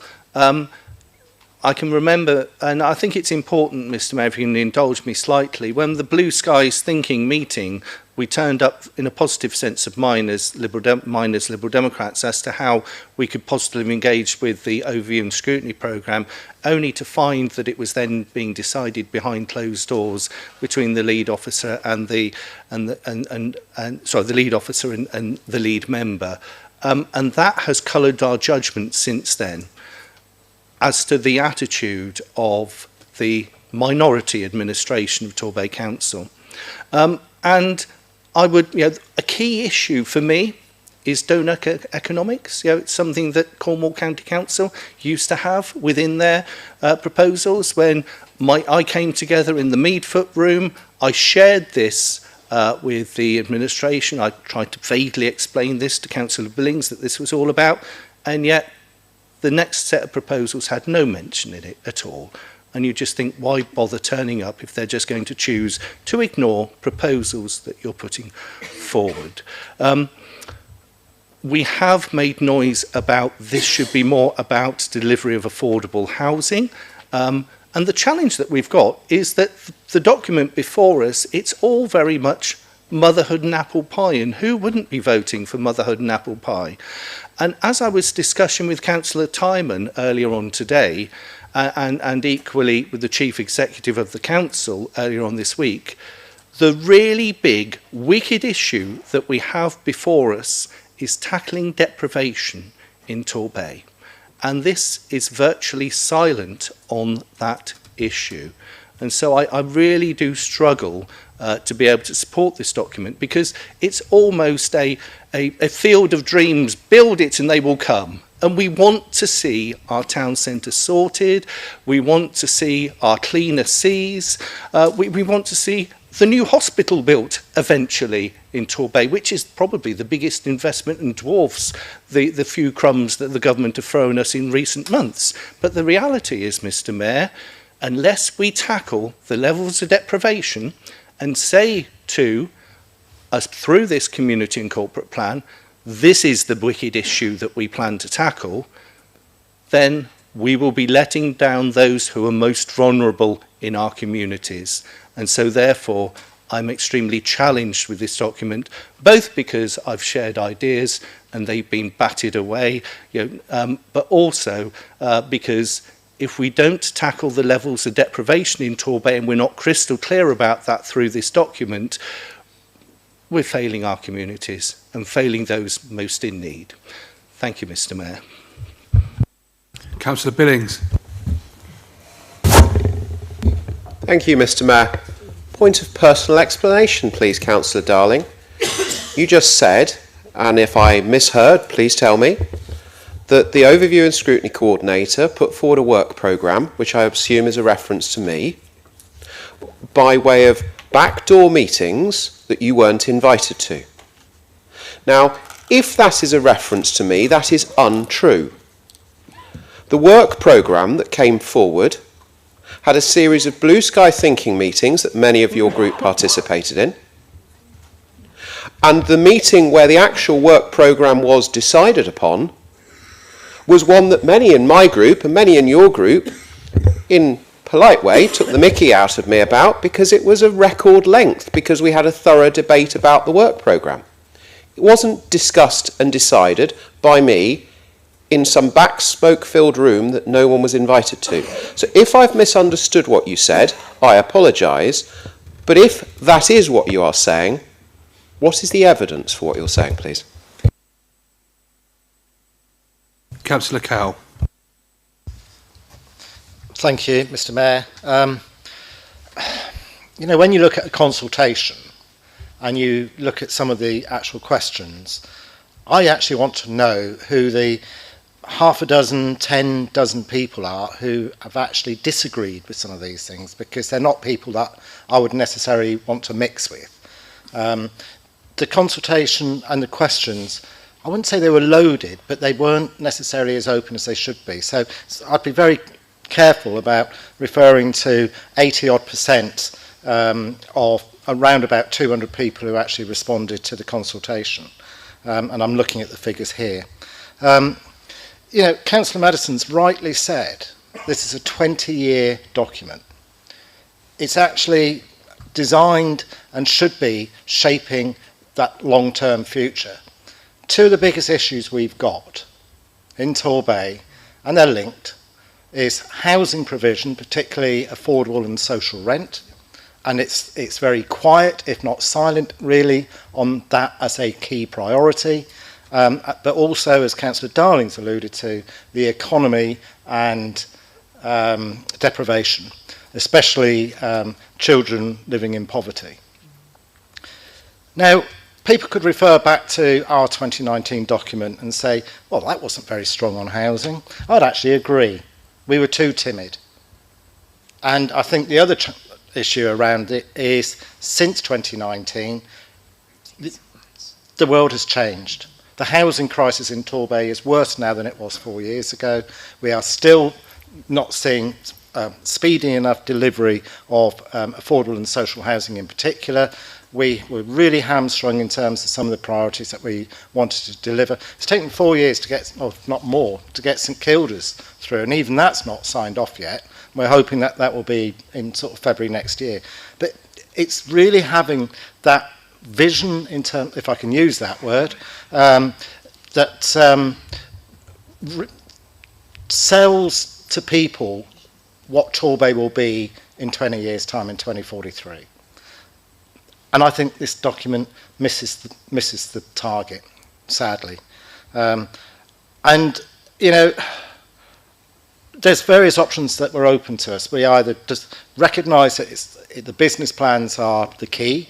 Ironically, we will be debating the business plans at Overview and Scrutiny next week, despite the fact that we may not have a corporate and community plan in place. But I think it still means that we can actually look at that emerging business plan with a view to being able to inform the debate, to tighten up the phraseology. And I don't think there's probably 2 or 3 paragraphs would actually provide that focus and emphasis that I've just been referring to. Thank you, Mr. Mayor. Any further debate? Councillor Bye. I appreciate it's late.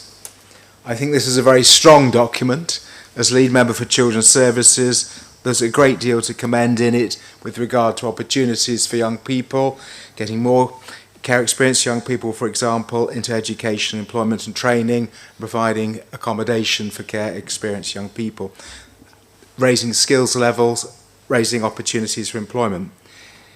You know, members had every opportunity to participate in this through the overview and scrutiny process, through the blue sky, if you want to call it that, occasion when we sat together in the Meadfoot room, to make representations at Cabinet.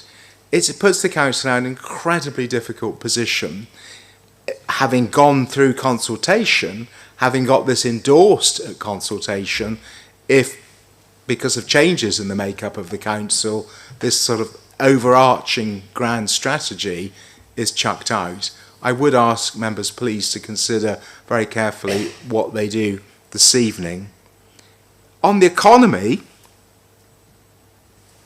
it couldn't be clearer. Our priorities. We will focus on inclusive growth with opportunities which benefit everyone.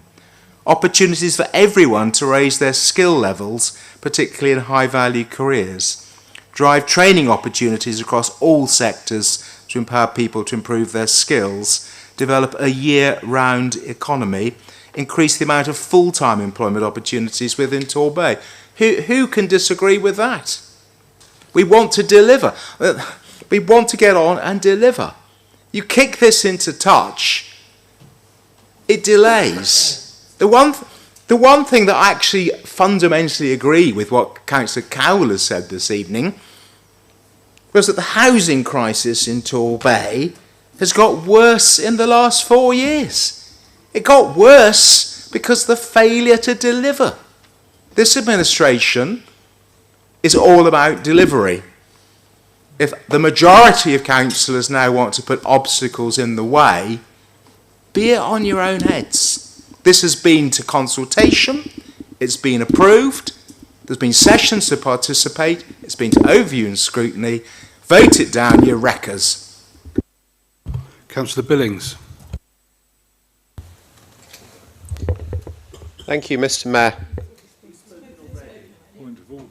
On a point of personal explanation. So please carry on. Thank you, Mr. Mayor. This document is designed to be something that can last for 20 years. At the last council meeting, the weight of hands were on this side. This council meeting, the weight of hands are on that side. In 20 years' time, probably very few of us will be here. In order to be, well, unless we're all thinking about being councillors for 20 years, but some of us have already served a much longer time periods. If they're going to do 20 from now, that's a very long time period, colleagues.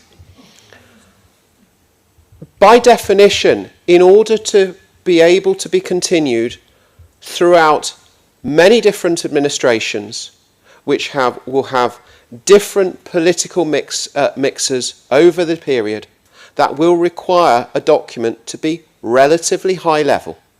It will require it to be relatively open, with just the key themes in there. If we're now going to start putting in detail, are we sure that that's something the next administration will necessarily continue with? I do understand the points are being made that we need detail, but the way this has been proposed is that the detail comes in the business plan to describe how the priorities that are set out in the corporate plan are delivered. I want to see the detail as well. I want us to be having a really good debate about the detail. So why actually are we now having a discussion about putting that detail in a 20-year document when another council might take that direction of that in a different way in due course? Why wouldn't it not be more sensible to, if we can all agree on this and don't find anything objectionable in what we're reading, why don't we then have the discussion about the detail that the people in this room can all agree on and rely on that through our term of office, and then a different group of councillors can discuss a different set of detail in four years' time, and that can continue. Why do we want to put all the detail in this document if we're providing this as something that we'll rely on for 20 years? That's not what's been explained in the points that have been made. So I'm sorry to use our time reckoning. It's very late in the evening. But in my eyes, I don't understand putting the detail such that we do need to see in a high-level document that's meant to last for 20 years. Thank you, Mr. Mayor. Councillor Law. Yeah, I just want to correct the false picture that's being given. At overview and scrutiny, we abstained from this voting for this document. It wasn't unanimous. We abstained from voting in favour of this document at overview and scrutiny. I just want to take away this perception that it was all jolly hands until tonight. It absolutely was not. We haven't been listened to all the way through on this document. There finally were some tweaks and amendments made at the meeting we had here about a couple of weeks ago. But actually none of our suggestions, nothing was taken up at any point all the way through overview and scrutiny or any consultations before that on the Blue Skies meeting, etc. Clearly, the opposition has a very different recollection to actually what we recall on this side having happened. I just wanted to correct that. Thank you. If there's no further debate, Councillor Brooke. Marvellous. Thank you very much. Colleagues, I was so excited about this document, and I'll tell you why. You see, in my mind, it facilitates introducing solutions to deal with ingrained problems in Torbay that I've seen. I've lived in Torbay for 25 years, and I've seen the same problems right the way through that time period. To me, there are the two words in it are the golden key to open up the solutions. And it's the two numbers 2023 to 2043, i.e. long term.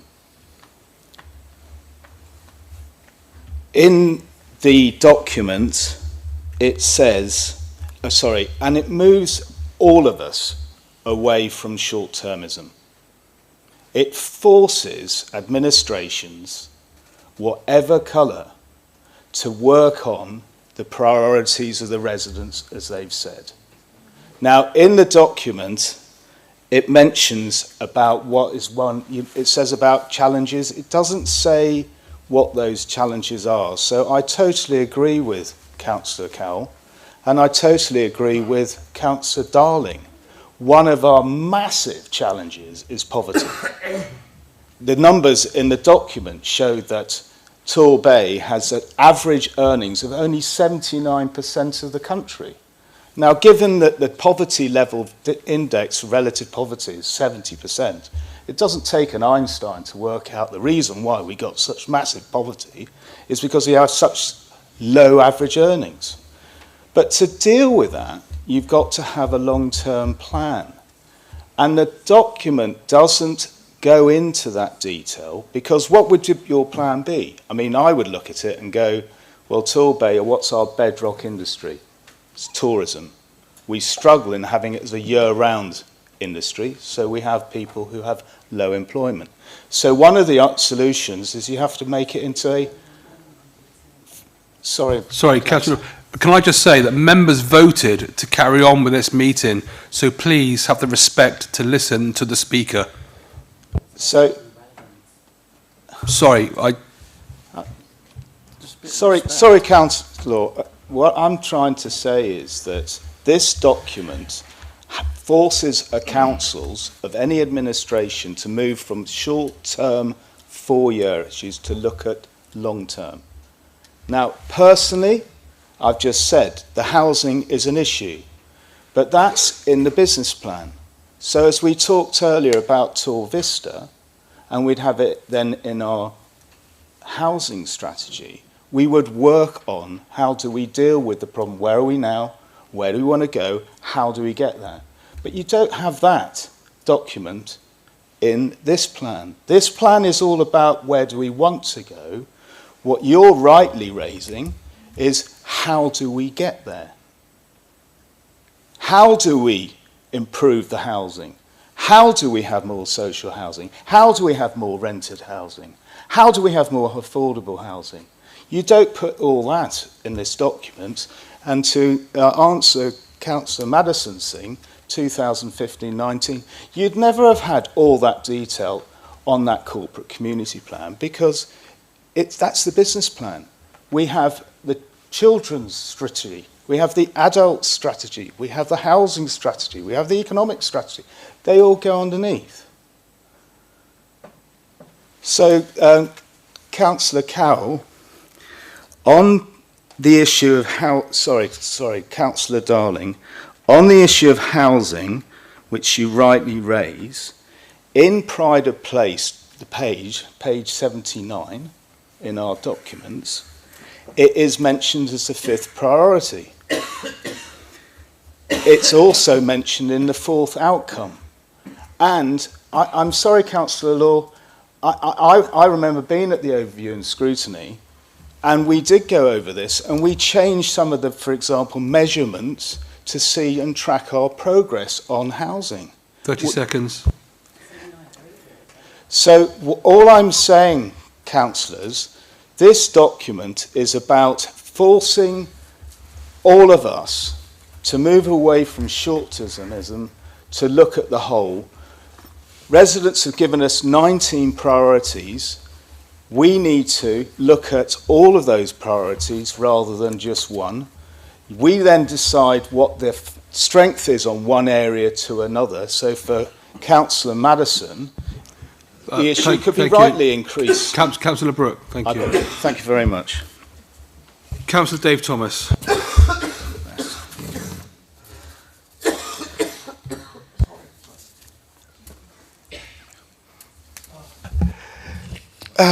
So it is a high-level document. It's a 20-year plan. It's not going to have the kind of detail that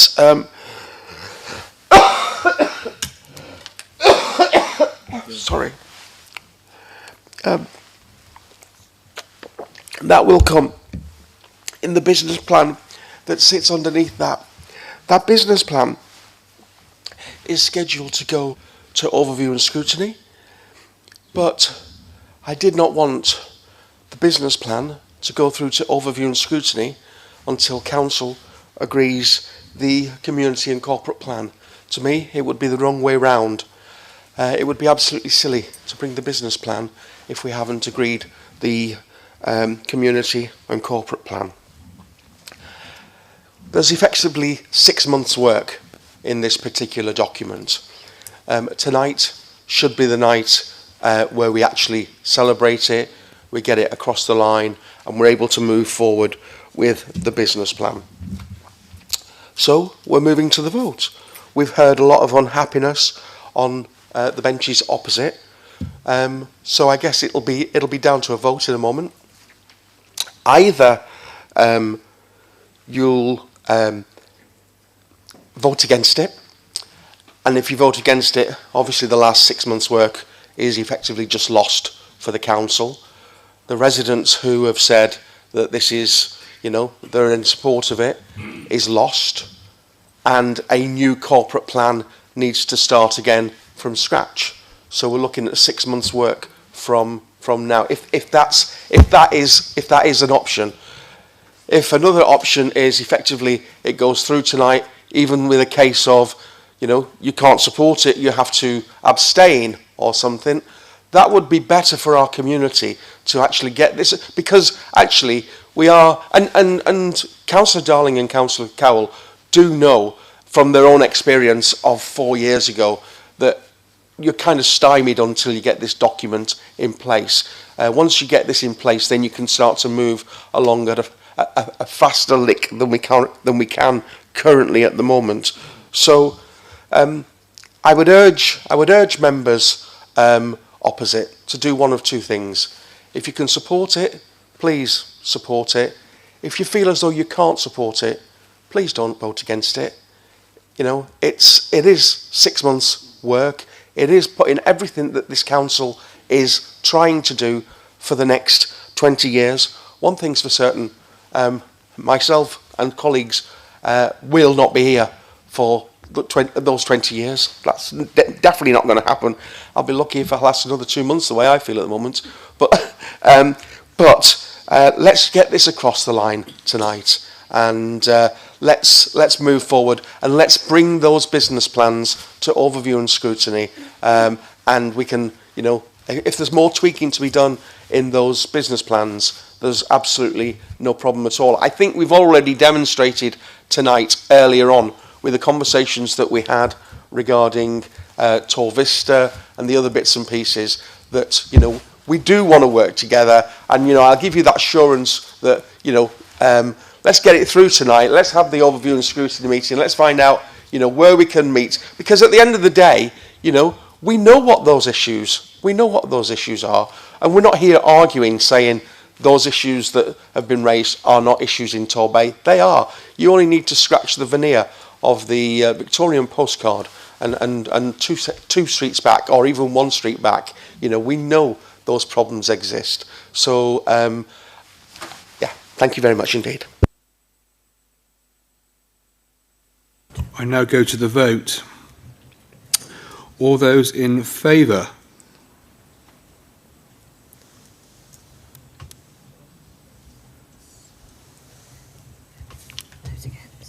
All those against?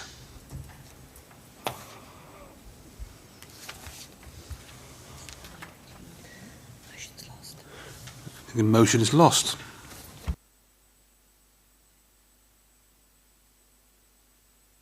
I move to item 6, members' questions. The questions and answers have been circulated and are noted as submitted.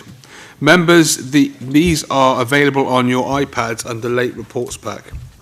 I will ask any supplementary questions. For those members asking a supplementary question, it must arise directly out of the original question or the reply. May I remind members that supplementary questions shall not include a statement.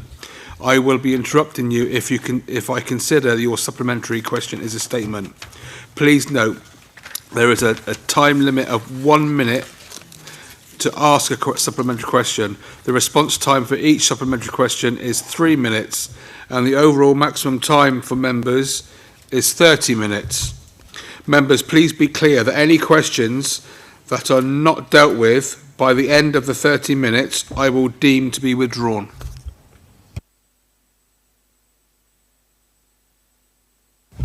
I refer to question 1 in respect of crossways.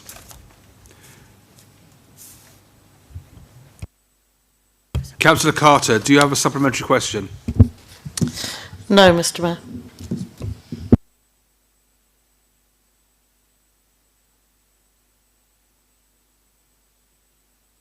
I refer to question 2 in respect of TDA and TorVista. Councillor Penny, do you have a supplementary question? Thank you, Mr. Mayor. Given item 8 on our present agenda, no thank you very much, and thank you to Councillor Lewis for his reply.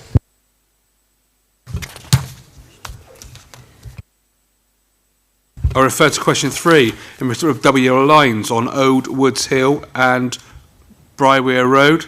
Councillor Mandy Darling, do you have a supplementary question? Yes, I do, Mr. Mayor. Can I just confirm then that it gives a timeline of about within the next 6 months to undertake this?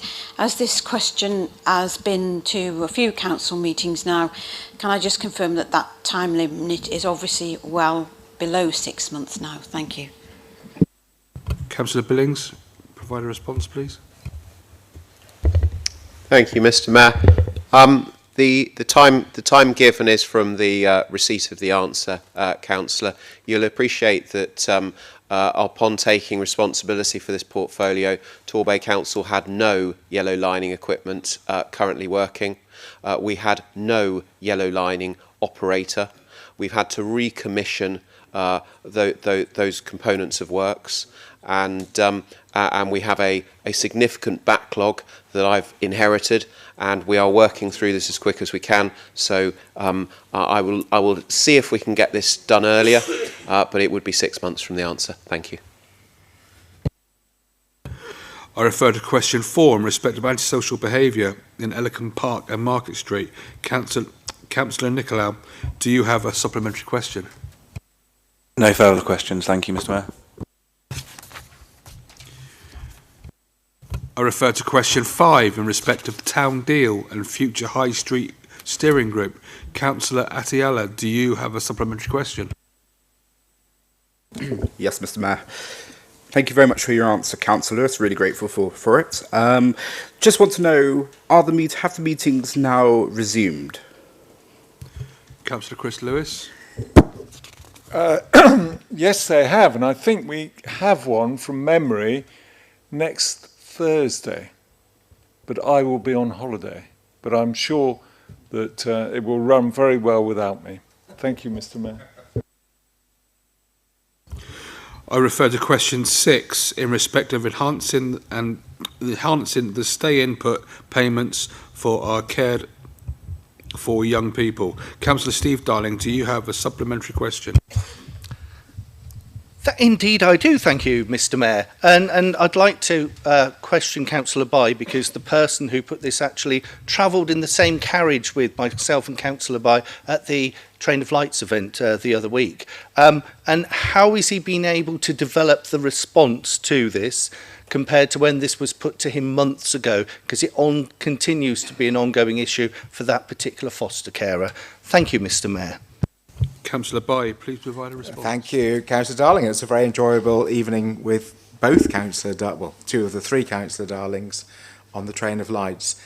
Since the question was put, we are working and making progress. So very kindly, our Director of Children's Services tells me the local offer, and this is for cared for young people as they reach 18, the local offer is in the process of being updated in collaboration with our care experienced young people, and will include bespoke offers from the local authority and key corporate parenting partners such as health and adult services. The present local offer outlines care experienced young people's rights in terms of needs assessments, pathway planning and allocation of personal advisors. The financial support available, for example, clothing allowance for care experienced young people aged 16 and 17, birthday gifts, holiday grants, and the setting up home allowance, leaving care grant of up to £3,000 for care experienced young people aged 18 and above. The local offer outlines what support care experienced young people can access whilst in education, training or employment, for example, specific grants, rewards for achievements in exams, travel to and from interviews or interview clothing, accommodation support for those in university, education bursaries and funding towards books and materials. It also outlines other forms of support in different circumstances, for example, a starter pack for those moving into their first independent accommodation, festivities grants, support for pregnant care experienced young people or those with children, support for those care experienced young people leaving custody, and emergency assistance. We're absolutely developing our offer for care experienced young people, and it's a privilege to be the lead member for Children's Services and to work with such a talented and passionate team.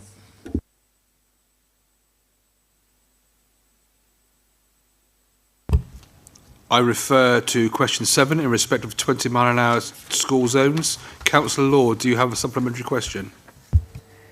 Yes, similarly to Councillor Bai, I submitted this question back in July, so I did wonder whether there would be an update to the answer, seeing as it said that you were looking at revised strategy for the implementation of 20-mile-per-hour zones with the which, well, it doesn't quite make sense, will be developed in accordance with the recommended outcomes of the Transport and Parking Working Party in February. We're almost in the next following year now. Won't be long till next February. I wondered if there was an update. Thank you. Councillor Billings. Sorry, Mr Mayor, I don't really understand the question. The answer provided to Councillor Law was that there were proposals coming to the February Transport Working Party.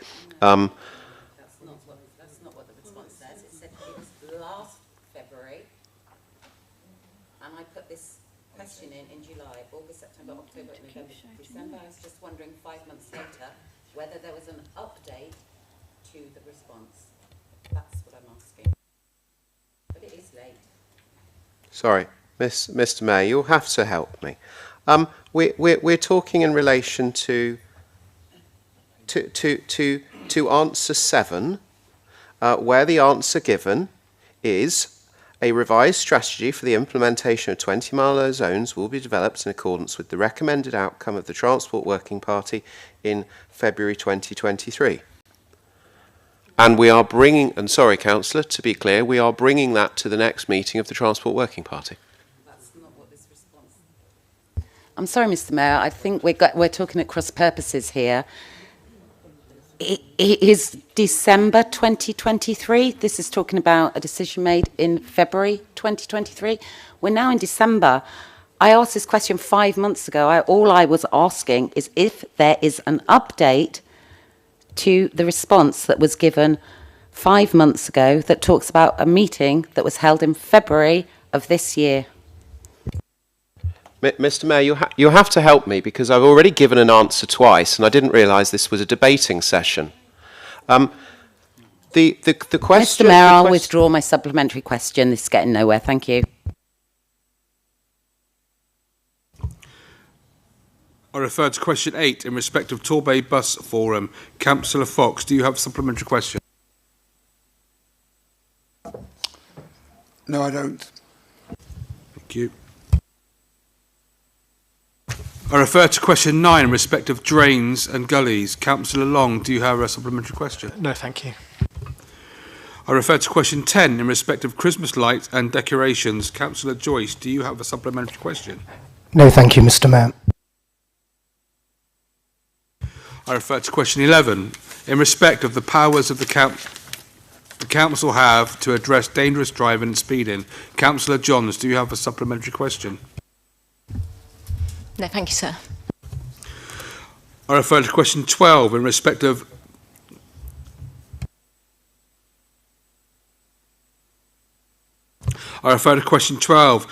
the viability assessment for the former Palace Hotel suite site, Barbican Road. Councillor Harvey, do you have a supplementary question? I thank Councillor Thomas for our answer and no further questions at this point. Thank you. I refer to question 13 in respect of inappropriate use of the highway for vehicles. Councillor Verdi, do you have a supplementary question? No, I don't. I refer to question 14 in respect of the submission of an application for Community Infrastructure Levy Fund. Councillor Pentney, do you have a supplementary question? No, thank you, Mr. Mayor. I refer to question 15 in respect of Torbay Council considering buying homes from landlords, evicting tenants and stop families becoming homeless. Councillor Douglas Dunbar, do you have a supplementary question? No, I don't, thank you. I refer to question 16 in respect of why the pay for an hour stay for a day parking scheme does not include St Mary Church. Councillor George Darling, do you have a supplementary question? Yes, Mr. Mayor. Will you consider expanding the scheme next year to include secondary shopping areas, as there's currently a dichotomy where small businesses in the town centre are encouraged to have their shoppers stay for the day, but in secondary shopping areas like St Mary Church, an hour of limited spaces is accepted? Councillor Billings. Thank you, Councillor Darling. George. Perfectly reasonable. Would love to have that discussion with you between now and next year.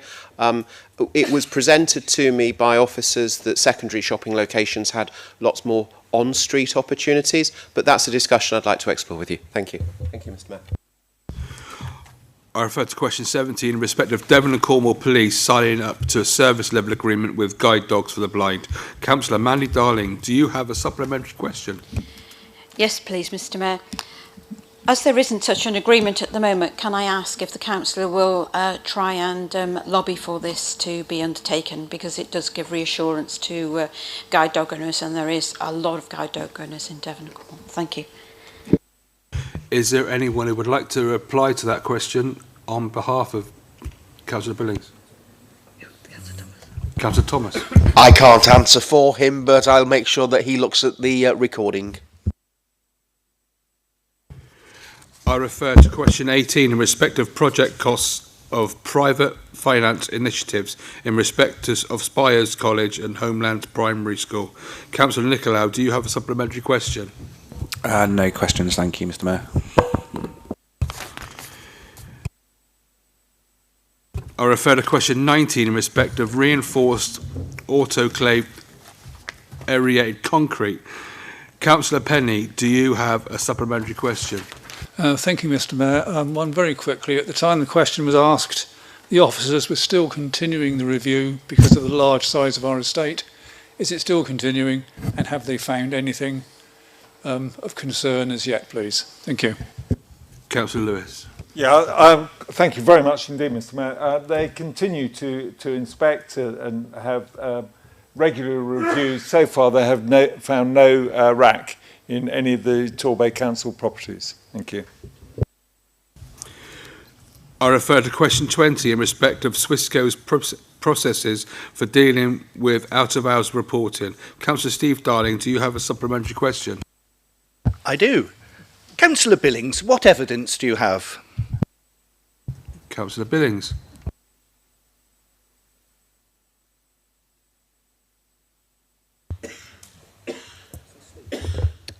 You'll have to.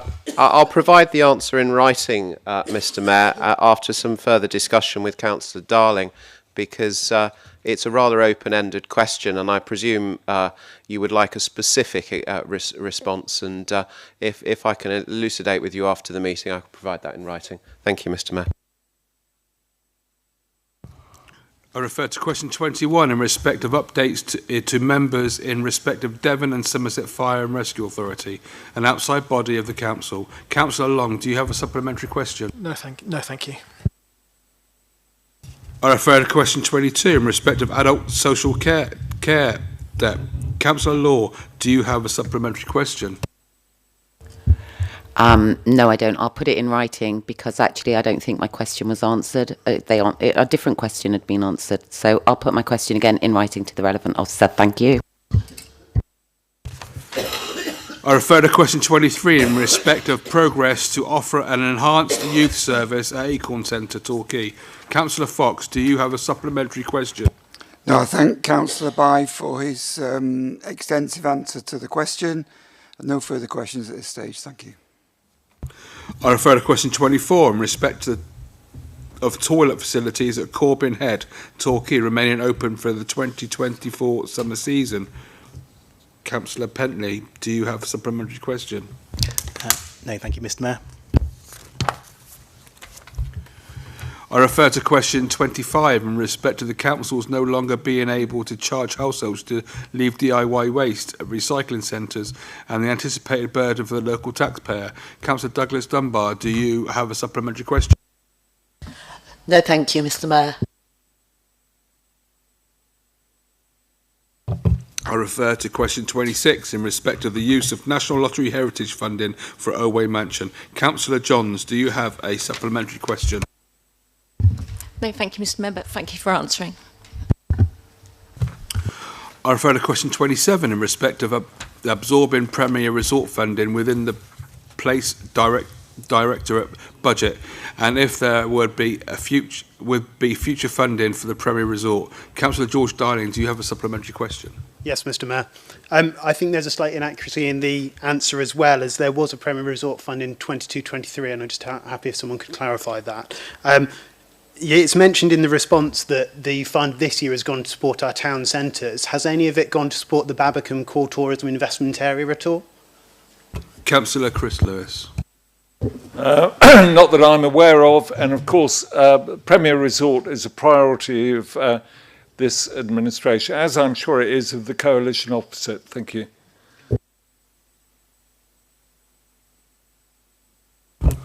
I refer to question 28 in respect of Public Spaces Protection Order, PSPO, fixed penalty notices not being issued at Berry Head since 9th of June 2023. When the PSPO came into effect, Councillor Carter, do you have a supplementary question?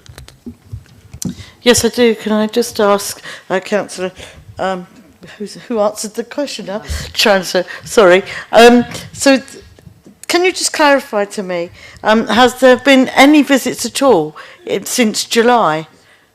Because it's not clear. It just says the same time as the other one, but it doesn't say when. Councillor Tranter. Yeah, the company still continue to visit those areas. They continued to past July, but not still. Oh, they continue to past July, but not still. Not still, end of September they finished.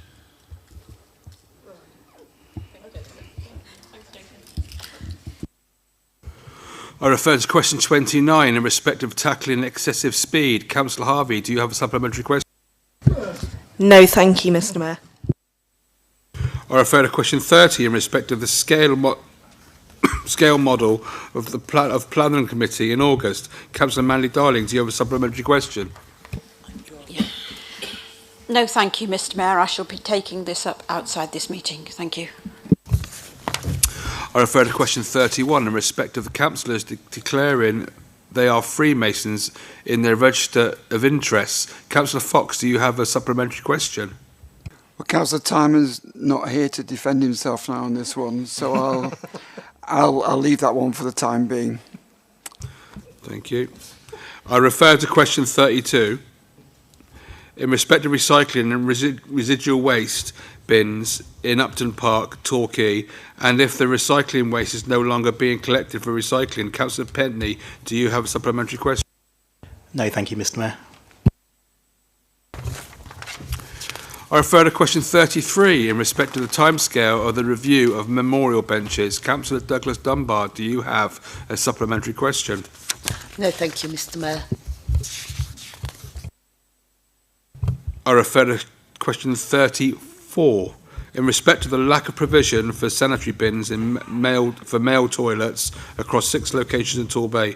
Councillor Penny, do you have a supplementary question? Thank you, Mr Mayor. Yes, please, and thank you, Councillor Billings. As you know, this particular question is very close to my own heart. I understand the cost of putting in the 6 and maintaining them is £3,700 per annum. I would put it to you, sir, that the £3,700 is very well spent. And could I ask you to try and implement this for us, please? Thank you. Councillor Billings.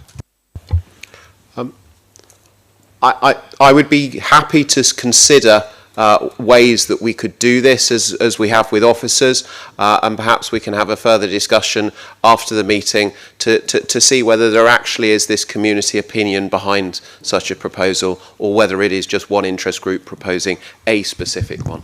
Thank you, Councillor. Yeah, and thank you, Councillor. I refer to question 36 in respect of whether the administration would commit to expanding the 20-mile-an-hour zones along St Mary Church Road and above Bronze Hill Road to protect our older residents. Councillor George Darling, do you have a supplementary question? Yes, Mr Mayor. Can we get a timescale on that, please? Councillor Billings.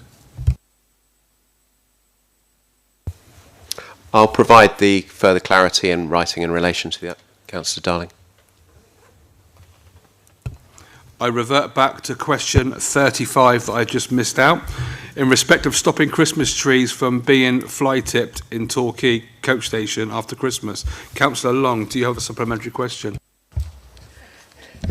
I won't take it personally that I was missed out, Mr Mayor. Just to say that Christmas is guaranteed to come every year, and like Christmas trees will be fly-tipped this new year, as they have done ever since I've lived in Torquay. So I was just wondering whether Swissco will be doing any preemptive work, such as signage, to discourage people from leaving their used Christmas trees at the coach station. Thank you. Thank you, Councillor Long. I'm aware that the answer you've got focuses on positive things we're doing, whereas in reality your question focused on ways to stop a negative behaviour, and so we've given part of the answer. Your suggestion just then was in relation to things trying to stop a negative behaviour. If you'd like to engage with me after the meeting and we can go through some specific suggestions, I'd be quite happy to continue that discussion. Thank you, Mr Mayor.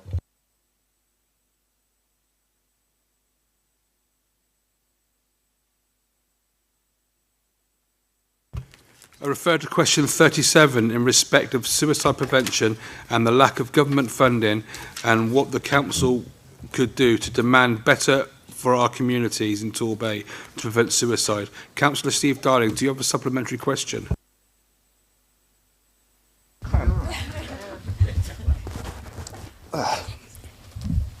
Right, so thank you. Councillor Tranter, could you share with me any representations you or any other Cabinet members made to the Chancellor of the Exchequer demanding better for Torbay around suicide prevention and asking for the funding to be appropriately allocated in respect to this extremely important area. Are you championing this issue at a national level, Councillor Tranter and your Cabinet colleagues?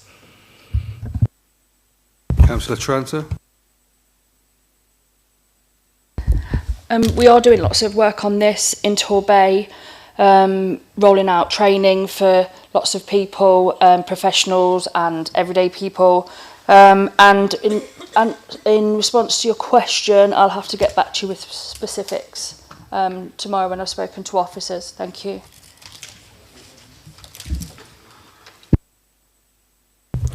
That was the last question. Thank you, members, for attendance today. I now close the meeting.